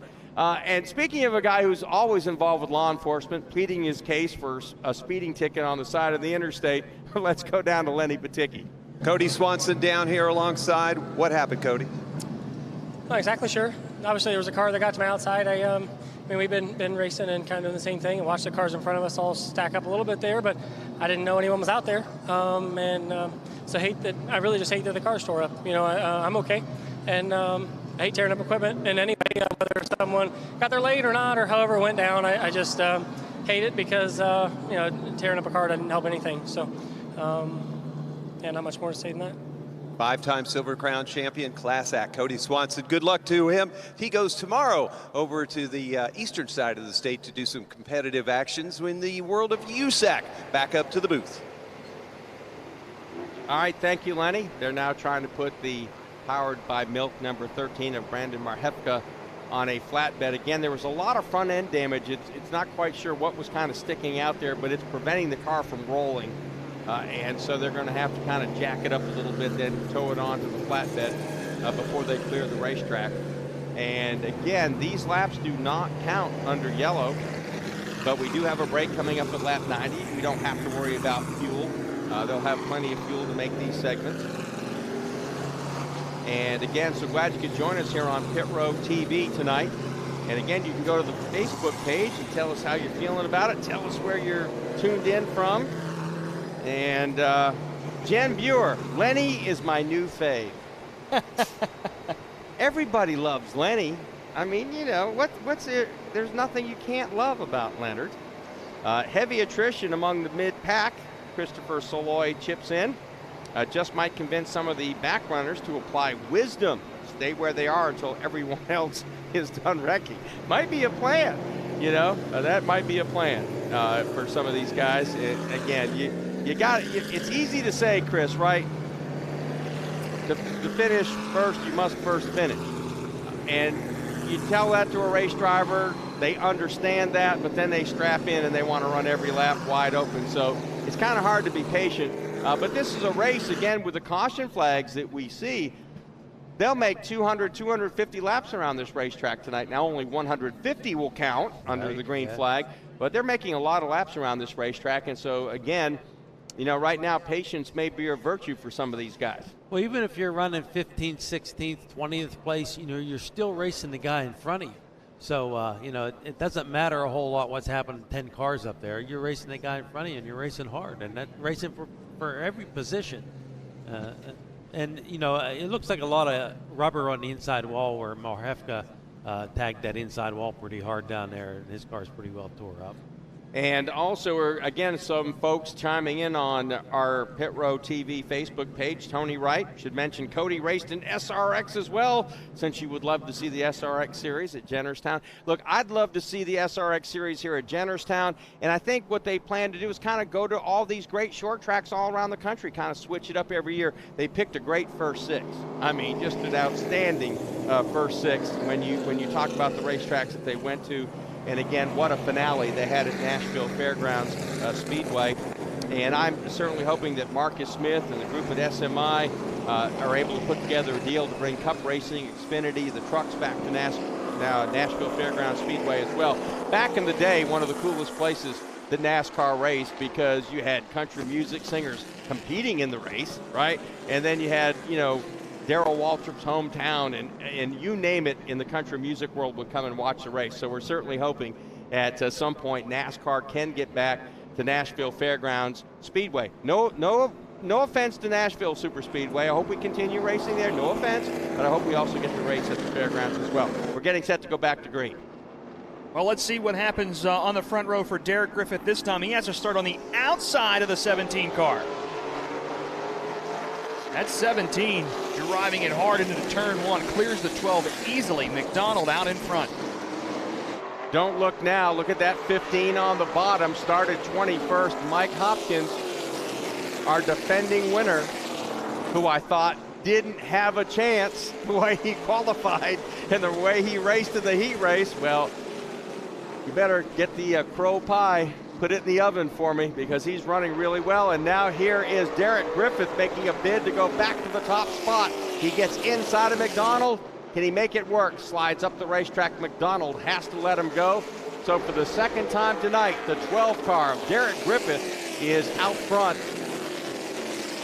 And you know, Butcher's not going anywhere in that 24 either. Every time you show a picture of Derek Griffith and Eddie McDonald, Butcher's not far out of the picture. He is hanging tough with those guys. I told Chris earlier, I really like this 24 car. It is really smooth. Not only is it the best looking car on the racetrack, it won our CorvetteParts.net best looking race car award for this, but it's been really smooth and it's just stayed really steady. Butcher just riding there in that 3 spot looks really, really comfortable.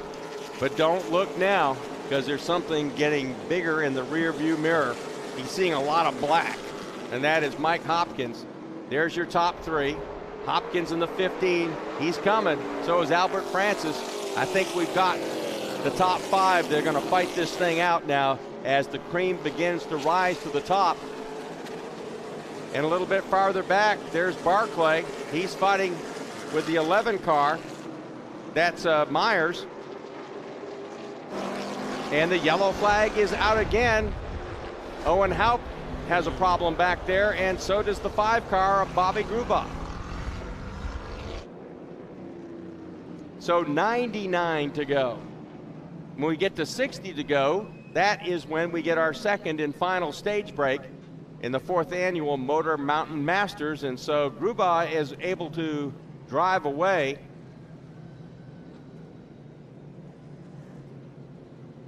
And as strong as Derek Griffith and Eddie McDonald have been, Cole Butcher, Mike Hopkins, man, is making up a lot of ground here early. Here's a milk replay as they go down into turn number 1. And Haupt is already turned around. And Gruba is going like, oh, man, wrong place, wrong time. But again, he was able to get on the brakes, Chris, and not really do any damage to his car. Very alert driving there for the 5. Saved a lot of damage. And that's the second time Haupt has been around. Actually, the 3rd time he spun in practice, and he's getting a lot of practice at spinning and not hitting the wall. So he's doing well with that. Well, at least he's keeping it off the wall there. But bringing out the caution for the second time is Haupt in that 51. Well, and you know, when they spin like that on those 10-inch slicks, those tires are now flat spotted. His car is not going to be good. He's going to have to, you know, baby that thing till he gets some tires on it.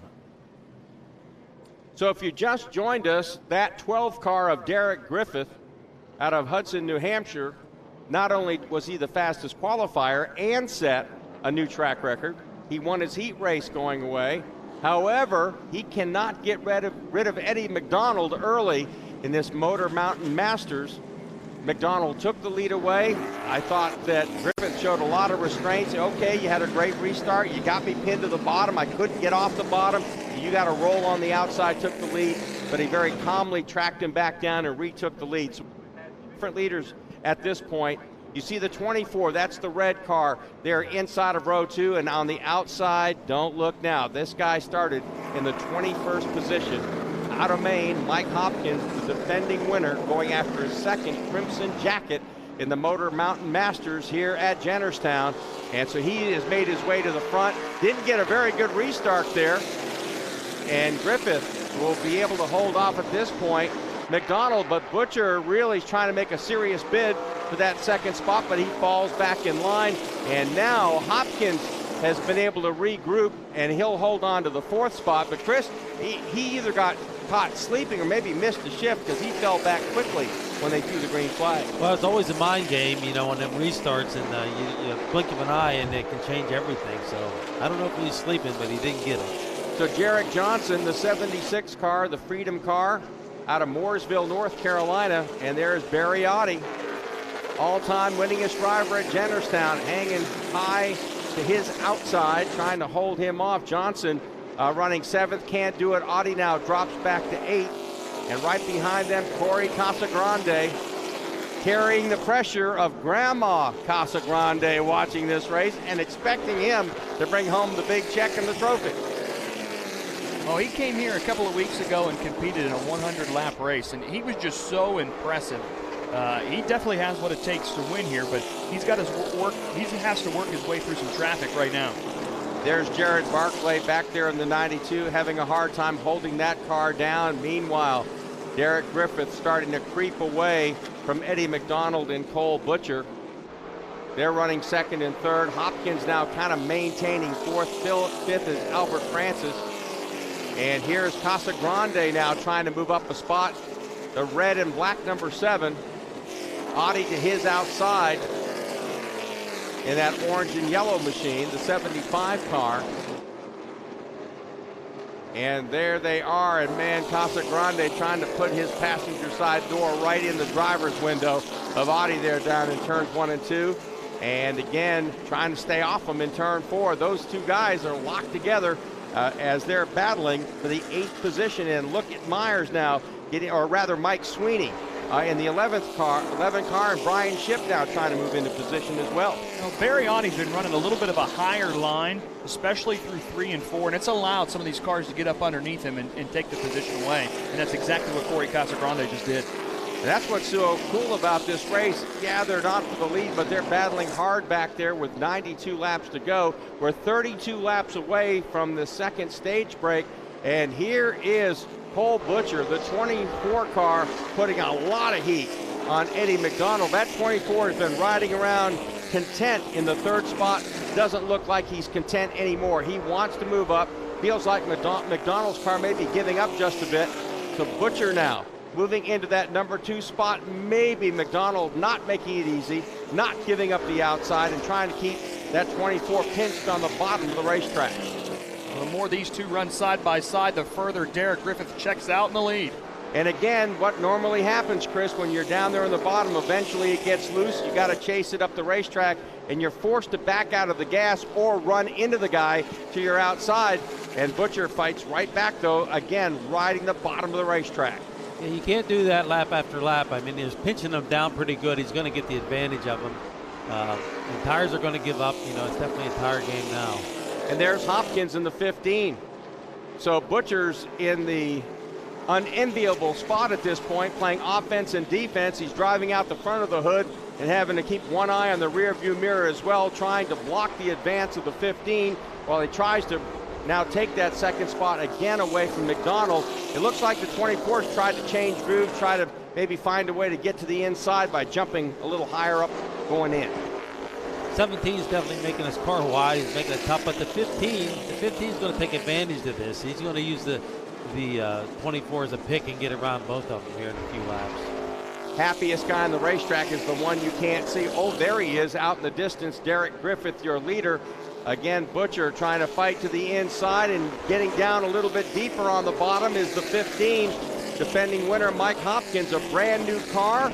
But he said, look, we don't have any staying power in this car. We have good early speed. Whatever they were looking for adjustments, they found it in the final practice today or the heat race. He's really climbed through the field, starting in the 21st position. Now up here in this battle for 2nd. It's a 3-car battle for the 2 spot behind Derek Griffith, your leader. This 15 car has just picked his way through the pack, and we really haven't had any long runs with 7 cautions through this thing already. But we haven't seen a long run, so it'll be interesting to see if this 15 car can hang on up here if we stay green until the 2nd competition caution. Again, you see the leader out in front of this battle for the 2nd spot. Derek Griffith is certainly kind of tooling around right now, knowing the caution flag is coming up at 60 to go in this race. We're at 84 to go at this point. And so he's going to try to save a little bit of something while these two guys or rather 3 gentlemen are attacking each other for that second spot. Butcher again finds his way to the bottom in the 24, but McDonald, again, this is what makes the racing so great at Jennerstown. There are 2 very fast grooves, and you can sort of hang on the top spot. This time, though, Butcher gets a great run off the bottom, and he'll swing in front of McDonald. So Butcher, after running in third just about this entire race, moves up to second, and Mike Hopkins said, look, I'm not wasting any time. I'm coming too. McDonald is going to get a twofer. He's going to get drop kicked from second back to fourth. Yeah, time to go for Mike Hopkins. He sees that opportunity with McDonald slipping back a little bit, and he seizes it and takes the 3 spot away. So those are the top 4 cars. Again, as soon as Butcher cleared McDonald, he drove away from McDonald. Now let's see, what Hopkins has first for Butcher, and then maybe later on for Griffith. And 1 lap by this next time, 20 laps to go in stage number 2 of the Motor Mountain Masters. Here again, Jarek Johnson, Corey Casagrande. This is the battle for the 7th position, just behind Corey Francis, who has slipped back to 6th after Gabe Brown moved into 5th. Casagrande in the 7. Again, pinched down on the bottom by Jarek Johnson. And there's Barriotti, still hanging tough in the top 10, the all-time winner here at Jennerstown. So Casagrande from Stafford Springs, Connecticut, where I used to announce years and years and years ago. I won't say when. I'll just say that Noah was a deckhand at that point in time. But great racing town, great racing area. Basically for modified, so it's kind of interesting to see a big-time late model driver come out of Stafford Springs. Casagrande running well. He won the 75 lapper here at Jennerstown as the warm-up to the Motor Mountain Masters. And I think he had designs on having a better run tonight, thought he would.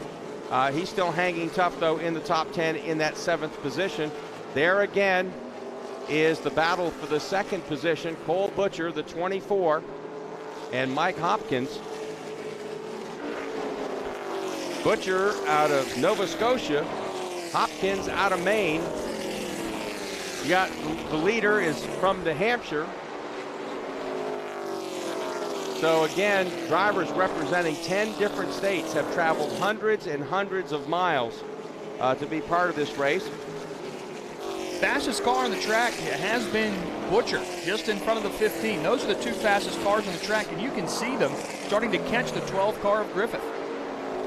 And at this point, 15 laps to go before we get the 2nd and final stage break for this 4th annual Motor Mountain Masters.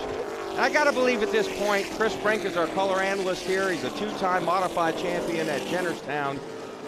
Derek Griffith can't be using it all. Why am I going to use it up? I have enough space. I'm going to try to ride this thing out, get to the caution, change my 2 tires, and then roll from there. But I do think there's the top 3 cars. They've shown the most speed. I think, when they take off the gloves, although right there, you see Derek Griffith really slide loose into turn 1. Yeah, I think he's driving a little harder than maybe we suspect. He looks smooth. A smooth car doesn't look that fast, but he's definitely hustling around there. And, he's got fast cars behind him. And it's a blink of an eye, the space between them. So it's going to be really, really tough to stay out there. And you have some lap machines up ahead of you. Bobby Grubaugh's there, Jeremy Mayfield. Again, here is Griffith ducking inside the Grubaugh car as we have now 11 laps left in this stage. And Derek Griffith is going to have his hands full of Cole Butcher to hold on to be the leader at the end of this segment. Butcher's car is absolutely on rails right now. He has left the 15 of Mike Hopkins to come up here and lock horns with Derek Griffith. Yeah, this 24 car, fastest car on the track, he's really been cooking it around this half-mile racetrack, and he's got a chance for the lead right here. And Derek Rose moved to the outside and waved the white flag. Oh no, he fights back to the outside. I think you're going to want to control the restart if it's at all possible. So both of these drivers intent on leading the field to the green flag for the final 60-lap segment. And now at this point, we have 9 laps to go in this segment. And Derek Griffith doing his best to hold on, but I don't know if he can. Butcher very strong on the bottom of the racetrack, and up ahead, you have the slowing Jeremy Mayfield, and he may play into this. Mayfield gives them the bottom of the racetrack, but that's where Griffith was, so he'll probably have to fall back in behind Butcher. And so there it is. Butcher now becomes yet another new leader of this event tonight here at Jennerstown. Griffith has led it. Eddie McDonald has led it. Now Cole Butcher is on the point. Well, Cole was chasing the rabbit the whole race. Now he's in the lead. We'll see what he can do with the lead. See if he can hold the lead, but the car looks strong. Hopkins now, the 15, trying to close in on Derek Griffith. 6 laps to go the next time by the start-finish line here at Jennerstown. And it looks like Butcher is going to be the man that will beat them to that green and white checkered flag 6 laps away. Can Griffith hold off Mike Hopkins? Does he want to? Let Hopkins have second. I start inside.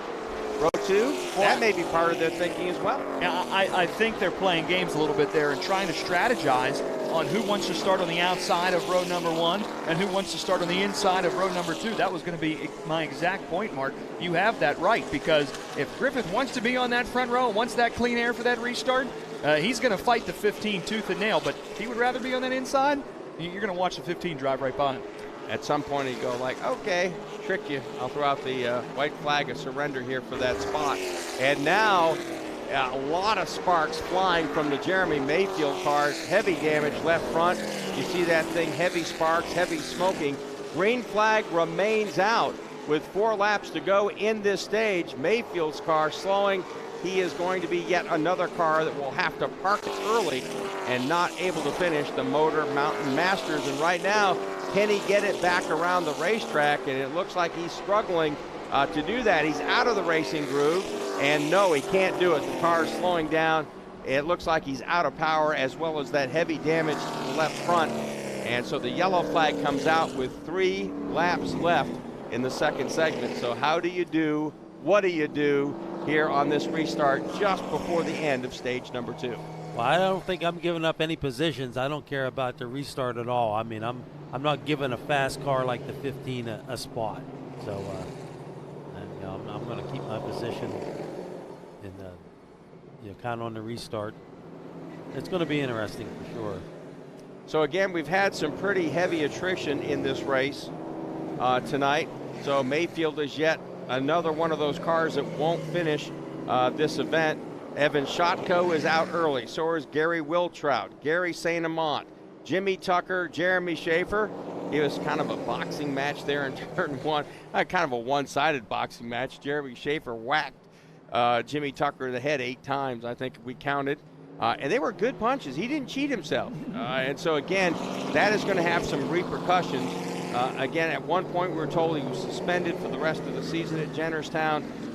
He's going to be suspended, so we don't know how many races, and also some law enforcement could be involved in it as well. And again, that's rumor mill, conjecture, whatever, but we do have some inside info. The first thing is going to happen. He's going to be suspended. We don't know how many races. Anything else gets involved, because again, let's call it what it is. After the first punch, you can make a good case for assault. So we'll have to see how that all works out. So again, they're out of the race. And here's Ethan Myers. Looks like he is out of the race as well. Powered by Milk Replay. And as they work their way out of turn 4, and whoa, something broke in the left front of Mayfield's car. Did a nice job to keep that out of the fence. It was heading straight for concrete. And Mayfield brought it down on the bottom of the racetrack and got it clear. And I believe, he's the kind of racer that would go like, okay, I'd like this thing to stay green, so if I can get it back to the pits, I will. But the car just kind of jammed up, would not let him do it, quit on the back straightaway. Again, well out of the racing groove, but, certainly they could not hold it green. But, woo, that could have been a big one because, again, something failed dramatically in the left front of that car, and that could have been easily.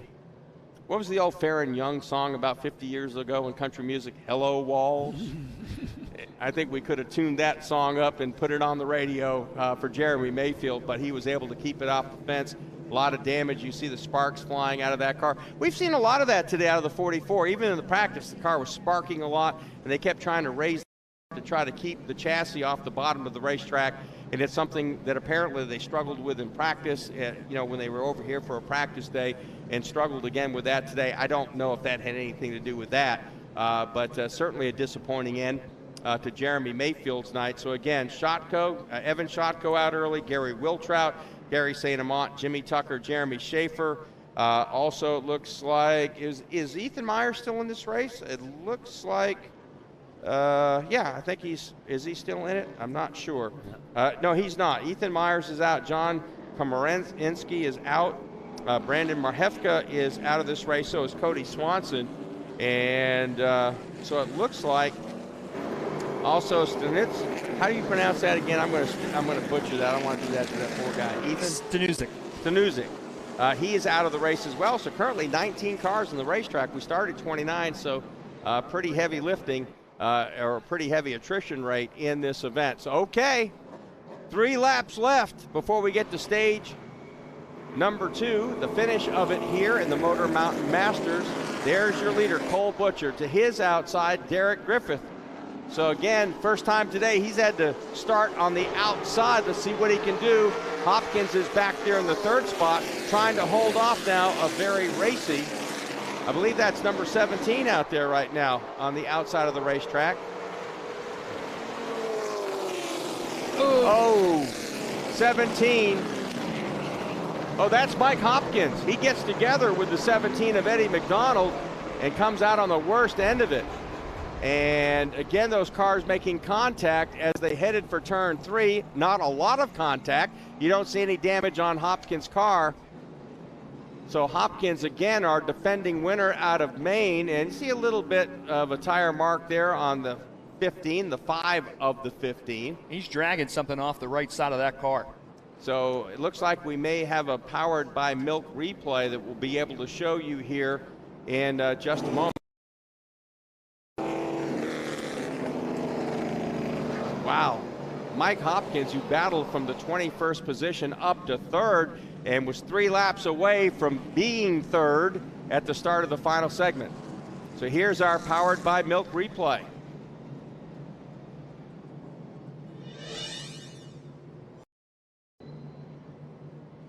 So the 17 is Eddie McDonald. Oh, those two bumped as they went for the same real estate at the entrance to turn 3. And I'll tell you what, if Eldon King didn't zig really good, and if he had zagged, he'd been right in the door of Mike Hopkins. So Hopkins will continue to race because Eldon King did not smack him. The 47 of Gabe Brown goes around him. So does Albert Francis. And watch this 0 car come in right here. This could have been bad. But he makes a great move, Eldon King. So if Mike Hopkins lives to fight another day, he needs to buy a Stoney's beer for Eldon King after this race.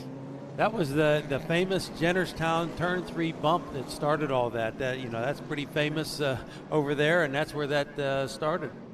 And so we'll have to wait and see as they update the scoring where Hopkins will line up on this restart, and we still have 3 laps to go in stage number 2 here of the Motor Mountain Masters.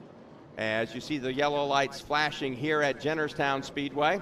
So glad you could join us for this broadcast on Pit Road TV. It's brought to you free by the great folks at Jennerstown. Also Rack Hunter. Get Rack Hunter Lifestyle Camo that stands out.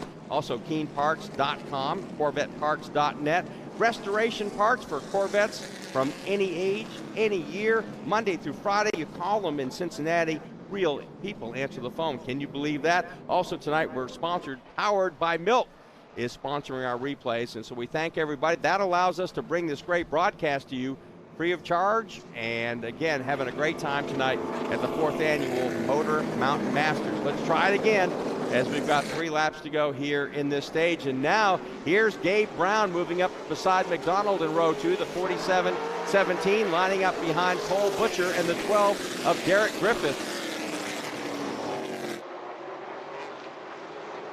Griffith can't get to the outside of Butcher, so he'll try inside now. And look at Casa Grande now looking racy. The 7 car has moved around. Francis, don't count him out. He's up to the 5th position in more trouble. Eldon King goes around. heavy damage as he flies across, hits the inside wall, and then slams into the outside wall. The yellow flag flying yet again here at Jennerstown. That was a hard hit. You could hear it up here in the stands, and that's a tough deal. And if memory serves me right, Eldon King crashed about the same way and same place a year ago here at Jennerstown. And the other car involved in that wreck, it looks to be the 99. I'm sorry, 66. I'm looking at it upside down. That's Nate Walton out of Hudsonville, Michigan. Tough break for him. But that was a heavy, heavy impact for Eldon King, and we just happened to be on that shot, and guess what? We only got one lap in. Green flag, still 2 to go in segment number 2. Masters, and again, Jennerstown, great safety crew that they have here. Not only do they have a great safety crew, a great medical staff, but here at Jennerstown, the Kanyuma MedStar helicopter is here in the infield. So if anything should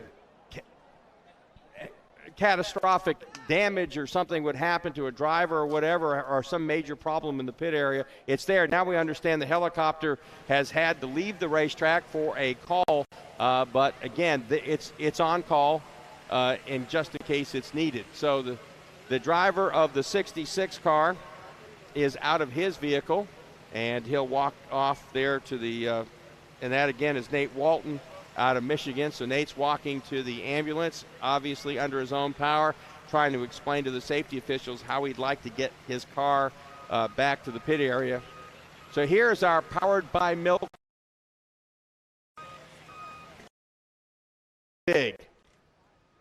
There's already sideways. Eldon King almost climbs over the barrier on the inside and then slams into the wall. And Walton had nowhere to go but kind of followed that wreck. Got into Eldon King, and both of them got guided back to the outside wall. Let's try to watch what happened here. So somebody came off the wall. So it looks like the 0 got into the fence, bounced off the fence, and came across the inside. It looked like the 48 of Brian Shipp right in front of him got a piece of the wall and bounced off and got into the 0 there and sent the 0 flying. Got a little loose on the front stretch there and right into the inside retaining wall. Again, this track is so fast, so Eldon King, who just had a narrow miss of Mike Hopkins on the last problem in turn 3, this time as the exit turn 4, he made a move but didn't have the space to finish it off. So up in front here, you can see this car up against the wall, the 48. See the spark right there. You see some of the concrete, the smoke coming there, and there you see Eldon King behind him, already out of shape, trying to look for some running room. And as he got crossed up sideways, Nate Walton was right there. So, again, it looks like Eldon King lost control, but he had some help back there. Car bounces off the wall. You try to crank it hard left at those kind of speeds. Sometimes, again, you don't have the real estate to save the race car. And Eldon King, again, second year in a row, major damage to that race car. Right now, let's go down to our CorvetteParts.net pit reporter, Lenny Baticki. This is Scott, the crew chief for Corey Casagrande, who you were complimenting, moved up into the top 5. What's Corey saying about the car, and what kind of tweaks are you thinking about? We made a lot of tweaks at that 40-lap break, and Corey's saying the car is really good. We're going to bolt 2 tires on it and go from there and see what we got. Car designed to get better as this race goes on. We get to the 50, 52, you know, we're right there at the 8 to go for this thing. You got a driver in a car that should be there? This isn't our first rodeo here, so we know what we need at the end. Hopefully we got it in the car, and Corey can take care of the rest. We got confidence. Crew's confident. Casagrande came here earlier this year, grabbed a win, and just put a notebook together on how to get it done here at Jennerstown. Moving up into the top 5, not his first rodeo, like the crew says. Back to you. Lenny, did you not tell them that Grandma was watching as well? I mean, the pressure's on. The pressure's on. And look at the damage to the Eldon King machine. That's the looks like ET Trucking. Is that the sponsor of that car? And wow, there's going to be some work. That may be a back clip. That's going to cost them some time, and it's going to cost them a lot of money to get that car back. Tough break for Eldon King. Made such a great move not to run into Hopkins. He really did. And there again, that situation, he was right on top of the 48. and he made one subtle move to the left, and again, just the wrong spot on the racetrack, carrying that much speed. The car got away, and I'm not sure he would have been able to maybe reel it back in, but then there's Nate Walton right there, got in contact, no place to go, and then it was really on. Eldon King had no chance whatsoever to keep that car from slamming into the inside wall, and then like a bumper pool shot on a pool table, caroming in from the inside to the outside fence. And it's kind of weird how Walton's car was just stuck following him. You know, it bounced the wall together, and they kind of ricocheted off at the same angle. And Walton's car did not make as much impact with the walls inside and out as Eldon King's, but you can see some serious damage to that car. Left side's kind of narrowed up a little bit, and they'll certainly have a lot of work there to get that car.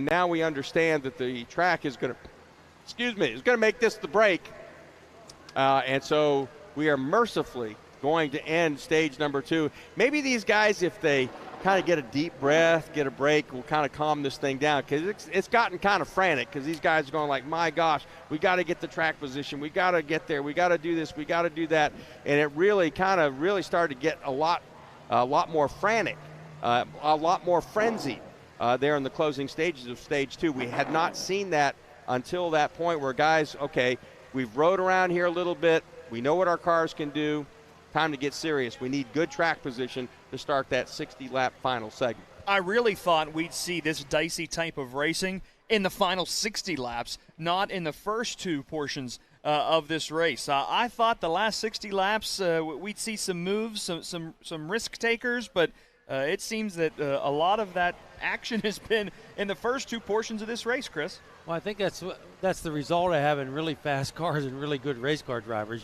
You just can't afford to let the leader get away, and that's why they're racing so hard. And now they're going to catch their breath. They're going to make some adjustments. It's going to start all over. It's going to be a 60-lap shootout, so it's going to really be interesting.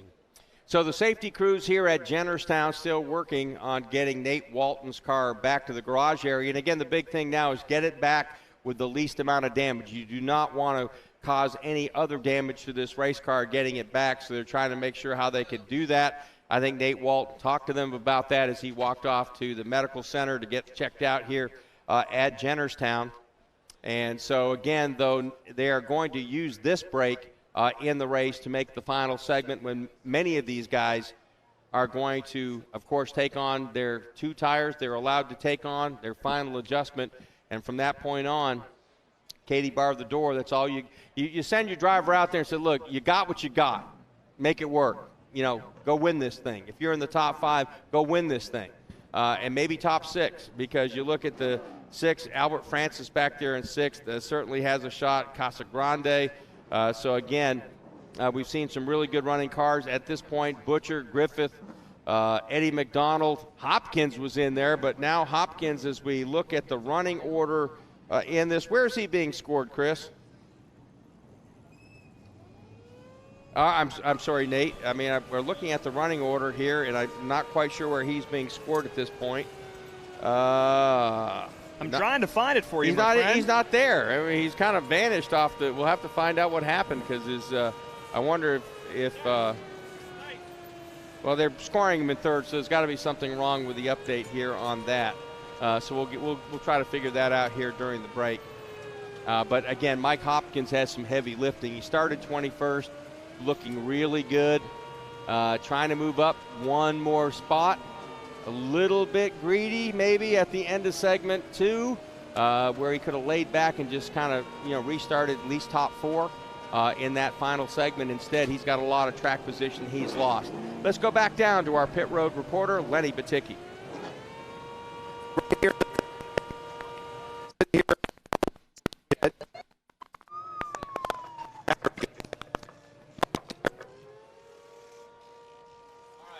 All right, so we'll get back to Lenny here in just a second. A little bit of a technical glitch as Lenny's mic started to cut out there. We'll get back down there to him. And again, the whistle or siren, if you will, has gone off, and that signals the teams have 5 minutes to make whatever changes they want. They obviously get a chance to change out 2 of their American Racer tires, McCreary tires, here at Jennerstown tonight. So Mike Hopkins is being scored now. Do we see where he is there in the running order? And we just went by him here. Hopkins, 17th. Ouch. 17th is not undoable. That car is really fast. He's got 60 laps. I don't know how much damage, if any significant damage was done in that accident, but if his car is as good as it was before the accident, you know, he's got a shot at it. Again, I've had to eat a little crow pie when I thought, and I said earlier, I don't think Mike has a chance. So a little. Now he has a chance to make me eat the whole enchilada. We've got a full-size, grandma-size crow pie. Can't do it. Can't do it from 17. Don't see it, as well as Butcher, Griffith, McDonald, Gabe Brown, Casagrande, Francis, Audi, as well as they've been running. He's going to pass some cars, no doubt about it. But I just don't think he has enough time, as good as those other race cars are, and he's got to use up a lot of race car to get there. Well, a lot can happen in the front, as we've already witnessed. So, you know, it's not over till it's over. All but 2 cars had their best lap in the first dozen races, or in the first dozen laps.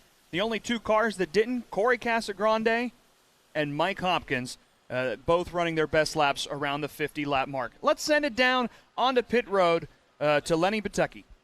Hey guys, we're in Cole Butcher's pit, the leader. When we went here down on caution, he did change 2 McCreary tires on the right side. They put in some fuel, looks like almost 10 gallons. They had a couple of big jugs going in there.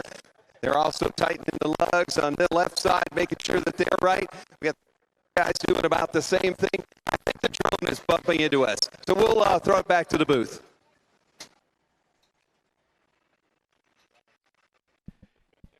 Thank you, Lenny, for that update. Again, our pit reporter tonight brought to you by CorvetteParts.net. And again, final chance. Put on a couple of tires, make the final adjustments. But I really think the complexion of this race changed right here at the end of Stage 2 when Hopkins got together with McDonald. And at this point being scored in 17th. So you had a car that was going to be second or third, no worse than fourth. When we restart this race for the final 60-lap segment, he's back in 17th. Good news for Butcher, Griffith, McDonald, some of those other guys, because as well as Hopkins was running, again, he was going to make me eat crow pie at the end of this race. He was running very, very strong, and it seemed like, and maybe he was sandbagging. Maybe he wanted me to tell the world, like, no, we got no staying power. We don't have a long-run car. Because, boy, that, as Chris, you talked about early on, it looks pretty racy the longer this thing goes on. So maybe he was sandbagging and trying to, using me for misinformation and a little bit of propaganda he wanted some of the other teams to hear about. Maybe, or maybe he just figured out that he does have a good car, and we'll see. And certainly a veteran team making some adjustments. And, again, when you have a new car, you never know when you're going to hit it. Right. And they made the adjustment. They hit it. Right. Let's go back down to Lenny Batecki. Compliment the race director for realizing a couple of laps early with this caution would be safer for everybody in. They all came in. They made the right adjustments in their mind. 2 tires here, a little bit of air pressure there, some tape on some damage sometimes. But all these guys now have got the mindset that it's their race. They still have a chance. They still got that crimson jacket in their future. The Motor Mountain Masters. If you've got friends that like racing, they haven't watched us yet, tell them. Social media, call them, go over and knock on the door and go, hey, you got Motor Mountain Masters for free, an opportunity that is huge thanks to Rack Hunter and Keen Parts and CorvetteParts.net. Get them looking at this broadcast, because I'm telling you, Derek Griffith, he's focused. Cole Butcher, he didn't make a 20-plus hour drive from Canada here for nothing. He wants to take this back, and so many and so forth up and down. This is going to be the 4th year, the best year. It's coming to life. Watch us. Up to you. Thanks, Lenny. And talk about Cole Butcher coming from Canada and being ready to go. He was the first car out of pit road back to his starting position at the point. I mean, couldn't have made too many adjustments to that car. He was the first one off the jacks, fired up, and back out there on the track, ready to get this 3rd stage underway. Hey, he has an opportunity to set the NASCAR Truck Series guy back. You know, he can beat him bragging rights for the rest of his life. I mean, it's a big deal, and he's going to go after it. Hey, Ray, bring SRX to Jennerstown. Man, it is so much fun. The track and the fans, they put out a billboard kind of underneath the grandstands, and everybody was taking pictures in front of it, so it might be all over social media taking a picture in front of that Hey Ray sign they have at the racetrack. Again, so glad you could join us, and here's the upcoming events on Pit Road TV. Now, this race is a free race because of the sponsorship of Jennerstown, Rack Hunter, KeenParts.com. It's the only free race. Everybody else on the subscription will get some great races coming up. Alive for 5 at Dells Raceway on August 14th. The Cars Tour at the Motor Mile there in Virginia on August 28th. Those are a couple of the upcoming events. So again, this is the lone freebie event. If you've got a subscription to Pit Road TV, guys, it doesn't get any better than that. It doesn't cost that much. You see great short track races all over the country. So the folks are going like, I paid a subscription, this race is free. Come on, enjoy it. And this is the only one you get all year because of the great folks here at Jennerstown. And of course, we have great sponsors tonight, Rack Hunter, KeenParts.com, CorvetteParts.net, powered by Milk. And they're allowing us to bring this free to fans all over the country, all over the world. And they have been certainly chiming in on our Facebook page. So if you'd like to continue doing that throughout the race, please do. And, man, we're having a lot of fun. And we got Nancy Saylor. Go, Barriotti, you rock. And you have a great crew chief, my husband. I think she's got a rooting interest in this race. And, again, it's just been fun to watch the Facebook page and all the people chiming in from Florida and California. We have a couple of them from Canada, so it's been fun to watch these folks chime in tonight. And so we still have 62 laps to go in this race, so they did call this competition caution, if you will, to end stage number 2, but they did not take away the lap. So we are at 62 laps of green. I think this was a way for track officials to let off some steam. It's like a radiator that was about ready to blow, and no matter what was going on, it was just a frenetic frenzy in the mid-pack, and these guys were driving hard, maybe a little bit over their equipment, and said, let's take the pressure off, let's ease this race down a little bit, give you a break, give you a chance to cool down. And we're about to go racing again, 62 laps. This is the final segment of the 4th annual Motor Mountain Masters. It's underway. And for a minute, Eddie McDonald thought about making it 3 wide from the inside of row number 2. Yellow flag is already out. We've got a car against the fence. And that is the 40 of Jordan Miller, I believe. And he is up against the fence. Man, we can't get off lap 62. We've tried 3 times. I'm all for moving to lap 61 and just like, hey, Groundhog Day, we got to change the page. Well, I think some of our local drivers are concerned about how many cars are getting torn up. Chris has made an observation that one of our local drivers didn't come back on the track for that restart. Yeah, Barriotti, I don't know if he's had trouble. Oh, he's definitely man. Parked, yeah. He has had a solid night, rocked in and locked in to that, 6th to 8th to 9th spot. He has not been out of the top 10 until he pulled this car in and parked it. So that was a tough break. And also for the 40 car of Jordan Miller, this is one of those guys that traveled almost 500 miles from Mooresville, North Carolina to run this race. And speaking of somebody who traveled that far as well, let's go down to our CorvetteParts.net pit reporter, Lenny Baticki. Justin here is Jordan's crew chief. And you were just telling me about a strategy that you had, and it all went sideways. Doesn't look too good out there. Yeah, I'm just a helper here, new crew chief. We're just trying to buy our time, just stay out of the trouble and stay in the lead lap and just hope for a solid night and a good finish. And, well, I guess we're going home. Yep, a disappointed assistant crew chief, we'll call him for tonight. He was a great guy, and we were literally just talking about how Jordan was going to hang out in the back and play good, and then all of a sudden, what happened. So it happens that way. Mark, you've been really good about describing how the ups, the downs, and so much happens. The drama of this sport comes to life everywhere across the grassroots on Saturday nights, and right here at the Motor Masters as well. Back to you. You see Jordan Miller walking along the racetrack and not very happy with Owen Haupt. And no punches, not this time. No Jeremy Schaefer, dramatic replay.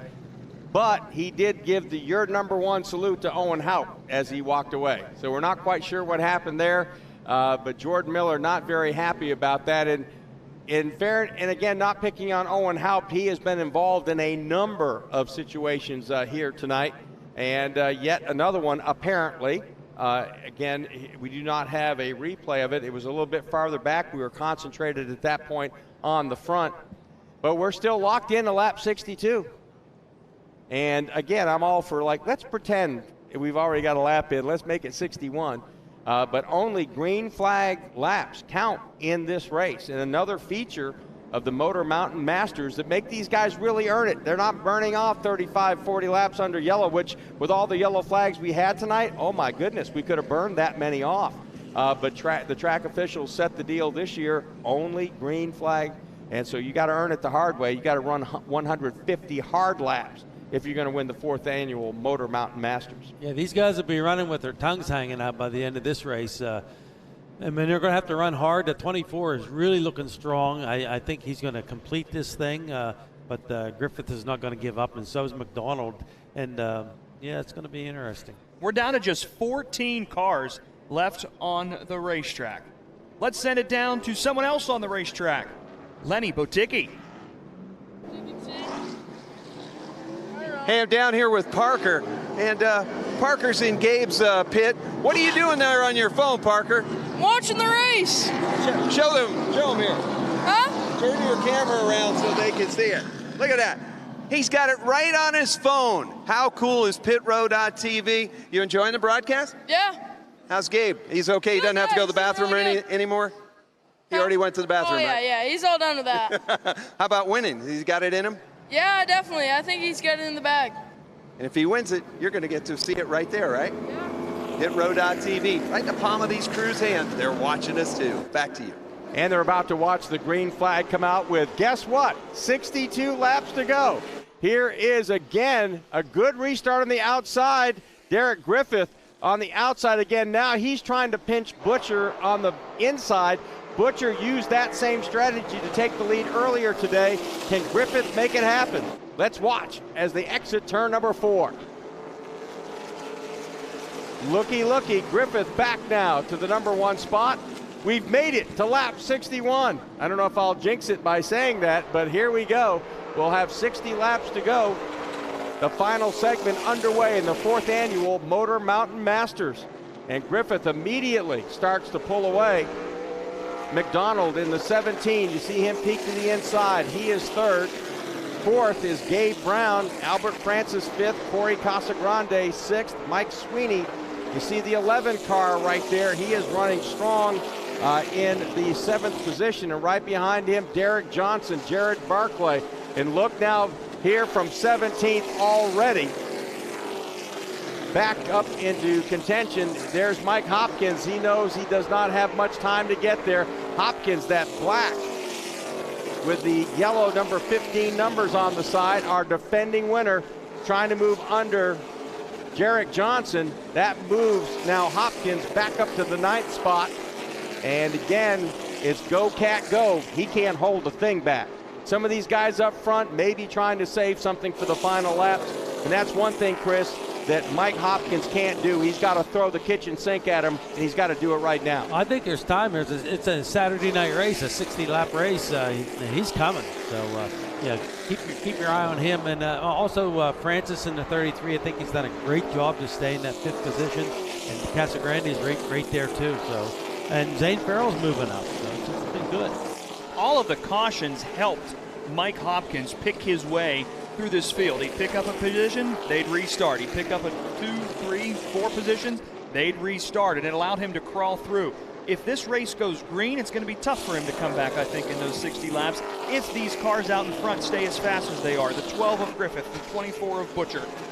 But in the back of the pack, then, you've got Hopkins, who's got to get through Jared Barclay in front of him. You know, Sweeney's there as well. He's had a pretty good car all night. That's the 11.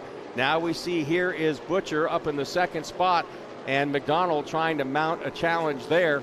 And again, they can't let Derek Griffith get too far away. And Griffith is at the same time although trying to pull away, has to think in the back of his mind, I gotta save something for the end of this race if we get a bunch of caution flags like we had at the end of segment 2, because Derek Griffith's been here before. He's had a fast car, lost it late, certainly here at Jennerstown, so he will not count his chickens before they hatch in this race. So again, he's got a couple jobs to do right now. Kind of use as much race car as he needs to maintain this gap and save a little bit as well. I think if you're the 17 and the 24, you don't want to race side by side too much, because if you do that, that 12 car will pull away from you a little bit. See if that 24 and the 17 can get hooked up and go chase the 12 car together. Jarek Johnson, this is a heartbreaker. The 76 is just pulled in. Heavy attrition in this race tonight. Not sure what the problem was. We're efforting to find out, but he was solid top 10 all night long. The driver out of Mooresville in the Freedom number 76 car that again honors POWs and MIAs all over the country. That's what he races for. That's what his sponsorship's about, and certainly very disappointing end to his night. See the 47 car, Gabe Brown, who won his first Touring Series race a week ago in Claremont, New Hampshire, my old hometown and home track, is trying to get his second series win, running strong in that 4th position. But again, the battle between the second place car Butcher with McDonald is kind of the hot spot right now. And again, they're trying to reel in Griffith slowly but surely and not use as much race car, or not use all of their race cars to get that done.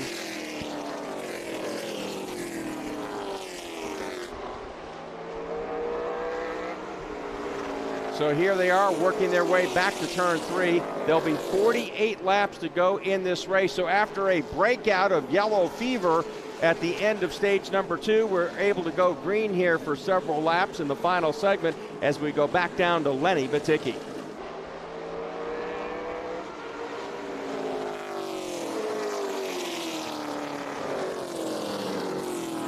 We'll get back to Lenny here in just a second. As again, we watch this great battle for the second spot. Eddie McDonald, Chris, he gets a little bit lower on entry than Cole Butcher, but Butcher's still locked on the bottom too, so there's really not much room for McDonald to try to wedge his way in there. No, they're running fast, and you know they're not worried about running down Griffith. They're worried about racing each other. They're too greedy to give up a spot, which makes good racing. And there's going to be another caution here. I think McDonald's a little bit faster right now. If he can somehow clear Butcher, and now he gets a clean shot to the inside. Can he slide up, do a slide job? Butcher won't let him do it. They stay locked door to door going down to turn number 1, and this is where you see Jennerstown. 2 distinct grooves. They can run side by side, they can race side by side, and really put up a fight, whether you're the driver on the bottom or the one on the top. It takes a lot of respect from each other to race like that, and they're showing respect to each other, giving each other room to race. But that outside lane, it just got faster. He just took the lead. You know, the outside lane, too, they have to have respect. And the guy on the outside, oh, man, he's got to trust that guy to the inside a lot. Believe it. And I've heard race drivers say in the past, as I grew up, like, look, if a guy's going to earn it the hard way, go around me, I'm not going to put him in the fence. I'll let him, if he gets to my outside, he can race for it, but I'm not going to, you know, put too much damage on him, or you know, the old 8 wheels gets around the corner better than 4 kind of deal. And here's a great battle, too.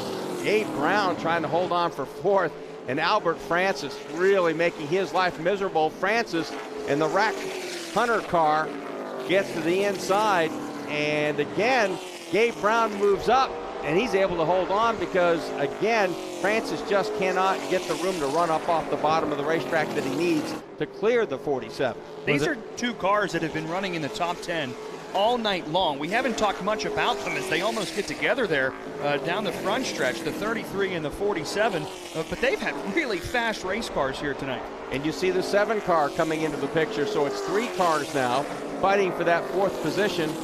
Corey Casagrande, with the pressure of Grandma watching this race, now has turned up the wick here late. Here's McDonald again, taking a shot at Butcher, drives hard to the inside. Can he clear him? That's the question. He can get there. It's the dog that caught the back bumper. Now what do I do? And at this point, McDonald has not been able to find a way by as Butcher has hung tough on the outside. Let's go back down to Lenny Batycki. Jarek Johnson is coming out of his race car. We'll let him get both legs down onto the turf here. Jarek, what happened? What put you out? We fought something right before that caution, thought about coming in, but I think we threw a drive shaft weight or something in the rear end. It wasn't under low speed, but about halfway down the straightaway, just rattled so much I couldn't even see anymore. So we got to find something in the drive line. You represent a lot of guys that go to real war, but it sure looked like a big battle out there. What's the feeling with the racing that's going on? It looks hard out there. Yeah, there's a lot of cautions out there. They just went this year, the cautions don't count. And I think everybody was racing a little bit harder knowing that. So might be something to think about next year, going back to cautions counting so the guys save the race in laps. Gotcha. Jarek Johnson out. Back to you. Again, solid top 10 all night. Again, watching Gabe Paul and Corey Casagrande.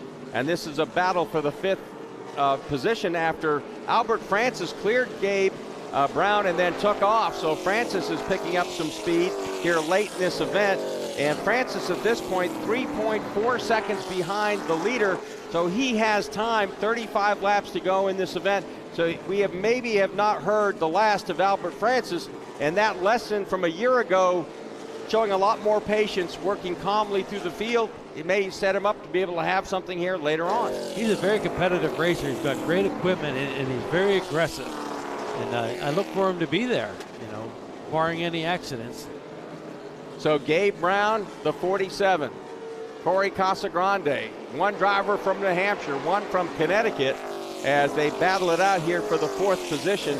And again, it looks like Casagrande has a little bit better car, able to hold that car on the bottom, but that, again, Gabe Brown is not going to make it easy. No, Gabe Brown is not going to give up that position to Corey Casagrande. He's going to make Casagrande earn it as these two go around this half-mile racetrack. By the way, Mark, just a heads up, the 15 car of Mike Hopkins has pulled into the pits. He has parked his race car here on pit road. Man, that one is, his whole day has been one of these days for him to like, what in the world's going on? Not competitive, drives through the pack, then has a problem. Man, it has been an up and down roller coaster kind of day for our defending winner, Mike Hopkins. And now let's go down to Lenny Baticki. Go, Lenny.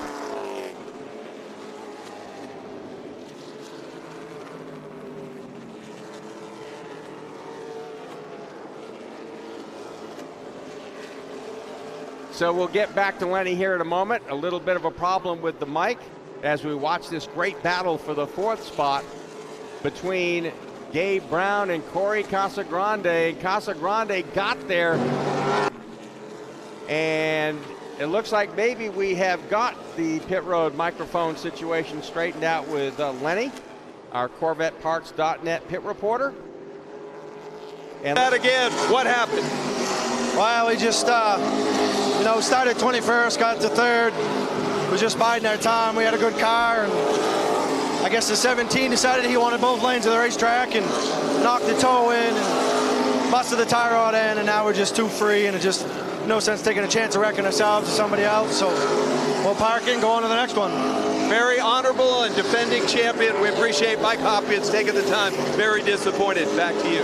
Again, Albert Francis on the prowl late in the Motor Mountain Masters. He is now battling with Butcher, and this is going to be a fight for the 3rd spot, and briefly led that last time by Francis, but Butcher still holding tough to the outside. If Francis will clear him, he may have enough time with 27 laps to go if Francis can move into 3rd. Again, a much different race than a year ago. Francis ran up front, lost some track position, wrecked in the middle of the pack. It looks like this young driver certainly learned his lessons well in the Rack Hunter car as he is battling now for that 3rd spot. And if he can somehow clear Butcher, and you can see him almost sideways trying to keep that car hooked up on the bottom. You can't do that too many laps. He's running aggressive. He's done a great job. He's running the top 5 the whole race with some really tough competition, and he's really going at it hard now. I think he's got the position now. I think he'll slide up in front of Butcher, use him a little bit. Yes, he did. A little bit of a slide job. So Albert Francis in 3rd. And that is the good news. Bad news, 4.2 seconds back and only 25 laps to get there. Yeah, that battle there for Albert Francis with Cole Butcher cost him about a half a second on the racetrack from our leader, Derek Griffith. And again, why are these guys fighting for those spots? Well, look at the payoff. You know, there's a lot of money involved in those top positions, and so especially the top 5, so they're going to fight for them really hard. So Albert Francis has a very fast race car right now. You look at his lap speed, it's very good, but you know what? Derek Griffith on what? With 23 laps to go, just ran 18, what is it, his best lap's 18.966. He's still running under 20 second laps with old tires on his race car. This car is hooked up. Yeah, Eddie McDonald's had about a 1/10 of a second advantage on him that lap, but I'm not sure McDonald's going to have enough time. It's going to come down to is Griffith saving something? Can he turn it on a little bit? Because we saw in the earlier stages him kind of lose that car a little bit. He just got to keep it hooked up for the next 21 laps. So again, the difference between the top 2 cars, just 0.8 of a second. Albert Francis in that 3rd place car, you'll see him come into the picture. He is eaten a little bit of the difference between him and the top 2 cars away down to 4 seconds. And so he's knocked off a couple of tenths, but I don't think he has enough time in this race. After all the pushing, the shoving, and racing that we've seen, it looks like it's come down to Derek Griffith and Eddie McDonald. If this thing stays green, it'll be really hard for Albert Francis to make up those 4 seconds. And Corey Casagrande has got, I am so tired of looking at Gabe Brown's back bumper and the inside of the decals on the driver's side of Gabe Brown's car. He has been there again and again and again as those guys duke it out for the 4th spot. Brown able to hold on, and they have put up a great fight tonight as well. So again, you don't get the win, but you walk away with the top 5 after a race with heavy attrition. You've earned a good payday, and you've done it the hard way. Well, it's hard. It was hard to stay alive in this race, really. I mean, we've lost a ton of race cars throughout this race, and just to be running at the end of this, I think is good for any driver at this point. So again, Gabe Brown holding down the 5th spot, and they are well behind the lead machines, and now you see the top 2 with 17 to go. Derek Griffith in the 12 has dominated most of this race, has led most of this race. But guess what? The last lap is the only one that counts. It's the only one that's worth $10,000. It's the only one that will bring you the Crimson Jacket. He's really got to hang on to it there as the 47 and the 7 continue to battle. Brown and Casagrande. It looked like Casagrande had the position, but a little bobble there, and the 47 still back out in front of him. Again, this is what makes Jennerstown special. There are 2 grooves. Inside, you know, he will give up the inside, say, look, you want to burn up your car? If I can stay beside you, I can keep you pinched down. And that's what Gabe Brown has been able to do. He has given Casagrande fair play, take your lane, take your shot. But then has made his life miserable from that point on by hanging tough in the outside groove. Well, like I said at the beginning of the race, if you can run that middle groove and get hooked up there, it's hard to pass because it's hard to get past because there's not enough room in the bottom or the top. And that's where the 47's fast right now. 14 laps to go. We are getting down to crunch time here in Jennerstown, Pennsylvania. So glad you could join us on Pit Road TV tonight for this free broadcast, and a lot of great short track races coming up. This time Corey Casagrande puts the door to Gabe Brown, but Gabe Brown won't give it up. He puts the door back to Corey Casagrande. These guys are really going after it. I think Corey's gotten a little bit impatient right now, going like, look, I've been nice about this. Now I need to move you up the racetrack. And again, Gabe Brown, I'm not giving you an inch. And these guys are fighting hard, and they're fighting fair. This is where the frustration comes in. You've done this lap after lap after lap. They're tired, and yeah, we'll see who's the better man now. You know, again, it's like, come on, man, where's the love? You know I'm faster. You know, come on, give it up. And Gabe Brown just says, no, no, no. I want a 5th place. I want a top 5 in the Motor Mountain Masters. As again, with 11 laps to go, and Corey Casagrande is thinking the same thing. This is a guy that won the 75 lap warm up for this race. here at Jennerstown. And he said, well, if I don't get the win, I want a top 5. And again, it's worth a little bit of do-re-mi at the end of the night as well as bragging rights. That 47 just gets such a good run off the high side, off the corners, and he just slides right up in front of the 7 every time. It's interesting, they're running that high line, they're running that bump into turn 3. The cars are handling it well, but they are bouncing. It looks like that issue has been settled. And, they're racing so hard, they have pulled up on Butcher. Look at this, the battle for the lead. 8 laps to go here at Jennerstown. And Derek Griffith has been caught by Eddie McDonald. And there's a couple of lap cars up ahead that could make this race interesting. Griffith down into turn number 3. The difference between these two cars, less than 0.3 of a second. And just as we saw at the end of segment 2, Derek Griffith's car is getting tail happy. It's loose, the back end swinging, and McDonald really trying to make up ground. The 17 seems to really do good with that rabbit out in front of him. He's chasing him down, and he's got blood in his eye, and it's going to get tight here. So at this point, just 6 laps left, 3 miles in the Motor Mountain Masters here at Jennerstown. And oh wow, trying to get around the 14th of Zane Farrell. That cost McDonald big time. Yeah, it's a lap car. You're putting Farrell a lap down, and ended up costing about 2, almost 0.3 of a second there to Griffith's lead. And that might be enough for him to hold on. We'll have to see. McDonald, though, has nothing to lose. He is well ahead of the 3rd place car of Albert Francis. Francis has tracked down the leaders. You see him coming into the picture. May have the fastest car here at this particular point, but does not have the time to get all the way there. So here is McDonald again, trying to move by the slower car. That car gives up the bottom. That's Owen Haupt. And so now the leaders have clear racetrack to battle this out. The final 3 laps of the 4th annual Motor Mountain Masters here at Jennerstown. Just wonderful racing here in this final segment. As many cautions as we had at the beginning of this great race, it's really been a great run here at the end. So they'll come down to the line with just 2 laps to go. And again, McDonald looks like he made up some ground on that lap. That car handling very good at the bottom. And certainly he's giving it all he's got. 2 laps to go in this race. You see those cars now slam down into turn number 1, back hard on the gas as they exit turn number 2. Griffith trying to hold on. McDonald trying to get close enough to maybe lay a bumper on the 12. Can he get there? Maybe not. Here's the white flag at Jennerstown. Derek Griffith with about a 3-car length lead, maybe 4 as he exits turn number 2. So now again, he's going to win this race if he can hold on through 3 and 4, and it looks like he will indeed. 4 races, 4 different faces in victory lane for the Motor Mountain Masters here at Jennerstown. Derek Griffith, the 4th different winner of this classic late model event here in Jennerstown, Pennsylvania. Hudson, New Hampshire's Derek Griffith leads most of this race. He dominates and he wins here at Jennerstown tonight. Great run by Albert Francis coming in 3rd. There's a long run in the top 5. It was. I was impressed with his patience tonight. Much different race driver than I saw a year ago here at Jennerstown in the Rack Hunter car. But Derek Smith, all right, so we talked about the invaders against the local boys.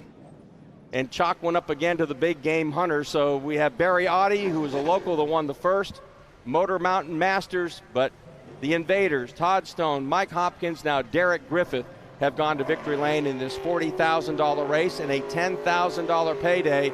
And there is a very happy Derek Griffith burning out here at Jennerstown. Well-deserved win. I mean, rock steady, fast in practice, set a new track record in qualifying. Got passed by Eddie McDonald about the middle portion of that second segment. Didn't panic, reeled him back in, passed him, and at that point he kind of controlled the race from that point on. But what a run by McDonald. I mean, it hardly moved a tire wrong all day, took the lead, the only guy that was able to kind of go up there and muscle it away from Derek Griffith, but in the end Griffith just had too much. He had to earn it, though. It was a race the whole time. 17 was right on him. Sure was, and here he is pulling back into victory lane after taking a victory lap. And again, we want to thank the big crowd here at Jennerstown for coming out here tonight.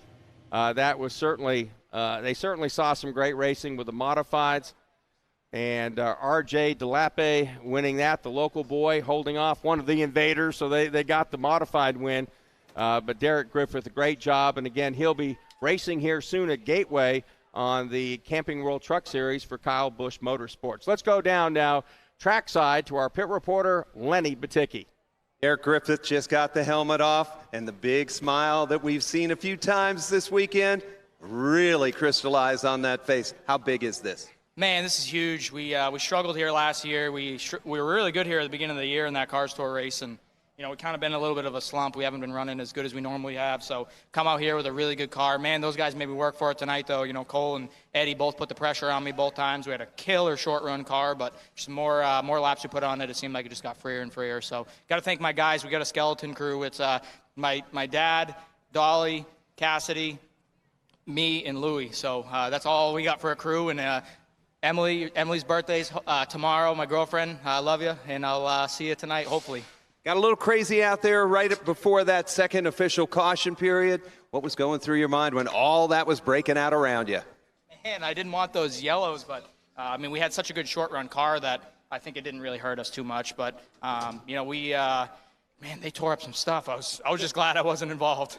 Well, you're going to be involved with a red crimson jacket in a little bit. We're going to let you get out of the car and let the crowd see you and cheer for you. We'll be back to award you the crimson jacket in a few minutes. Let's get out and get those fans happy. Derek Griffith coming out of the car. Here he is, your Motor Mountain Masters champion. And he climbs out in Stoney's Victory Lane here at Jennerstown. And again, very happy guy. Look, he earned it. I mean, he really did earn it. At times in the race, didn't have the best car, didn't panic. They made some adjustments, obviously, when they changed the two tires. Made him a little bit quicker maybe on the long run, had a little bit more staying power. And again, Derek Griffith, you know, dominates this race. Doesn't lead every lap. Again, McDonald kept him honest and led this race just a little bit. Great effort by him. And speaking of Eddie McDonald, I believe Lenny Baticki is with him right now. Second place for Eddie McDonald. The mic worked this time. So we've had all kinds of stuff tonight. But you've had all kinds. You led a little while. You ended up second. What kind of night was it in your estimation? Yeah, we're pretty happy. You know, Derek was definitely going to be tough to beat all weekend. He was fast. So congratulations to those guys. Definitely a fun time out there. We just got a little too free on the longer runs. The car just got free in. So all in all, I got to thank Matt Drake and his father and Groom Construction, Exit Realty, Hancock Electric, and Dave Lemieux, and all my guys for helping me, and you guys for putting this show on. This is great. We loved coming out here. This is the first time, so looking forward to coming back. Yeah, you've ran a lot of big races in your career. What about the response from the fans, the facility here? How do you rate Jennerstown Speedway? No, it's definitely a great place. A lot of fans came out tonight. It was good to see that, and this place is a great facility. You know, really well kept, and everyone here is great. So definitely looking forward to coming back. Eddie McDonald, runner-up, a great ambassador for the sport. We'll roll down Albert Francis over here. Mike Bellardi jumping in here with a trophy. So you got a trophy here. Kind of a nice. It says 2021 top three. You're on the podium. As the guy that we talked to about a thinking man, a chassis guy, what would you have adjusted different tonight to make up a couple more spots? Just the same adjustments we made after the second stage there. I mean, it just came alive at the end of it. We had a long run car. 10 more laps, I think we would have got him. You know, you've raced right alongside some of the best all the time, never touch. Is that something that's been grown into you? Is that something that you take pride in? Because you really run without any marks on your car. It's amazing. I just like to be raced the way I race other people, and I wouldn't appreciate it if other people just ran into me like that. So that's the way I like to race. Well, Rack Hunter's got a great ambassador here. Albert Francis comes home. This is yours. I don't need to steal it from you. Albert Francis, top three. Congratulations to him. We'll go down. We've got the American Racer Crimson Jacket to award to Derek Griffith here in just a couple of moments. All right, thank you, Lenny. And again, well-deserved, Albert Francis. A much different kind of race out of him than I saw a year ago. A lot of patience. And again, we get a late caution. that car was lit up in that final segment. He might have been somebody dangerous to play with if we had seen a late yellow. And it was kind of funny. We saw all this mayhem, break out at the end of that second segment to the point the track said, okay, stop. We cannot get the final 2 laps in this segment. Let's just stop. Everybody cool down. And that pressure valve, it worked. I mean, we ran the rest of the race caution-free. But if we had seen a late caution, I think Albert Francis had something for him. He was really fast there in the final closing laps. I mean, he made up almost 3 full seconds on Derek Griffith's lead in like the final 20 laps or so. Give him a couple more, and he definitely would have had a shot at the 12. Yeah, it was an amazing run at the end, and I was just impressed with his consistency all through the race. But one more caution, anything could have happened. So we see the big crowd filing out now here at Jennerstown. And this is a track that really caters to the fans. And no, I'm not trying to, kiss up to anybody here. It really does. I mean, the racers say, like, man, they treat us great. They appreciate us. They tell us thank you for coming. Well, they do that for the fans as well. I think every fan comes to this racetrack. They feel welcomed, and they certainly feel appreciated when they leave. And this racetrack, again, it's got a restaurant for a concession stand. Good night. I mean, it is really something. And this racetrack is one of the nicest that I've seen. And again, I've seen a lot of racetracks over my lifetime in racing, both the big tracks, of course, the NASCAR Cup Series, Xfinity, the trucks run on. But not only that, but a lot of these short tracks all across the country. I try to get to as many short track races every year that I can for that purpose. Let's go back to Lenny Baticki. It looks like he's trying to fit a jacket along with our promoter, Gary Rebar, for our winner, Derek Griffith. Billy Rebar about to present the American Racer Crimson Jacket. How about your 4th champion in 4 years? Derek, on behalf of the Jennerstown Speedway Complex, the owners, the staff, and everybody, and the wonderful fans that stuck around, I want to present to you the Crimson Jacket for the winner of the 4th annual $10,000 win Motor Mountain Masters. The red crimson jacket, a one-of-a-kind in all of motorsports, and Derek Griffith is now one of only 4 to ever wear the crimson American Racer Jennerstown Motor Mountain Masters red jacket. Back up to you. What a champ. Maybe they need to get one of those driver's uniforms, look like the T-shirt, like a tuxedo. Right? Throw the T-shirt over and the jacket in pit road, just make it look fun. There's a happy guy. Why not? I get a trophy. I get $10,000. My car's in one piece, and I get the crimson jacket. That is a win-win-win for Derek Griffin. And by the way, basically he broke out the broom, right? He swept qualifying, new track record, ran away in his heat, led most of the laps, and went to victory lane in the 4th annual Motor Mountain Masters. He got it all today. Hey, life has been good for Derek Griffith the last month or so. I mean, big contract with Kyle Busch, wins this race, and he's on a roll. Gotta love it. His car was awesome today. From the first time he put those 4 wheels on this racetrack, he was lit up. So, guys, some closing thoughts as we get set to send it back down to Lenny Baticki for his final thoughts. He's also got some information about he's got some ticket information for us here at the end of the broadcast. So again, thank you, Lenny, for doing doing that great job down on pit road. Chris Brink has been our analysis tonight. Nate Rigotti helping me with the play-by-play. So guys, just some quick final thoughts about what you saw tonight. A lot of great racing, despite all the cautions at the very beginning of this thing. There was some real racing out there. The 7 and the 47 at the end of this race side by side was really fun to watch, some clean racing. And this racetrack brought in some great drivers, and Derek Griffith is one of them. And this is something that I think will keep growing and growing as the years go on. The Motor Mountain Masters is something really special. Absolutely, and it's great for the fans when you can bring in renowned drivers, NASCAR drivers, former NASCAR drivers. These are big-time people coming in and racing with our local guys. And we hung right with them, and it was great racing. There was a lot of attrition. We knew that was going to happen, but it was, really competitive racing all through the race. And we look forward for this race to keep growing. I know it will. The owners and the managers of this track, they treat like customers like they should, and that's why the track is growing and prospering.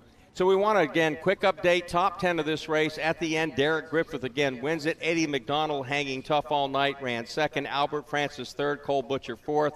Gabe Brown hung on for a top 5. Corey Casagrande, man, he is a frustrated 6th place finisher, almost had that top 5. Jared Barclay, great night. Brian Shipp, a local driver, again, his 2nd top 10 in a row in this race. Mike Sweeney, 9th. Owen Haupt, again, another one of the local drivers in the top 10 position. Guys, thank you so much. Chris, Nate, great job tonight. It was a pleasure to work with you for the first time. Hopefully we'll get to do it again.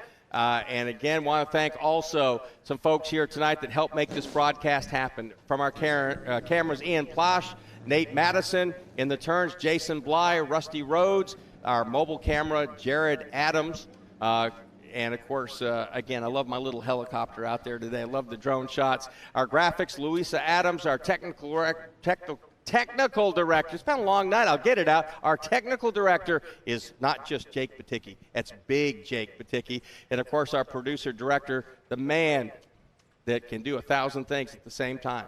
Chew bubblegum, walk, skip rope. He can do it all together all the time. Tony Stevens, thank you for keeping us straight, keeping us on point all day long here at Jennerstown. So, again, for Chris Brink, Nate Rigotti, Lenny Baticki, I'm Mark Garrow saying so long from Jennerstown Speedway, and congratulations one final time to the... Hey, Ray Foster, one more time. A fan has snuck into the camera picture. That is not us. That is a fan sneaking up and doing that one final time, making a petition for the SRX Series to come to Jennerstown. Is that Ian out there playing guerrilla warfare with that sign? So that's the sign that many of the fans had here today at Jennerstown as they make their plea for the SRX Series maybe to think about coming to Jennerstown Speedway. So again, Mark Garrow, Chris Brink, Nate Rigotti, Lenny Baticki, congratulations one more time. I'm going to get through it this time to our winner of the 4th annual Motor Mountain Masters, Derek Griffith. Masters 2021 complete. Fans have gone home. The team's headed back there as well. But now it's your turn to get your tickets to the 2022 Motor Mountain Masters. Just go to jennerstown.org, and in 2022, we'll see you on Motor Mountain.